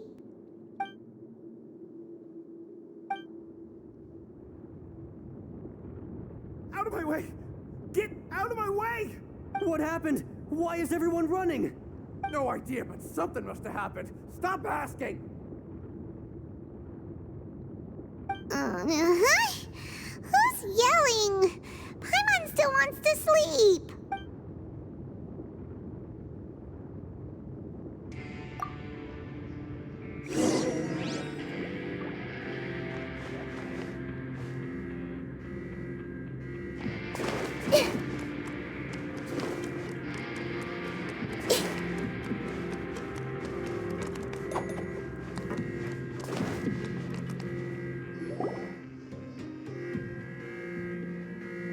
What happened? Why is everyone running around? Hey, what are you doing? No time to explain, mate. Goodbye. Hey, wait! What's wrong with these people? They won't even talk to us. They're here! There you are! Oh, thank goodness! Quisto and Laveroon, do you know what happened here? We came here especially to inform you. Something seems to have gone terribly wrong just now. His Grace is telling everyone to evacuate and get out of here. Laveroon was saying you two are new here and you don't have many friends, so you might slip through the cracks. Haven't you heard all the stories like that? An evacuation is successfully completed, yet you only find out once you do a head count that 1 or 2 people are missing. Wait, weren't you the one who brought that up? Why is it suddenly my idea? Hey, shut up! Okay, whatever. The point is, you should come with us. Yeah, he said to get as far away as possible, upwards and outwards.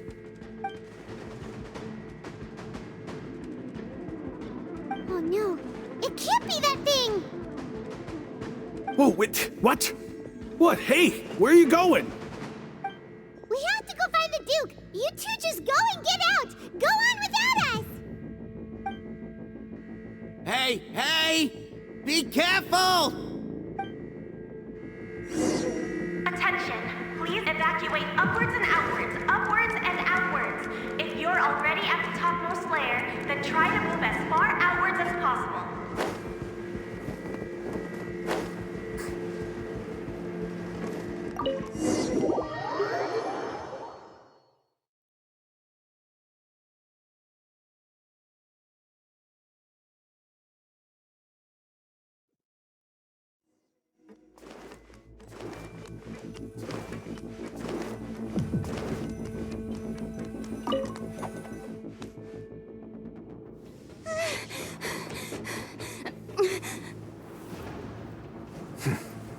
They're here. Just like I said. What happened? Huh.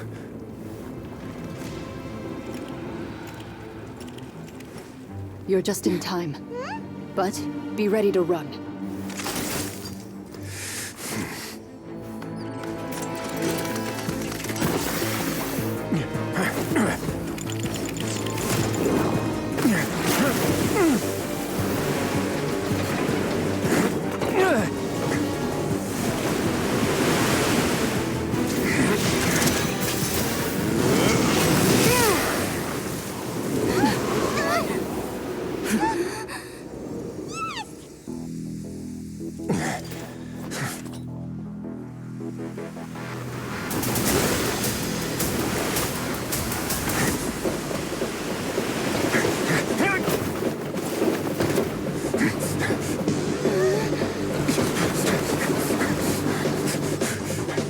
Three, 2, 1.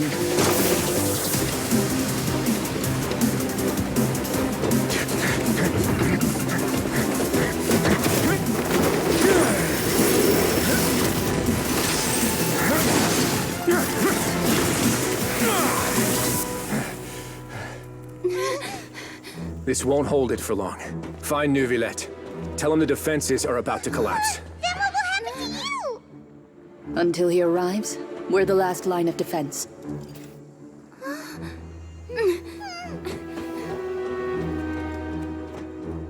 The gate. How long do you think it'll hold? That depends on us.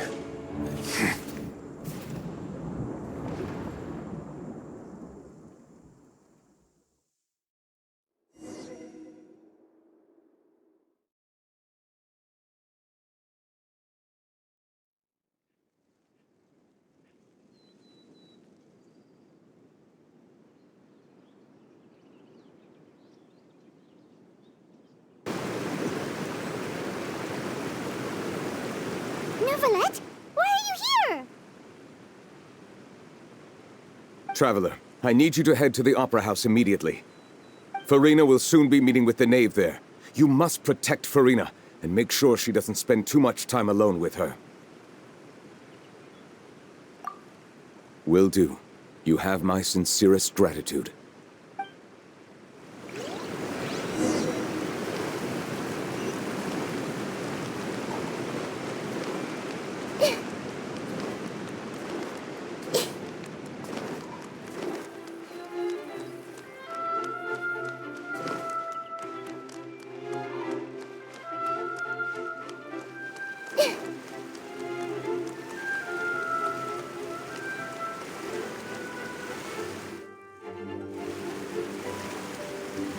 Look! There are a ton of Fatilian Palais Mermonia people over there! The knave is probably here already. We need to hurry! Are you two the traveler in Paimon? Monsieur Neuvillette has left instructions. Please follow me. Though I'm sure he's already explained, this should be a mostly cordial conversation, unlikely to give rise to violence. But it would be most appreciated if you could protect Lady Farina to the best of your abilities.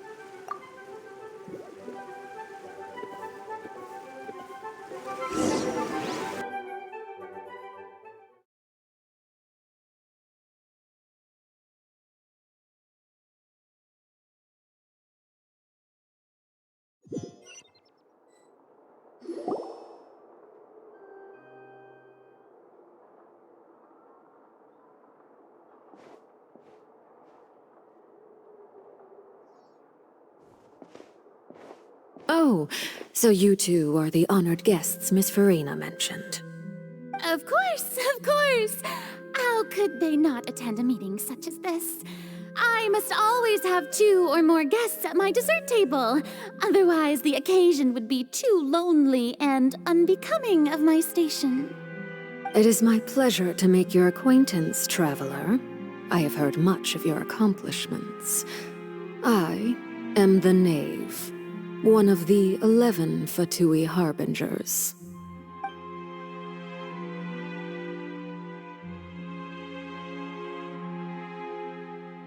I've already prepared seats for you. Come, sit beside me. Perhaps you two are unaware of how Miss Farina and I do things. You see, we actually recently agreed to get together for tea when we had the time. See this?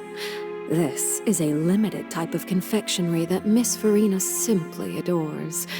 There are only 16 slices sold every day. Here, why don't you and Paimon have a taste?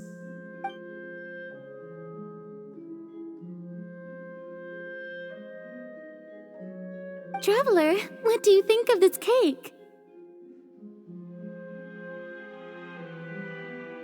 That's good to hear.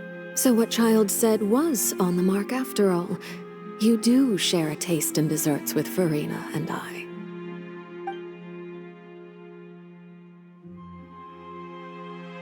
I wonder how he's doing nowadays. You must have heard, right? He's suddenly gone missing. I'm really worried about his safety, you know. Here's to hoping that he's an excellent swimmer. Since we're talking about him, I feel like I should add something. His martial prowess really looked certainly pretty impressive, yeah.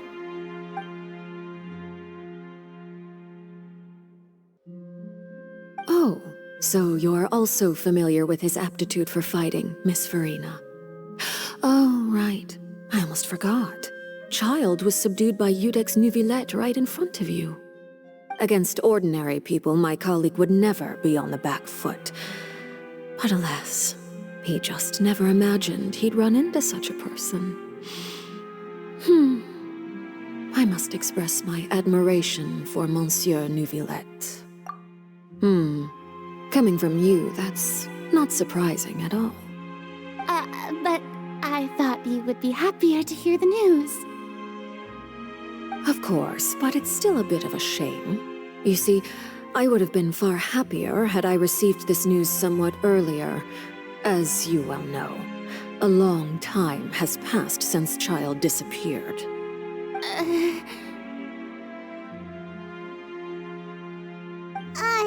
Well, in any case, there's no need to worry. We know for sure that Child is still alive.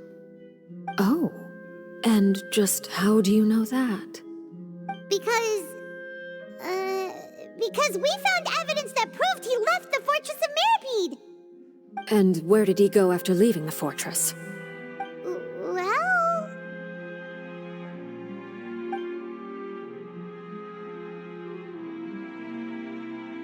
The Fortress of Mirapede lies deep beneath the waves. Unless he pranced right out of the main gate, he must have had to swim for it. Do you have any proof that he surfaced safely?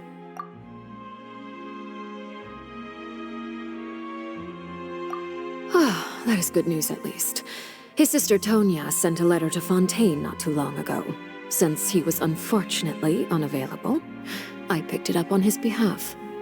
Do you have any idea how he usually writes back to his family? Dear Tonya, your letter made me feel like we were still enjoying our time in Snezhnaya together. I'm currently admiring the scenery on the streets in front of the opera house. Is it something like that?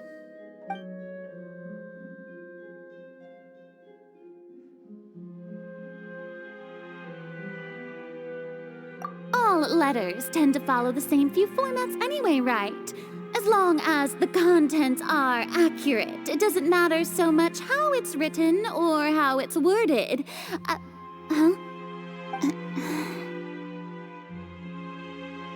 Hold on.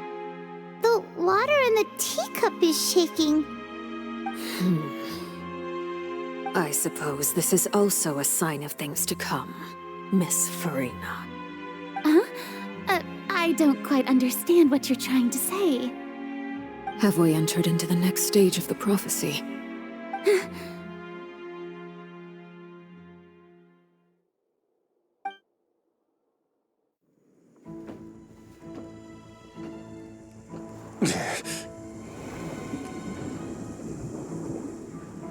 My thanks to you both.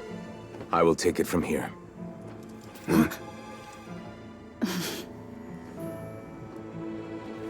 Sure you don't need a hand? Quite sure. Wow. So, what's your secret, huh? Let me guess. Nah, who knows? Maybe it's just your sense of responsibility. Sounds about right.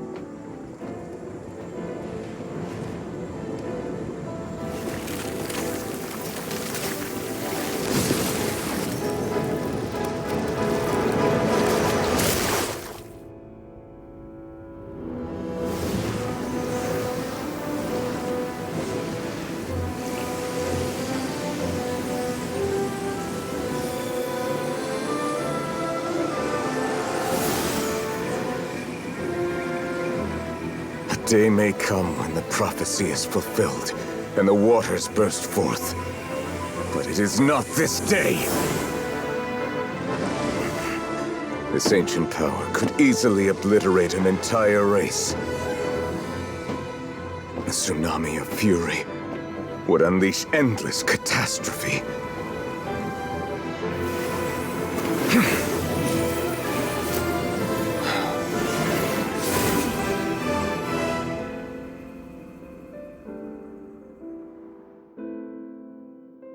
This sentence is too severe. Forgive me for overruling it.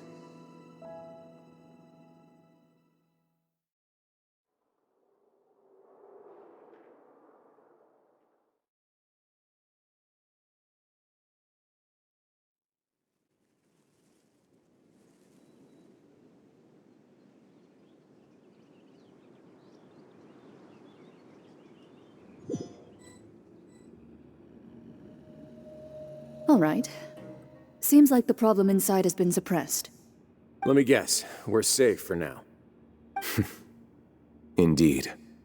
But only for now. I win this bet. You owe me a present. Very well. It was indeed just as you said. You made a bet? We made a bet on the size of your entourage. Cloran thought you wouldn't come down by yourself. I figured you would have at least brought a few people along for appearance's sake. It appears I underestimated just how confidential the mission was. Shouldn't you have gotten used to confidential missions by now? That's just how the courts operate. So what gift must the loser give? Tea? He already has tons of tea in his office. I'm thinking about a set of legal codices. That wouldn't happen to be a dig at my lack of legal awareness, would it?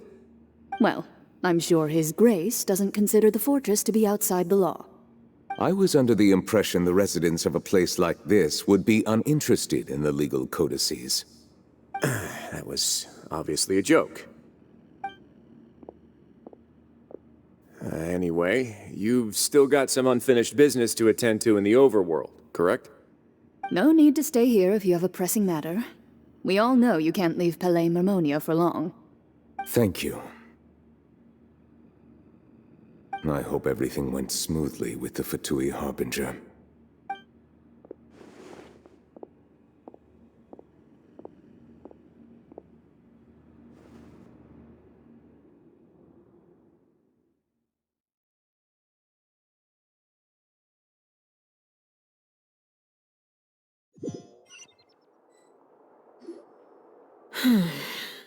I must say, we've spent long enough playing house. Miss Farina, as the Hydro Archon, I am sure you understand the exact meaning of the phenomenon we just witnessed. Or should I say, that's what I originally thought. But looking at your expression, was I wrong? And you haven't a clue? What are you trying to say? At this point, I don't think there's any more need to speak as diplomatic representatives. Allow me to speak to you now as just a Fontainian. You know the prophecy by heart, and also that every part of it is being proven true. Yet, here you are relaxing, drinking tea, and eating desserts as if it's all nothing more than a few stray bugs in your garden. Do you really think that's acceptable? The prophecy's hanging above our necks like a guillotine. Every faction is looking for a way to either avert the disaster or save their own. Even the orphans of the House of the Hearth have devoted everything to saving their homeland. But you, it beggars belief just how nonchalant and carefree you have been. From the very beginning, you, the god Focalor, you have utterly failed to take action. You're wrong. I've never ignored the prophecy, nor have I just been passing the time in self-indulgence. Retract your accusation and stop doubting the wisdom of the gods with such absurd conjectures. I am not alone in my doubts, you know. All the children of Fontaine may be harboring the exact same thoughts right now. Oh, great Hydro Archon, how are you going to save them? save us? How are the people you've sworn to protect supposed to survive in a land that will soon disappear beneath the waves? I have my ways, and I've been working on them for all this time. Even if you look down upon me, you have no right to judge me. Fontaine will be saved. Even if I still cannot see the true future right now, as long as I continue on as I am, I will be able to hold my head up high.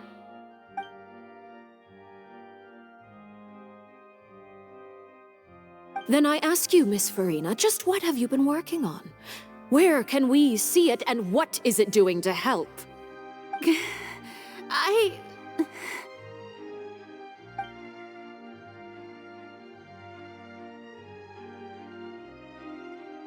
My machinations are just like the prophecy itself. They will only reveal themselves at the fated time. It is just that beings like yourselves are unable to perceive them as of yet. I see. As a god, the proof of your labor always lies beyond prying mortal eyes. Allow me to be so bold as to ask another way. Would it be possible for you to tell us the parts of your plan that are not confidential? Such as your emergency response plan for the impending disaster? An emergency response plan? Oh, that look in your eyes. Have you not even prepared one of those? The emergency response plan is also strictly confidential. Then allow me to jog your memory. Miss Farina, what is the purpose of your Oratrice Mécanique d'Analyse Cardinal? And what do you plan to do with the massive amounts of indemnitium that has accumulated over the years? The Oratrice? It's just like it appears to be. So you also have no idea. If I'm not mistaken, someone's using it to prepare for something. But unfortunately, it would seem that someone is not you, Miss Farina. I first caught wind of this when Linny tried to investigate the Oratrice in the Opera House. You see, even just getting close to the core contaminated him with an extremely large amount of indemnitium. But even if that had nothing to do with you, then what could you possibly be working on, oh great Hydro Archon? Oh, right. I almost forgot. Udex Nouvillette is not at the tea party with us today. Miss Farina, I suppose you must have ordered him away to take care of some troublesome business. Yes, that's exactly right. Please keep it a secret for me. Of course I will. Although, I must say, Miss Farina, you seem quite insecure without the Udex by your side. Oh, very well. Let's stop that conversation here. There are still a few slices of cake left, so please, help yourselves, everyone.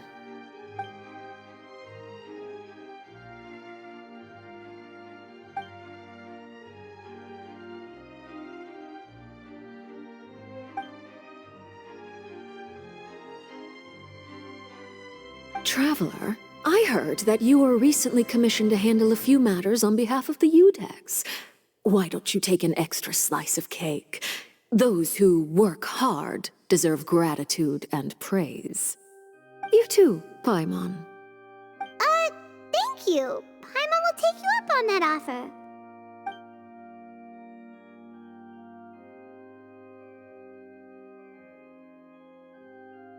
Oh, Paimon's super full. That cake was great. If it's on my tea table, it must be of the highest quality. Yes, and we must thank the knave for bringing these over as well. You're welcome. I'm sure the cake also felt greatly honored to be featured at Miss Farina's table, and I was merely catering to Miss Farina's tastes, seeking a chance to chat over tea. It is getting late. Why don't we call it a day? There are still a few matters that I need to take care of, so I must take my leave now. well, we'll end it here. Mind seeing me off, Traveler? We could use the opportunity to discuss Child before I must be on my way. Paimon's coming too!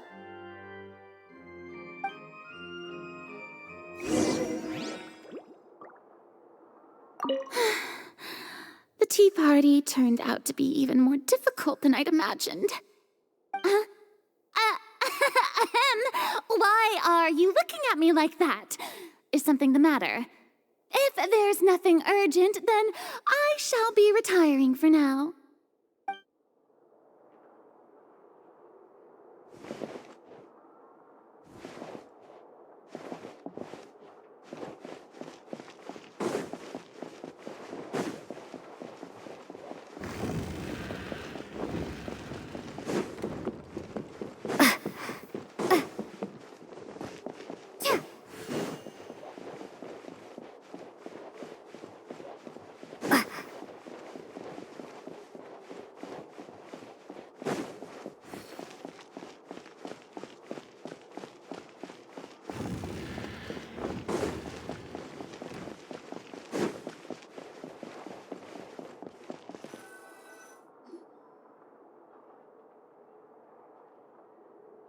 I'm glad that you were willing to come with me.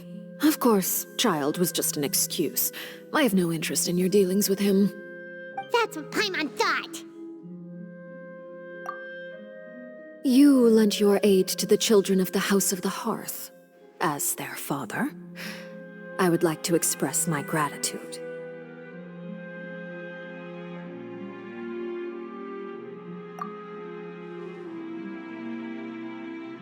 That was all. Formal topics should be discussed in formal settings, and informal topics in informal settings. I know you just returned from the fortress of Meripede. Relax. I have no intention of trying to get anything out of you. Linny, Lynette, and Fremine are still there, and I trust their judgment and abilities.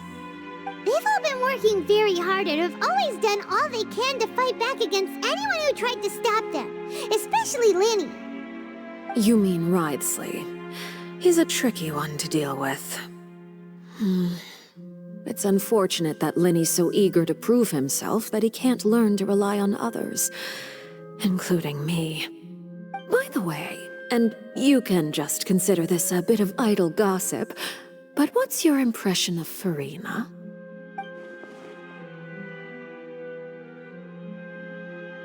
You are outside of our disputes, and the freest person in all of Fontaine, able to move around most easily. Allow me to share my perspective with you. And that's everything that happened during the trial. Master Child was declared guilty and immediately transported to the Fortress of Meripede. Didn't he say he was coming here on vacation?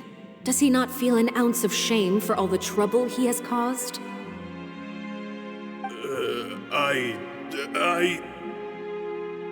Forget it. He did give us an opportunity. I will be meeting someone shortly. Do you require help with any preparations? No need. I will take care of it myself. I need to meet with Farina, the Hydro Archon. She is at the heart of Fontaine. But what's fascinating about her is that she often seems more like a celebrity than a working Archon. Oh? Come over here, you little critter, you!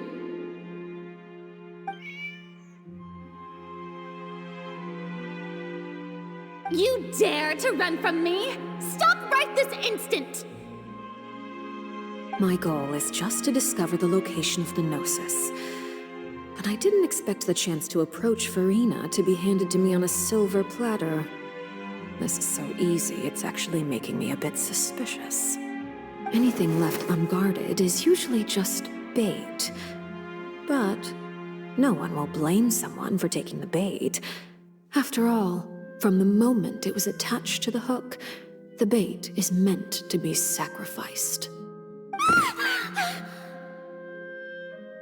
It's just as I guessed in the second before I struck. The Hydronosis is not currently held by the Archon. In fact, This Archon doesn't seem like a god at all. And I sense that she's under some kind of curse. Who are you? And what are you trying to do? Please don't kill me. I'm begging you, please. The fear in her pupils is genuine, so perhaps she's not bait after all. Either way, targeting her has lost all meaning. I left the scene with ease. Nobody came looking for me, and nobody could serve as a witness to my near assassination of Focalor. I suspect even Farina dares not mention this incident to anyone. Not long after, my informants confirmed what I had guessed. After returning to her quarters, Farina quietly cried alone. She was so scared that she could not sleep that night, nor could she even bring herself to eat her cake. There's no doubt that there's something wrong with her. I began to entertain the possibility that she is not the true Hydro Archon. Perhaps Iudex Neuvillette is actually the genuine article. I have to find the Gnosis. If the Neuvillette hypothesis is correct, he is probably in possession of it. Alternatively, it might have been hidden in a place that's hard for ordinary people to access. Yes, Father. My dear children, please speak. News from the fortress of Meripede. Master Child has gone missing. On top of that, the contacts and guards we bribed at the fortress have all gone quiet as well. Probably the handiwork of that Wriothesley. I'm afraid so. This is a good opportunity. The value of a Harbinger is much higher than most would imagine. We now have an excuse to exert diplomatic pressure on the Fontaine authorities. Set up a meeting for me. I would like to meet the Hydro Archon and Iudex Neuvillette.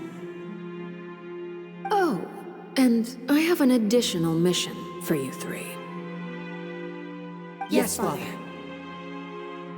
Tartaglia's disappearance was not a part of my plan, but I can use it to make a breakthrough. With this as my excuse, I can ask for an official audience and continue my investigation of Farina and Iudex Neuvillette. The initiative belongs to the House of the Hearth. My wish to investigate the fortress of Meripede will be a front. Linny and his group will be responsible for the actual intelligence gathering.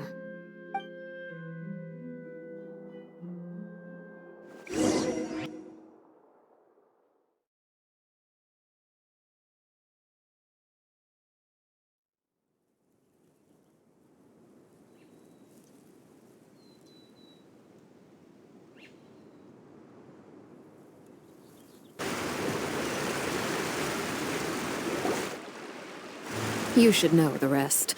Linny's group is quite close to you, so they wouldn't have hidden anything from you. You attacked the Hydro Archon? It wouldn't mean anything, even if you shouted it from the rooftops. After all, even Farina herself is still pretending that nothing of that sort ever happened. Alright then. I've now had 2 chances to enjoy tea with Farina. I have to say, the leadership of Fontaine is even more inscrutable than I had imagined. I once surmised that Iudex Neuvillette must be the Hydro Archon, but now, that doesn't seem right to me either. I am a servant of Her Majesty the Tsaritsa. Over my years of service, I've learned how a real Archon conducts and carries themselves. Whether Iudex Neuvillette or Farina, neither fits the bill. It's hard to imagine either of them as the Archon. Of course, that is all just how I feel. Gut feelings often do not require justification. It is, however, quite amusing to me that after all my years working in intelligence gathering, I've come to realize I am at a complete loss regarding the identity of the god of the land of my birth. Don't you think Fontaine is quite intriguing? A catastrophe looms, yet many secrets have yet to rise to the surface. It looks like Fontainians will have no choice but to save themselves.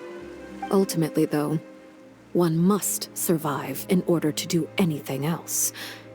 Should the need arise, I would be happy to cooperate with you. You don't need to commit to anything right now, of course. I have a feeling that the situation will continue to evolve, and as your name is often connected with noble deeds, I'm sure we will work together someday. He certainly returned quickly. You must want to catch up with each other, so I'll leave you to him.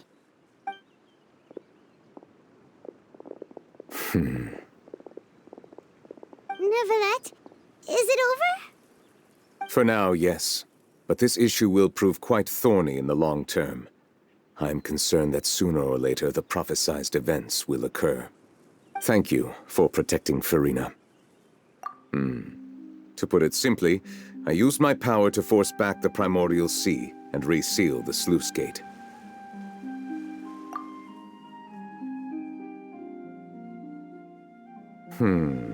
So as expected, the Knave has turned up the pressure on Farina. She's trying to feel her out, though I'm still unsure as to her motives. Permission granted.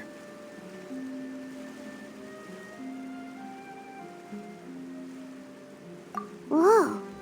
It can't be that you're the real Hydro Archon, right? But that's just a speculation on our part, though.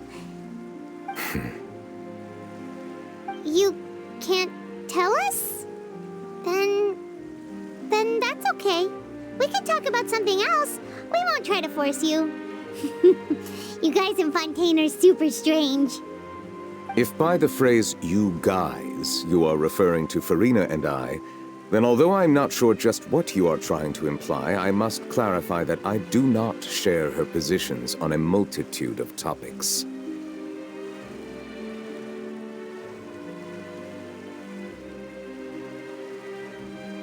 I believe so. The fortress has a long and complex history. It has seen much grief and suffering. And now, another catastrophe will soon be upon us. I mourn this turn of events. Huh? Why is it raining all of a sudden?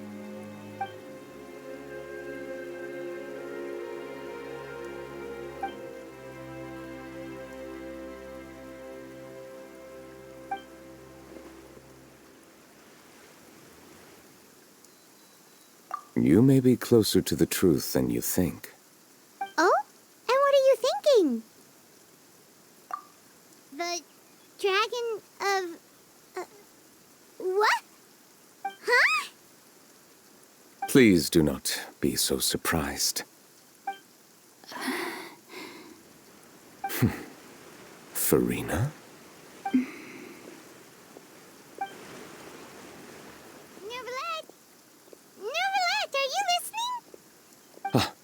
My apologies. We were just guessing randomly. We didn't guess right, did we? You're not actually the dragon sovereign of water, right? Well, if you don't want to confirm or deny... You guessed correctly. I sincerely hope you'll be able to keep this a secret for me. Right, of course. We'll definitely help you keep it a secret. There's still something Paimon wants to ask you, though. Please, go ahead.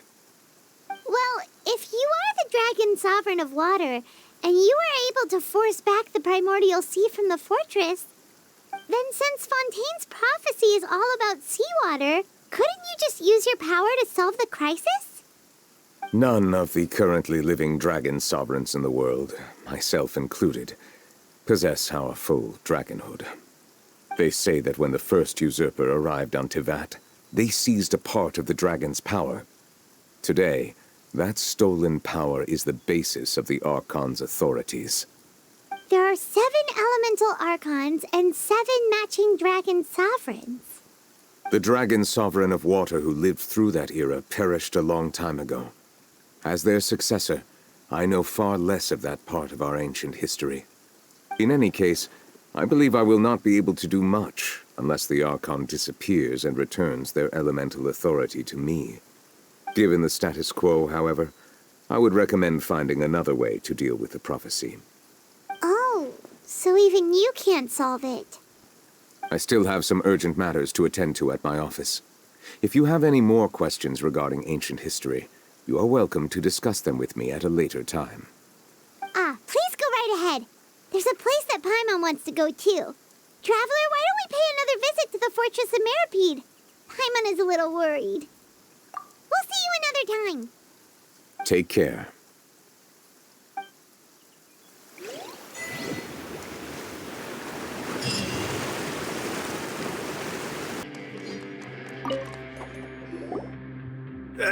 You guys are back?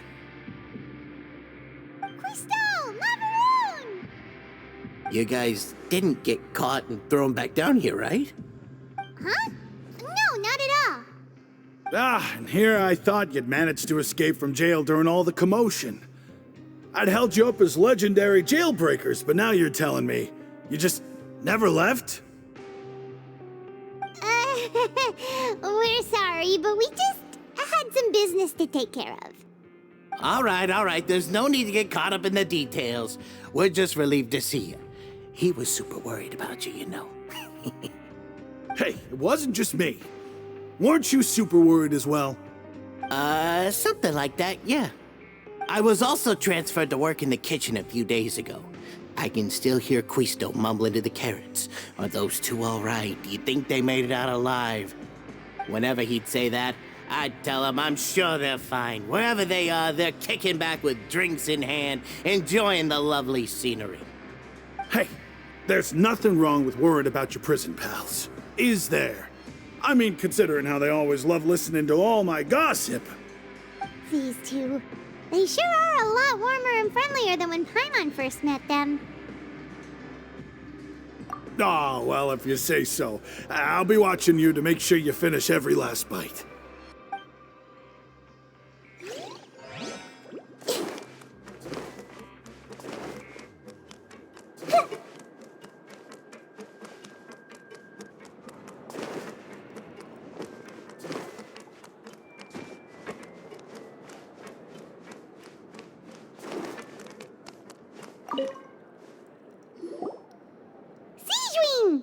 Traveler, Paimon, you're back!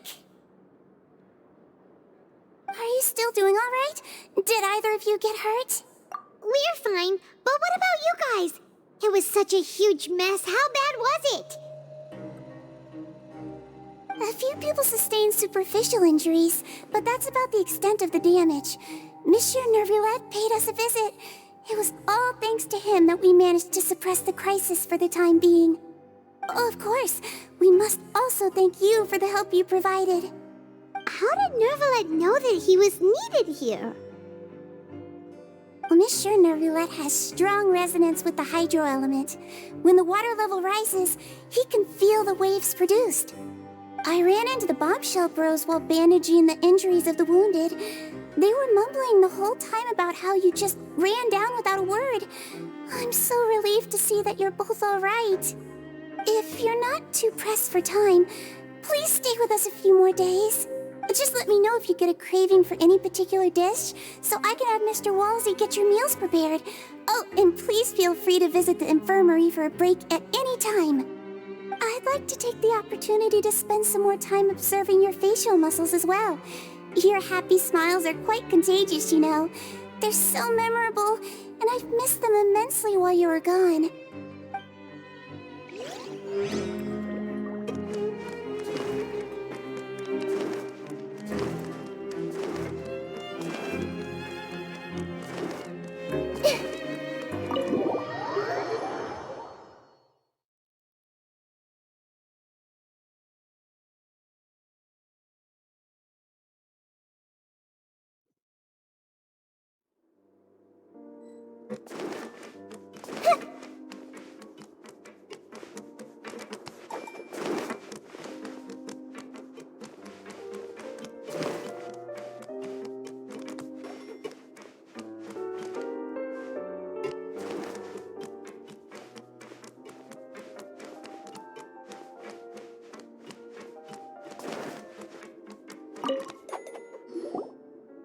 Courier, Miss Sijween told me you still haven't eaten.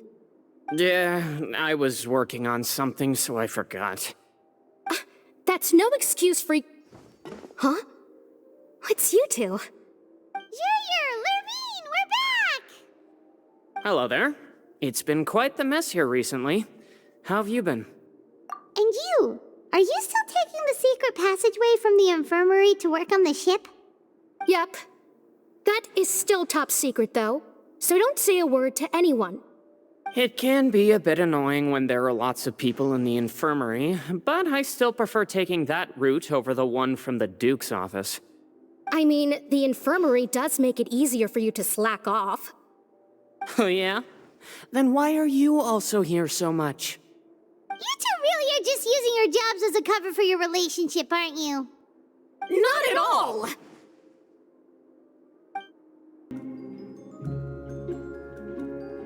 Now guess, what suit will this next card be?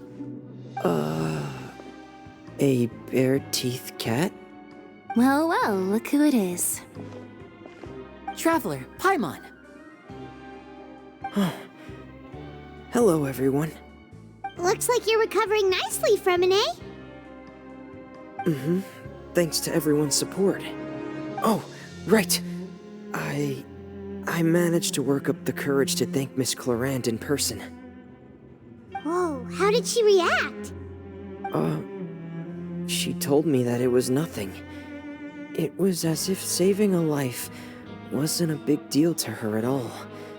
She also told me not to worry about it. She didn't want to stress you out, that's all. She's right, and it's best not to dwell on it. Yeah. Okay, but check this out. We went back to the Opera House and we met the Knave. You met Father? Did she say anything to you? She said a few things that were, a bit hard to understand. And also that she's looking forward to working with us in the future. Her attitude towards you is even better than what we'd imagined. That's fantastic. You should believe her.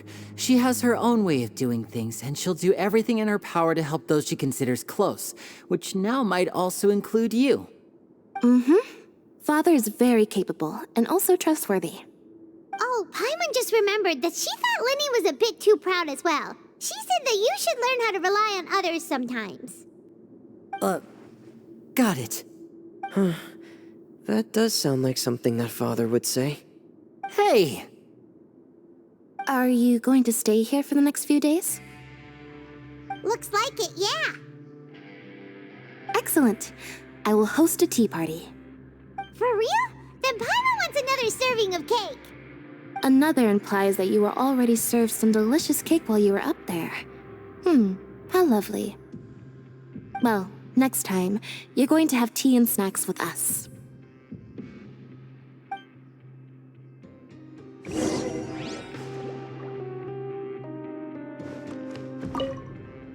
We should start preparing that tea party. Oh, that's a great idea. I'm all for it. I'll help you set it up.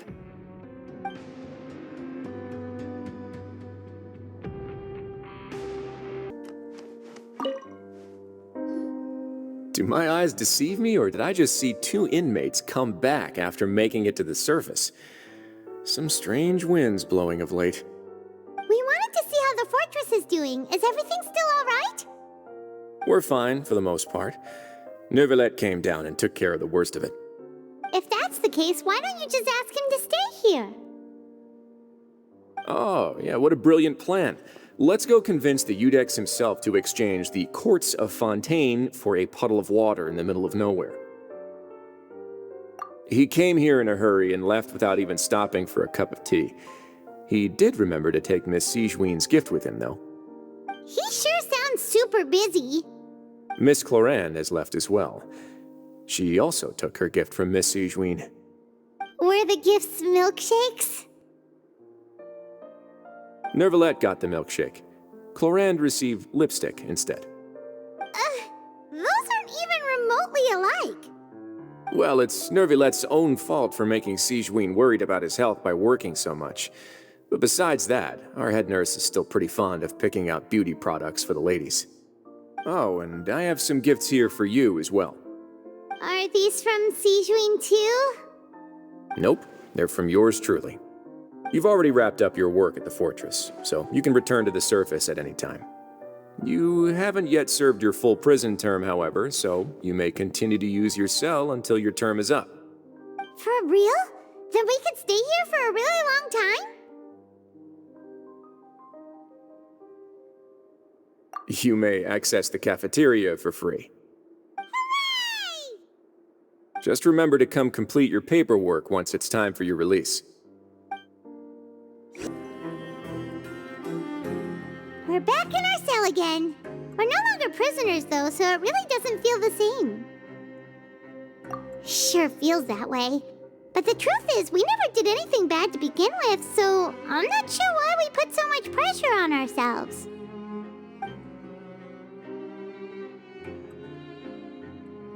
Huh?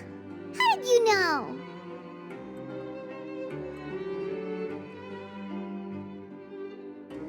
Hey, that's not true!